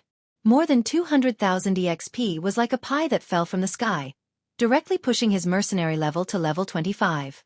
When his character level reached level 32, his strength and vitality had broken through 70, and his dexterity had also surpassed 40.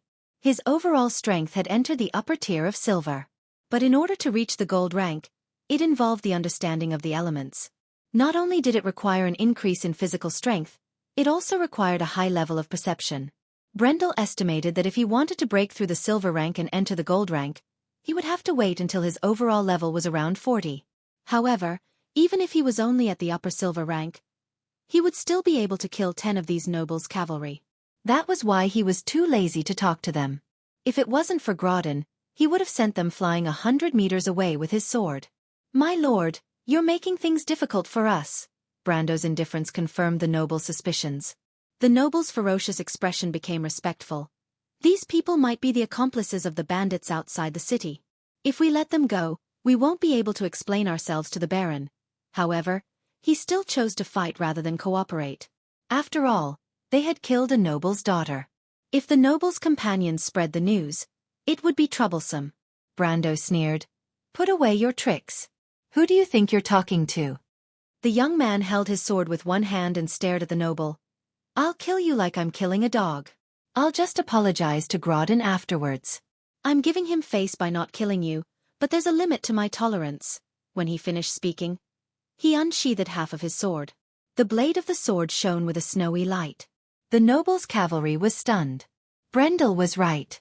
This world was just so realistic. There was no difference in the value of a person's life.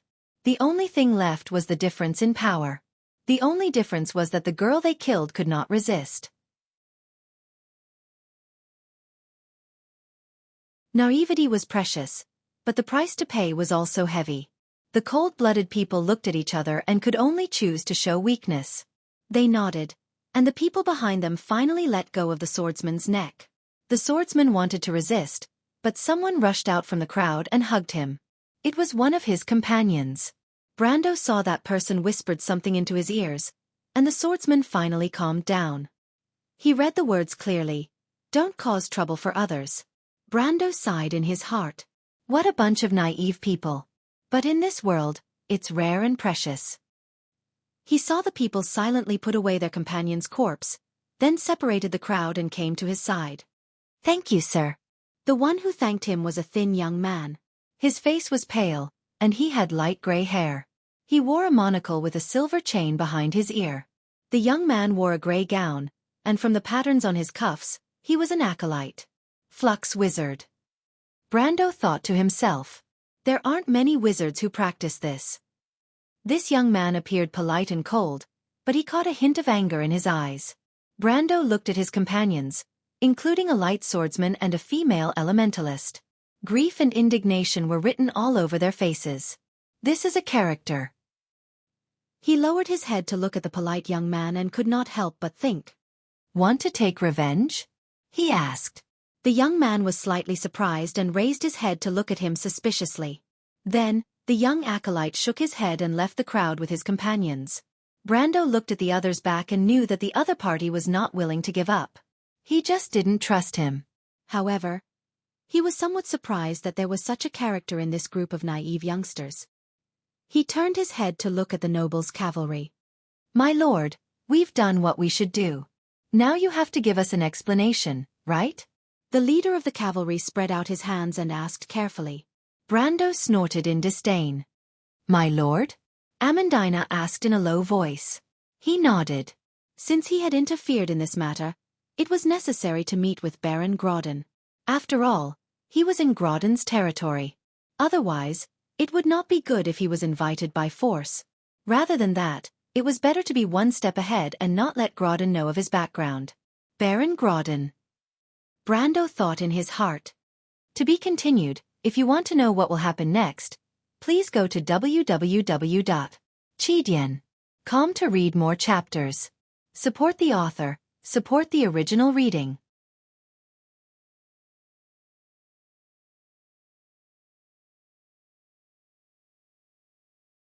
Chapter 209. Naturally, a group of nobles had no right to bring them to meet the local lord, a baron of Erewhon. Although Brando called himself Viscount Stettingen, a noble from the north, and the seal that Roan forged for him was even more exquisite and authentic than the one issued by the Parliament of Nobles. However, nobles had their own pride, and it was necessary for both parties to wait for a while. The streets of Furber were spread out in a net, the tiles of the ochre terracotta of the south, so that the vermilion roofs looked down upon them, and the baron's castle was in the center of them all. There was an inn called the Valiant Fist in the center of the city, and they could see the tall spires of the castle. Since Anson's time, humans had often built castles like this. In the wilderness, humans relied on castles and fortresses to defend against the attacks of beasts, monsters, and barbarians. After Brando and the rest had their meal in the inn, Baron Grodin's formal invitation arrived. Under the guidance of a group of nobles' private soldiers, they entered the castle. However, there was no good banquet. The moment they entered the castle gate, the first thing they saw were 2 rows of elite guards in heavy armor, holding long halberds in their hands, and standing in neat rows. They were expressionless. Brando looked around and thought to himself, what an ostentatious display. It's obvious that they're trying to show us who's boss. What's so funny is that we've even seen the ancient guards of the Silver Elves before. The young man ignored them and walked past them. A burly man with a scar on his face flashed out from the side. The moment he appeared, he reached out to grab Brendel's shoulder, as if he wanted to make him stay. Unfortunately, before he could do so, his wrist was grabbed by the red-haired girl behind Brando. Her amber eyes stared at him as if he was her prey. She said coldly, "Move." With a tug of her hand, Scarlet had already tossed the instructor out like a sandbag. Everyone heard a muffled sound, followed by a low howl of pain. "Stop him." The 2 rows of heavily armored soldiers' faces changed, and they immediately blocked the young man's path. They wanted to stop the young man who didn't stop, but the reality was cruel. Brando moved forward. As soon as these people touched him, they were immediately sent flying. It was as if they had not encountered a gentlemanly young noble, but a giant dragon. Strength 70. Upper Silva. If it was during Anson's era, Brando would be a member of the kingdom's young knight regiment. As long as he took this step, he would be able to enter the core of power in the upper circle. However, since he was born in a chaotic world, this path was different. But it would definitely press forward. Brando moved forward. For a moment, the courtyard was filled with a series of clattering noises. The heavily armored guards fell back and fell into a pile. However, the young man didn't even look at the wailing fellows lying on the ground. He walked straight to the second gate of the castle. The door was tightly shut. Perhaps the person who was about to open the door for him was lying on the ground, groaning. But it didn't matter. Since no one opened the door for him, Brando kicked the door open without hesitation. He remembered that this was how he entered the guild's meeting hall in the past. There was a loud bang, and an empty hall appeared in front of him. Oh my, how rude! Behind one of the arched windows in the castle, a middle-aged man in a long robe lifted a corner of the curtain and looked at the scene below with interest. Even though he was sighing, his greenish-gray eyes glinted with a cold light. He held a goblet in his hand. In the goblet, there was a clear red liquid that resembled blood. The middle-aged man shook his wrist, causing the edges of the liquid to undulate and change, overlapping with the edges of the goblet. If Brando was here, he would have recognized the man's unique aquiline nose. It was as if he was a descendant of the Diener family, and only then could he have such a gloomy face. The middle-aged man's eyes were sunken, and his skin was pale and sickly like all nobles. His eyes lacked vitality, but his beard was full of vitality. He's at least a silver-ranked warrior, about 20 years old. Grodin stroked his slightly curly goatee and asked, "What do you think?" A tall man behind him shook his head. He didn't use his full strength. That red-haired girl isn't simple either. But if you want to fight, it's 50-50. It's best if you don't fight. Of course. Grodin raised his goblet and clinked it against the glass window, making a light tinkling sound. You know my name, yet you still dare to be so arrogant. You must have some background. But I still have to teach you a lesson. Let's mind our own business. He put down the curtain and turned around. What about the matter I asked you to do? The man bowed slightly. I sent someone out this morning. If there are no accidents, they should be back in the evening. That's good. Grodin threw the goblet out of his hand, and it landed beside a dead woman on the bed. Crimson-red liquid splashed out from the goblet and seeped into the fabric of the carpet. The already dark red carpet became even darker. This is my father's request. Make sure it's done perfectly. He was thinking about when the old man would decide on his successor, but to his disappointment, Count Ranner seemed to have become more shrewd as he got older. Otherwise, he would have poisoned all his brothers to death a long time ago. Those fools, he thought to himself. In the middle of the hall, there was a chandelier made of dark red crystal. It was so exquisite that it was almost luxurious. There were runes in the crystal, so it was obviously a magical item. The decoration style of the dome was derived from the religious trend of the Anson era. From top to bottom, there were celestial bodies, legends, and scriptures of saints. At the bottom, there were 180 pillars that symbolized the 180 constellations. When Brando saw Grodin, both of them sat at opposite ends of a long table in the middle of the hall. Grodin sat under the dagger throne, while Brando sat under the Witch King throne, which was the only constellation in the south. Other than Grodin's knight, most of the guests were local nobles. Most of them were Grodin's right-hand men, with the exception of a few who were titled nobles after the Corvado dynasty. But Brando knew that Grodin's most trusted aides were not here. Those people were either hiding their heads and showing their tails, or they were simply helping him rule a region. Even though Tonajal was not big, it contained more than 20 territories of various sizes. Each territory was ruled by a loyal retainer, and it was a tradition in Wone to divide the land layer by layer. After the two parties exchanged pleasantries, the Baron announced the start of the banquet. The purpose of the banquet was naturally to welcome the so-called Viscount Tingen. The dishes served by the servants were sumptuous, but Brando and the rest ate like they were chewing wax. Scarlet and the night-song tiger did not even have the mood to eat.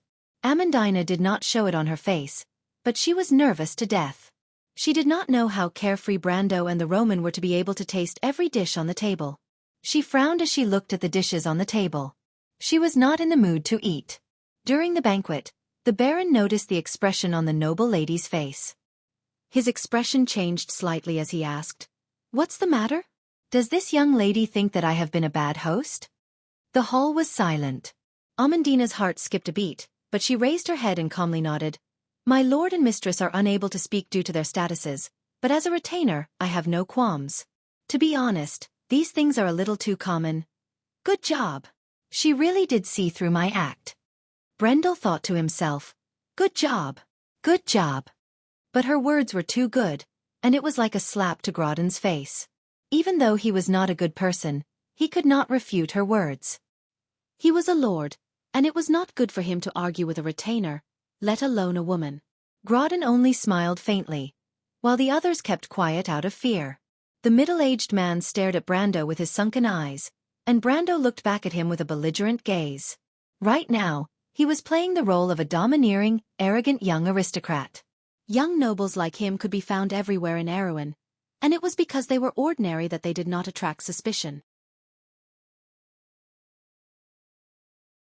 According to the cripple, even if Viscount Tingen himself came to check the documents, he would first suspect himself, not Brando, of being a fake.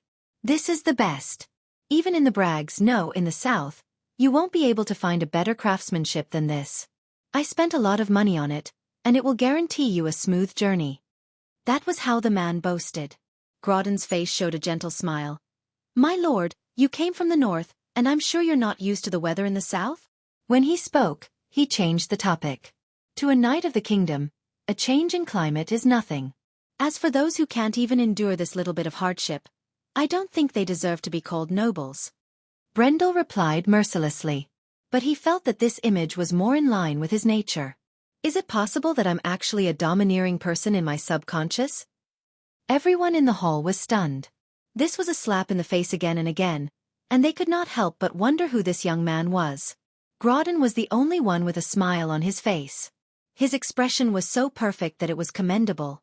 He smiled and said, "Young people can't be compared to us old bones, but it doesn't matter if you don't like the food. I have a gift for all of you." Gift. Brando was startled. What's this guy up to again? In fact, he wanted to scare Grodin and leave as soon as possible. His territory was just a few feet away, and it would not be too late to find trouble with him later. To be continued. If you want to know what will happen next, please go to www.chidian.com to read more chapters. Support the author, support the original reading.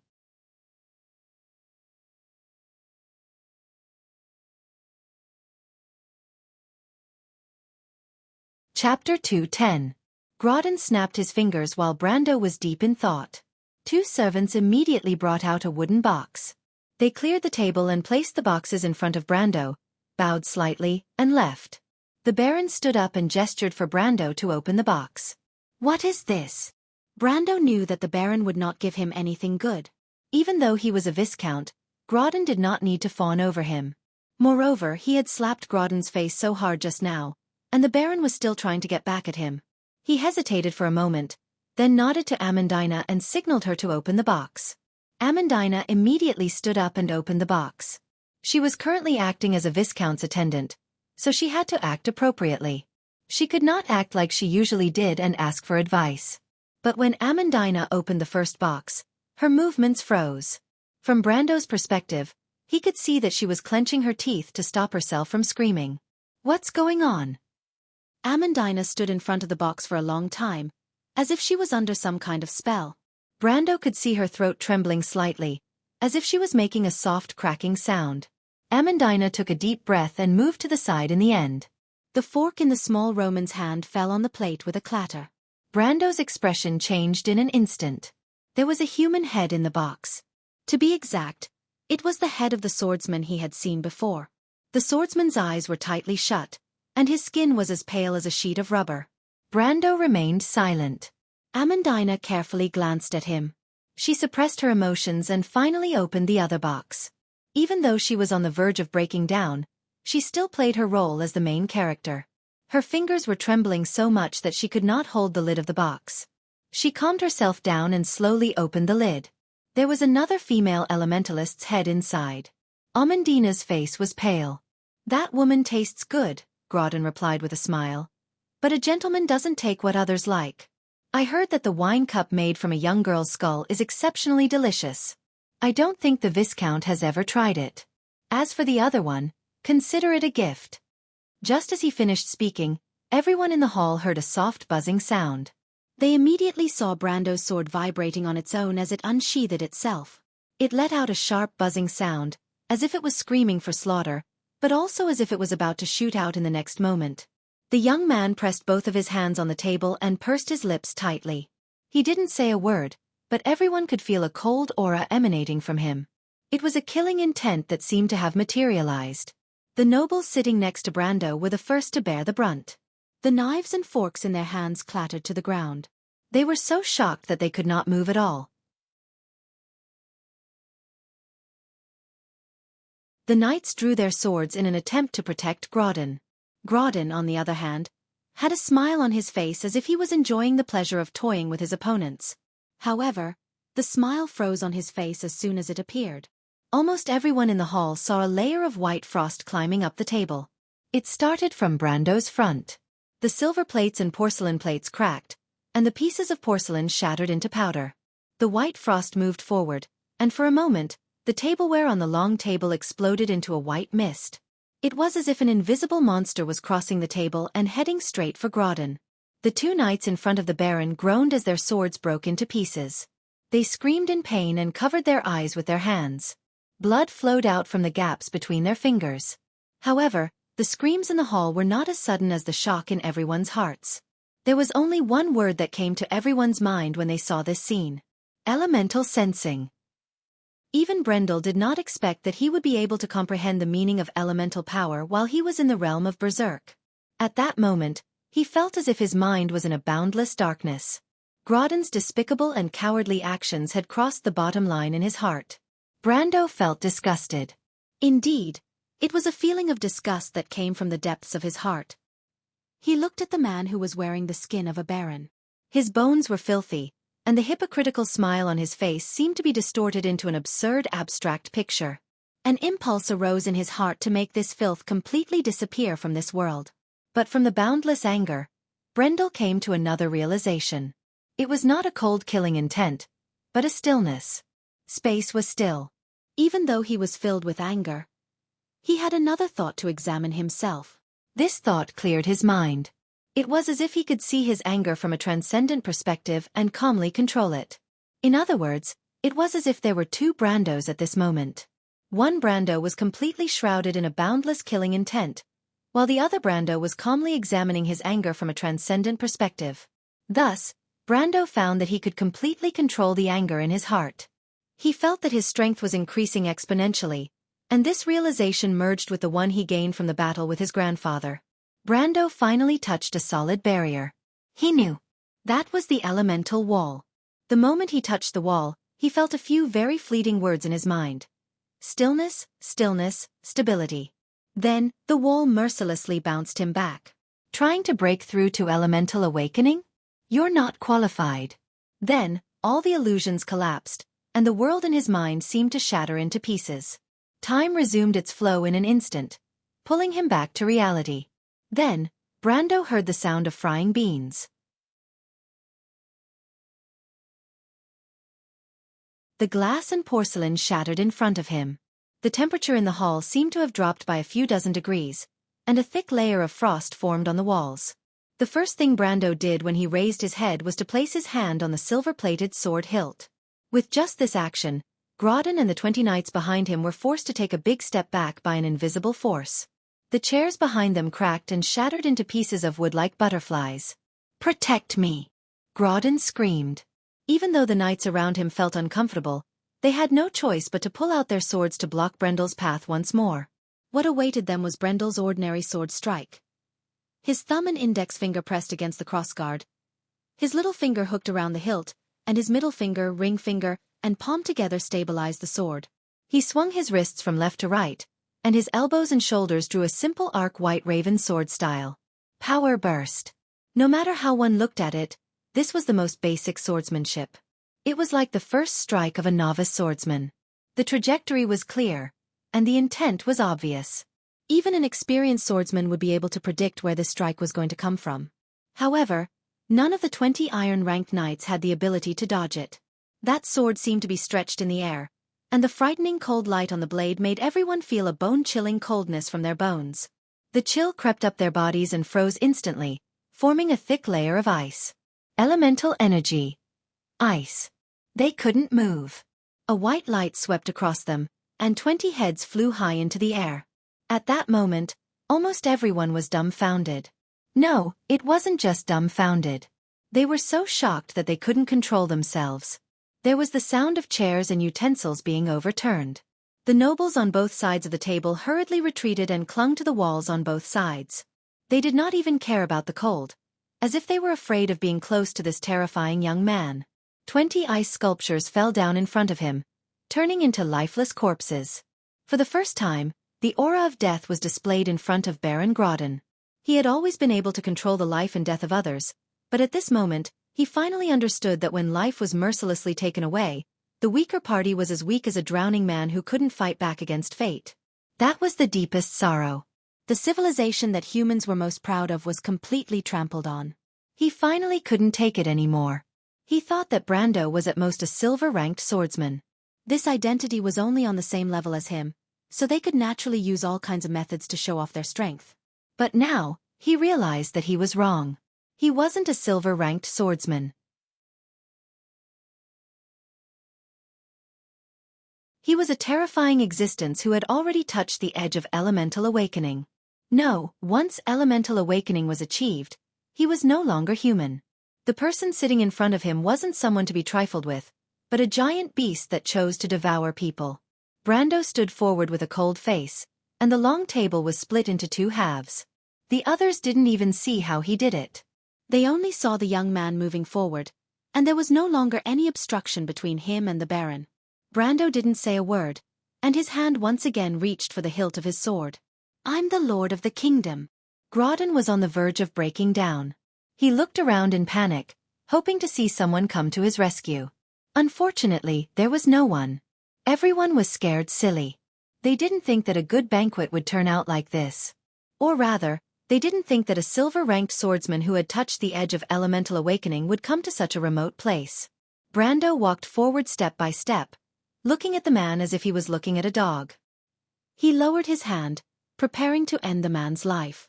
But at this moment, Brando felt a hand on his. He was slightly startled and turned his head to see Scarlet holding her halberd, looking at him with her amber eyes. "Scarlet." The girl with the red ponytail looked at him and shook her head. P.S. For those who feel that the plot is not coherent, please continue reading.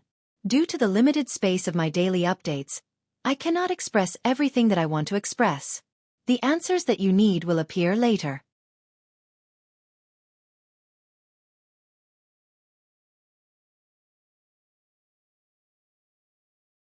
Chapter 211.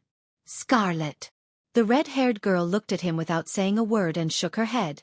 When she raised her head, Brando saw something in her bright amber eyes. He turned around and saw an uninvited guest standing in the corridor on the 2nd floor of the hall. Or rather, it was there all along, but he didn't notice it before. The tall skeleton held an axe in its hand, its body covered in old bronze armor. Its cracked jaws were slightly open, and the crack on its skull seemed to be mocking him. Cabias looked at him from above, the dark yellow flames in its eye sockets flickering. It recognized the young man that it saw from afar during the battle at Fortress Reden. "Viscount Tingen?" Cabias spoke with a hoarse voice. "How have you been since we parted at Fortress Reden?" "Moderare." Brendel ground out the words through gritted teeth. "Madara's undead. Why are they here?" The young man looked at Grodin coldly, his mind spinning rapidly as he asked coldly, "Since when did Madara and Erewhon's nobles become like family?" "As time passes, all life will turn to dust. In this world, only benefits remain unchanged, Viscount." Cabias replied in a low voice. Its answer confirmed Brando's suspicions that Grodin was in cahoots with Madara. But what do they want? Brendel raised his head and saw the tall skeleton's battle axe slanted between him and the despicable Baron. If he made a move, Cabias would not just stand by and watch. This one-eyed Tarkus's general, the Lord of the Dark Kingdom, was at least a gold-ranked warrior. On the other hand, he had only just touched the edge of the gold rank. Although the outcome of the battle was still unclear, it would not be difficult for the other party to stop him from killing someone right under his nose. Tarkus did things step by step and was known for his cautiousness. With Cabias here, there was no way he wouldn't provide support. Brando turned around and saw a pale young man in a grey robe walking out from the shadows. It was Rothko, another familiar face. Brando remembered the first time he met him in Bucci. He was just a lowly undead wizard apprentice, but now there were two purple flame emblems on his collar. A mid-ranked undead wizard. Brando fell silent and looked at Baron Grodin, who was not far away. The middle-aged man had also regained some of his composure from his earlier panic. The middle-aged man supported himself with one hand on the wood shavings and forced himself to remain calm. However, the bulging blood vessels under his greenish-gray skin exposed his inner nervousness. But Brendel's sword flickered, and a faint light shone from the silver blade into his eyes, causing him to shrink back slightly. Grodin realized that he was being toyed with. He was furious, but he did not show it on his face. "I didn't expect someone to sell their soul to the devil," Brando replied coldly. "You rotten skeletons are here to save this bastard's life, am I right?" Grodin seemed to have regained some of his confidence from his ally. He gritted his teeth like a wild beast and said in a low voice, "Young man, you can talk as much as you like. But you should know that even if you don't rely on me, Madara's allies, do you dare to go against the Ranner family? Because of a momentary dispute, it will inevitably lead to a war between two families. In the end, Viscount Tingen, I believe your family won't allow you to neglect your duties to such an extent." Before he could finish, he was interrupted by Brando's cold snort. It was as if the temperature in the hall had dropped by a few degrees, and the air was so cold that it felt as if there were ice shards in the air. Other than the undead, almost everyone in the hall couldn't help but shiver. Grodin froze, and the rest of his words were stuck in his throat forever. It was as if he would never understand that he was wrong from the start. Brando was just an imposter. In fact, the young man's killing intent had already been ignited. He raised his sword and thrust it towards Grodin's throat like a silver thread. Grodin was stunned. He did not expect Brando to attack without warning. This was not normal. For a moment, Grodin was stunned and did not know how to dodge. If it wasn't for a heavy axe that fell from the sky and blocked Brando's sword, he would have been a corpse on the spot. "I think I've said before," Cabias's bony hands gripped the handle of his axe as he looked down at the young man. "Baron Grodin is an important ally of ours. We can't just hand him over to you so easily." "I'm sorry, but you didn't say that," Brando retorted, and both of them took a step back at the same time. Brando activated Strength Burst, and both of them took 3 steps back. Neither of them had the upper hand. "Young man, it's time for you to retreat." Cabias used his axe to support himself on the ground, then raised his head and said, "Madara and Erwin have already stopped fighting. Why do you have to start a war between you and the Baron?" With such a large commotion in the hall, there's no way the guards outside didn't notice. "Aren't you worried about the servants you left in the courtyard?" Brando's expression darkened, and he was about to attack again. "Mr. Brando." But the red-haired girl grabbed his sleeve and gritted her teeth. Sanford and the rest of the Grey Wolves mercenaries were still outside. "Miss Amandina, do you also think that I shouldn't kill this scum?" Brando asked coldly. The noble lady was slightly startled, and only then did she recover from her momentary absent-mindedness. She looked at Grodin, who was sitting on the ground with an ugly expression. She wanted to stomp on his face to show that she was different from Grodin, but she managed to suppress the discomfort in her heart and replied, "Yes, Grodin. Grodin's face is a human." "My lord, this bastard is still the lord of the kingdom." Amandina's words had a hidden meaning.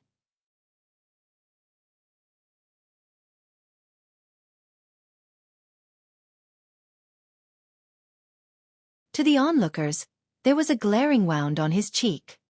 He touched his cheek in a daze, and when he looked down, his palm was stained with blood. The Baron of Erwin screamed like a pig being slaughtered. Cabias was unmoved. The tall skeleton did not need to turn around to know what Brando's attack would do. It was not Grodden's guard, and it was not worth it to attack him for a small wound. Moreover, it was good to teach him a lesson, so that the arrogant noble would not understand the relationship between them. It looked at Brando again. The young man lowered his hand and said coldly, "Keep your head, I'll come back for it next time." After saying that, he glanced around the hall. His cold aura forced everyone to take a step back. The young man looked back at Amandina and Scarlet, and walked out of the hall without saying a word. As soon as he turned around, the guards and heavily armored soldiers outside the hall who had heard the news immediately separated to two sides. What a joke. Most of them just happened to witness the scene of Brendel killing more than 20 knights with a single blow. Even if they did not see it with their own eyes, they still did not understand what kind of killing god this young man was from others. As long as he did not make things difficult for their lord, they would be thankful to the heavens, and would not dare to stop him. Grodden was angry and anxious. He wanted to order his subordinates to stop Brando, but when he thought of Brando's cold sword, he could not help but think of it. The Baron opened his mouth, but the words were stuck in his throat. If you want to know what will happen next, please go to www.chidian.com. There are more chapters. Support the author and support the original reading.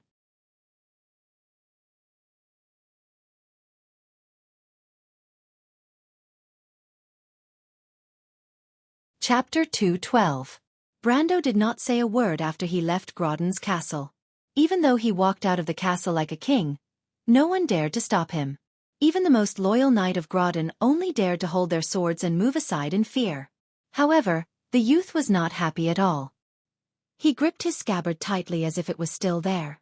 The scabbard creaked from the excessive force. Yes, but he still chose to compromise. It was not that he was afraid of Madara and Grodden's combined forces, but Scarlet's pleading gaze moved him. Just like how he could never become Makarov, he could never ignore Sanford and the other Grey Wolves mercenaries in the courtyard because of his anger. He understood that they were the only family and sustenance the girl had in this world. She had the right to do so. Even though he understood, he still felt suppressed and angry in his heart. Especially when even Amandina had tactfully objected to it. The youth could not help but feel a chill in his heart. He wanted to rebel against Erwin's rotten rules, but he realized that he did not have the ability to do so, and he did not even have the support to do so. He knew that Amandina wanted him to be part of the rules. Even though she did not say it explicitly, she did not hide her true intentions. Indeed, this was a better choice for him. But was it possible? Brando never thought that there would be a day when he would give up on his own ideas. If he retreated, he would have to give up everything. Even if there was a mountain of swords and a sea of fire in front of him, he had to be at odds with Grodden. Even though he knew that Madara's undead were on Count Ranner's side, he had to make this choice. He had already expressed his stance, and the rest could only be left to time to prove. Brando pursed his lips and did not say a word as he crossed the castle's drawbridge. But with the breeze of the afternoon, the pungent smell of blood wafted into his nostrils. Amandina's voice rang out behind him, and he heard a cry of surprise. Brando subconsciously raised his head, but at that moment, he was stunned. The familiar street in front of him seemed to stretch endlessly in his vision.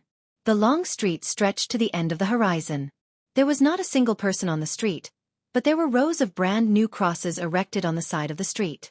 Rows of crosses with bloody corpses hung on them. Most of the corpses were dressed in adventurers' and mercenaries' clothes. There were also some who were poor people from the outer city. There were both men and women, but all that was left were lifeless corpses. Brando remembered that during the ancient times of Wonde, the local lords would hang the corpses of bandits on the crosses to warn those who continued their business. But at this moment, who was Grodden trying to warn? It wasn't just a warning to Grodden, but also to the adventurers and mercenaries in the city. Grodden wanted to use this incident to show them who was the true master of this land. A warning. Good. Brando took a deep breath and almost immediately turned around. But he clenched his teeth and endured it. But from the corner of his eyes, he saw a figure flashing by the side of the street. It's him. Brando's heart skipped a beat and immediately chased after him. He turned the corner of the street and followed him into a small alley. The familiar greenish-gray robe entered Brendel's eyes. The young lord hesitated for a moment, but the other party had already opened his mouth. Brando. Sir, am I right?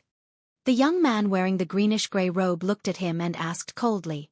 Brando recognized him as the acolyte he had met in the morning. He had a deep impression of him and naturally wouldn't forget him. He nodded his head. The young man didn't immediately open his mouth. Both of them sank into silence. Although the young man's face was cold, his eyes were filled with silent anger. After a short moment of silence, the young man finally opened his mouth. I remember you asked me if I wanted to take revenge. The young man's expression didn't change as he replied. If I tell you now, I want to. He raised his head and clenched his teeth. Sir, can you show me the way? Brando remained silent. This is also what the other people in the city think. The mercenaries and adventurers have already formed a grudge against Baron Grodin. The young man stared at him and continued. If Sir is willing, we are willing to serve you. The distance between them was less than 10 meters, but Brando shook his head. I still have the same question. Do you want to take revenge? The young man was startled. He hesitated for a moment before nodding his head. Then live well, Brando looked at him and replied. I promise you, but not now. Sir. Brando didn't say anything else. He turned around and walked out of the alley, just in time to see the others chasing after him. But when they saw the young man's gloomy face and the endless anger he was suppressing, the Nightsong Tiger and Sanford, who didn't know the truth, could only look at each other. The young man passed by them. Brando.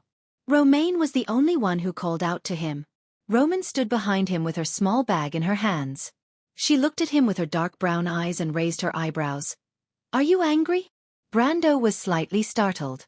He didn't want to say anything, but he couldn't bring himself to be angry when he looked at Romaine's face. He could only sigh and gently pat the girl's cheek. Thank you.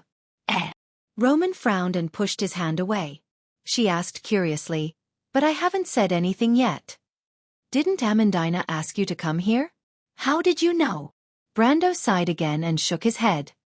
He turned his head to the other side, and sure enough, he saw the noble girl lifting her skirt to catch up with him. Are you angry with me? Amandina raised her head to look at him and whispered, My lord? You didn't do anything wrong, Amandina. Brando replied in a low voice. But you're still angry, my lord. Yes. Why? Amandina, you know that things in this world aren't as simple as black and white. You're right.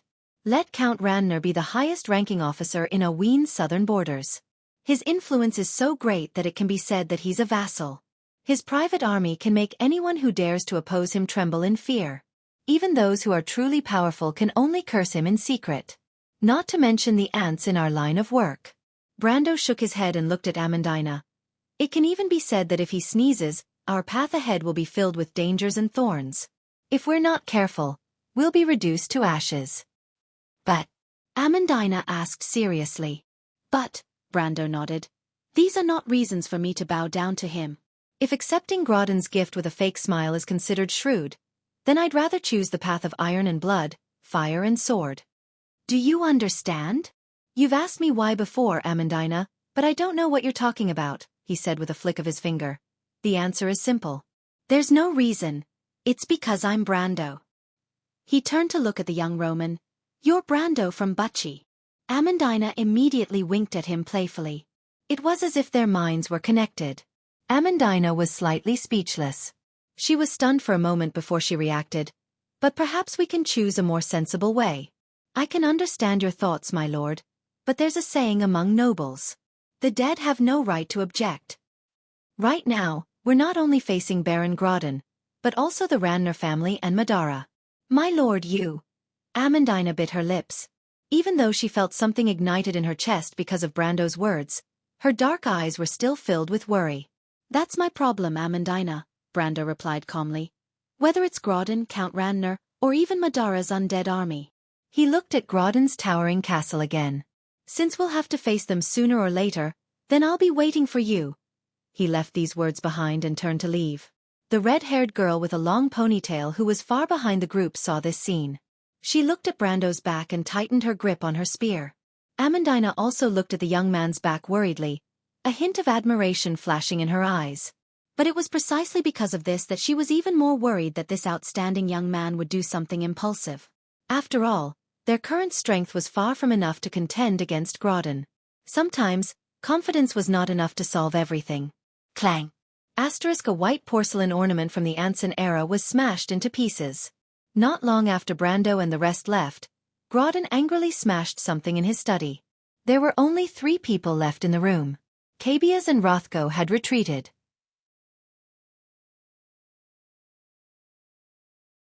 As undead, they naturally could not stay in the castle for long. The secret alliance with Madara was not a small matter. Of course, the consequences of revealing it to the public would not affect Count Randner at all. However, the reputation of colluding with the undead would not be good if word got out. Right now, Grodin was only left with his 2 male pets, which was why he could vent his anger without any qualms. Viscount Gaston, these northerners have gone too far. The Baron was in a state of hysteria. He had never been humiliated like this in his entire life. If not for the fact that the other party was too strong, he would have definitely taken their heads. Even if it meant going to war with another family, he would not hesitate to do so. Even though it would be difficult to explain to Count Randner, Grodin did not have the time to care about such details in his rage. Seeing him take 2 deep breaths, one of the male pets finally dared to approach him and whispered, "My lord, they have already left the castle. Why don't we just... P.S. I've been depressed for the past few days, and it's hard for me to write. I've been in seclusion for a few days, and I've finally cleared my mind today. I've broken through the barrier of the strong, and everything is clear before my eyes. I hope all the eunuch haters can scram now."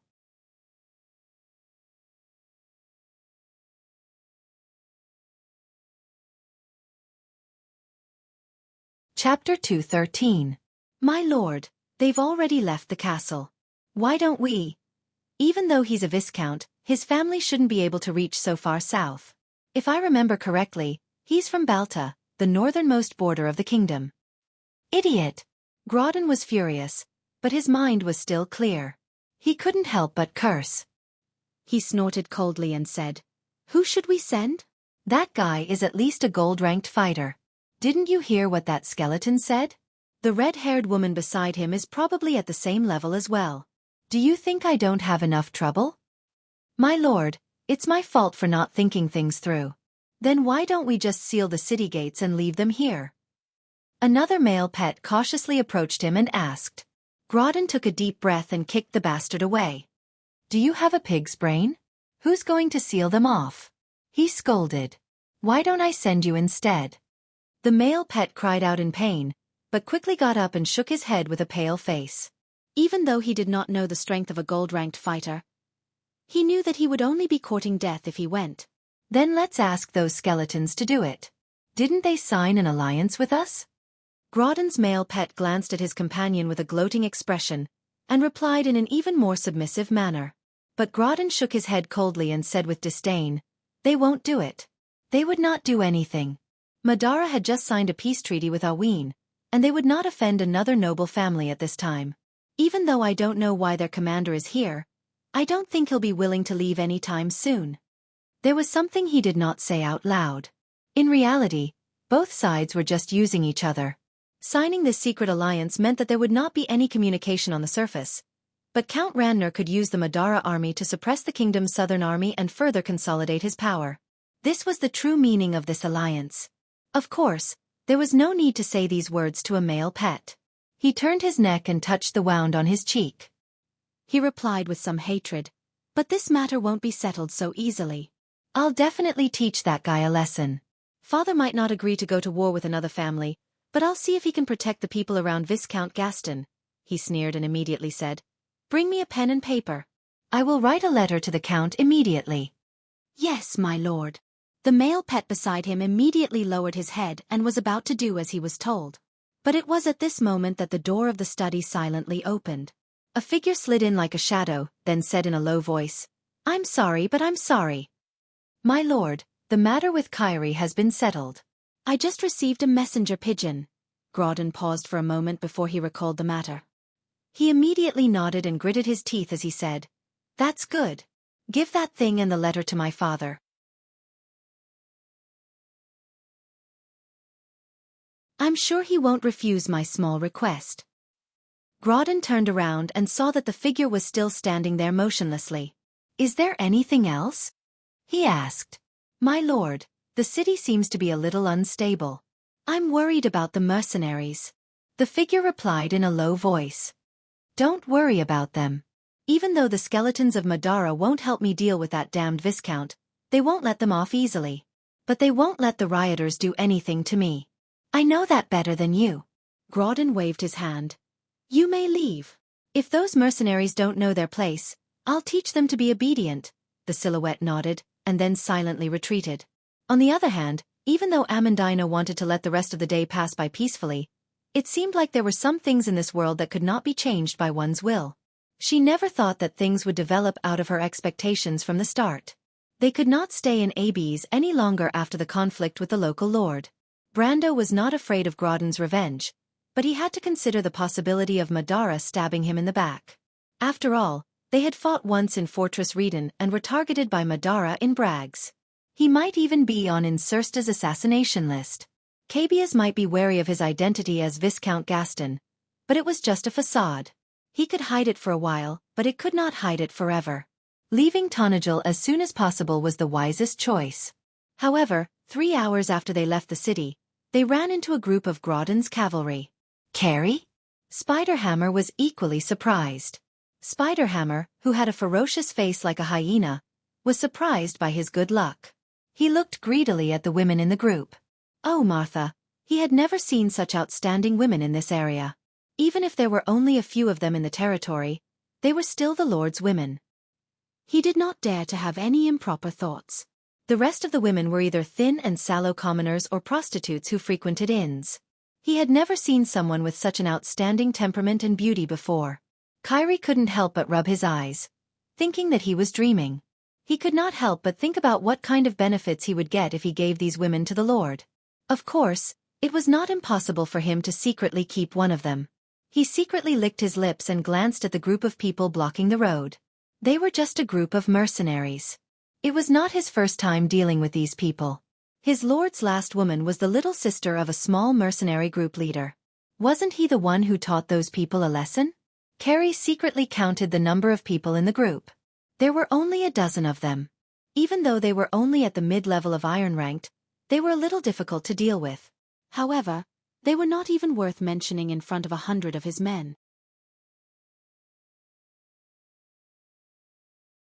Carrie could not help but think that this was a gift from the heavens.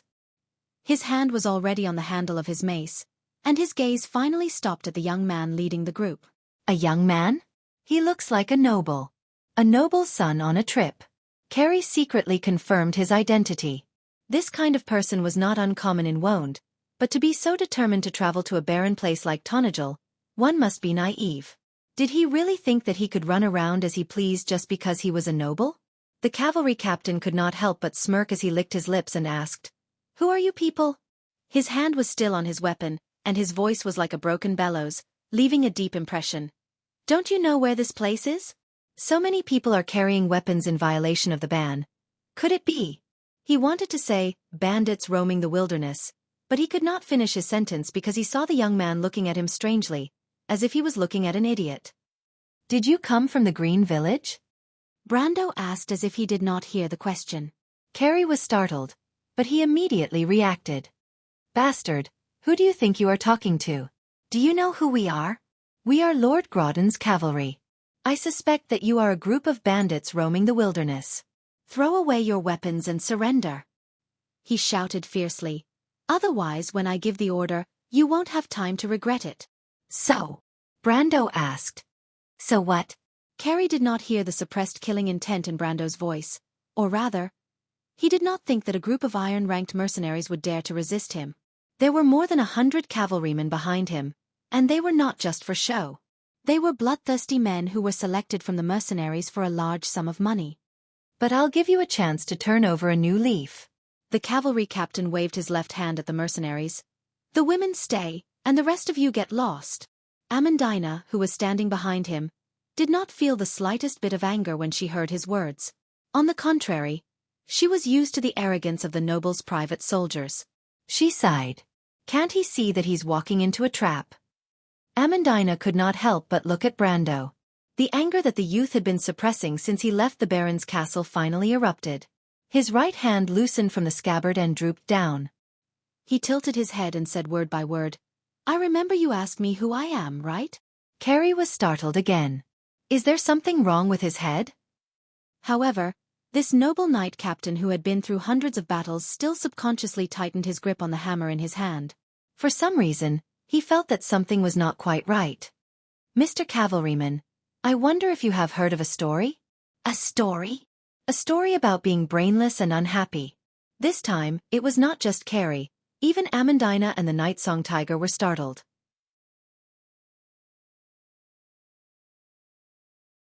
There were only a few famous bedtime stories in Wonde, but they had never heard of a story about being brainless and unhappy. What kind of name is that? While they were surprised, Carrie felt like his lungs were about to explode from anger. He subconsciously thought that he was being played, and could not help but reply fiercely, "I'm sorry, I've never heard of this story, and I'm not interested in these children's stories." He gritted his teeth and said, "Don't try to stall for time, I'll count to 3, and this is your last chance." He turned his horse around and shouted, "1." But Brando shook his head. "There's no need to count." He raised his head and said, "What I want to say is, my name is Unhappy." He raised his hand, and everyone only saw a flash of a figure, followed by the crisp sound of bones breaking. The cavalry captain who had his neck broken maintained his shocked expression for the last moment, and fell off his horse with a bang. P.S. I'm also very unhappy in the face of a brainless person. If I'm unhappy, my thoughts won't be clear. If I'm some kind of troll, not only will I not read the original version, I won't even read the pirated posts. I'll be trolling while reading, and I'll be proud to accept it. You're tuning in to the Wisdom Diary YouTube channel. Don't forget to subscribe and join us on this journey to catch the most captivating stories.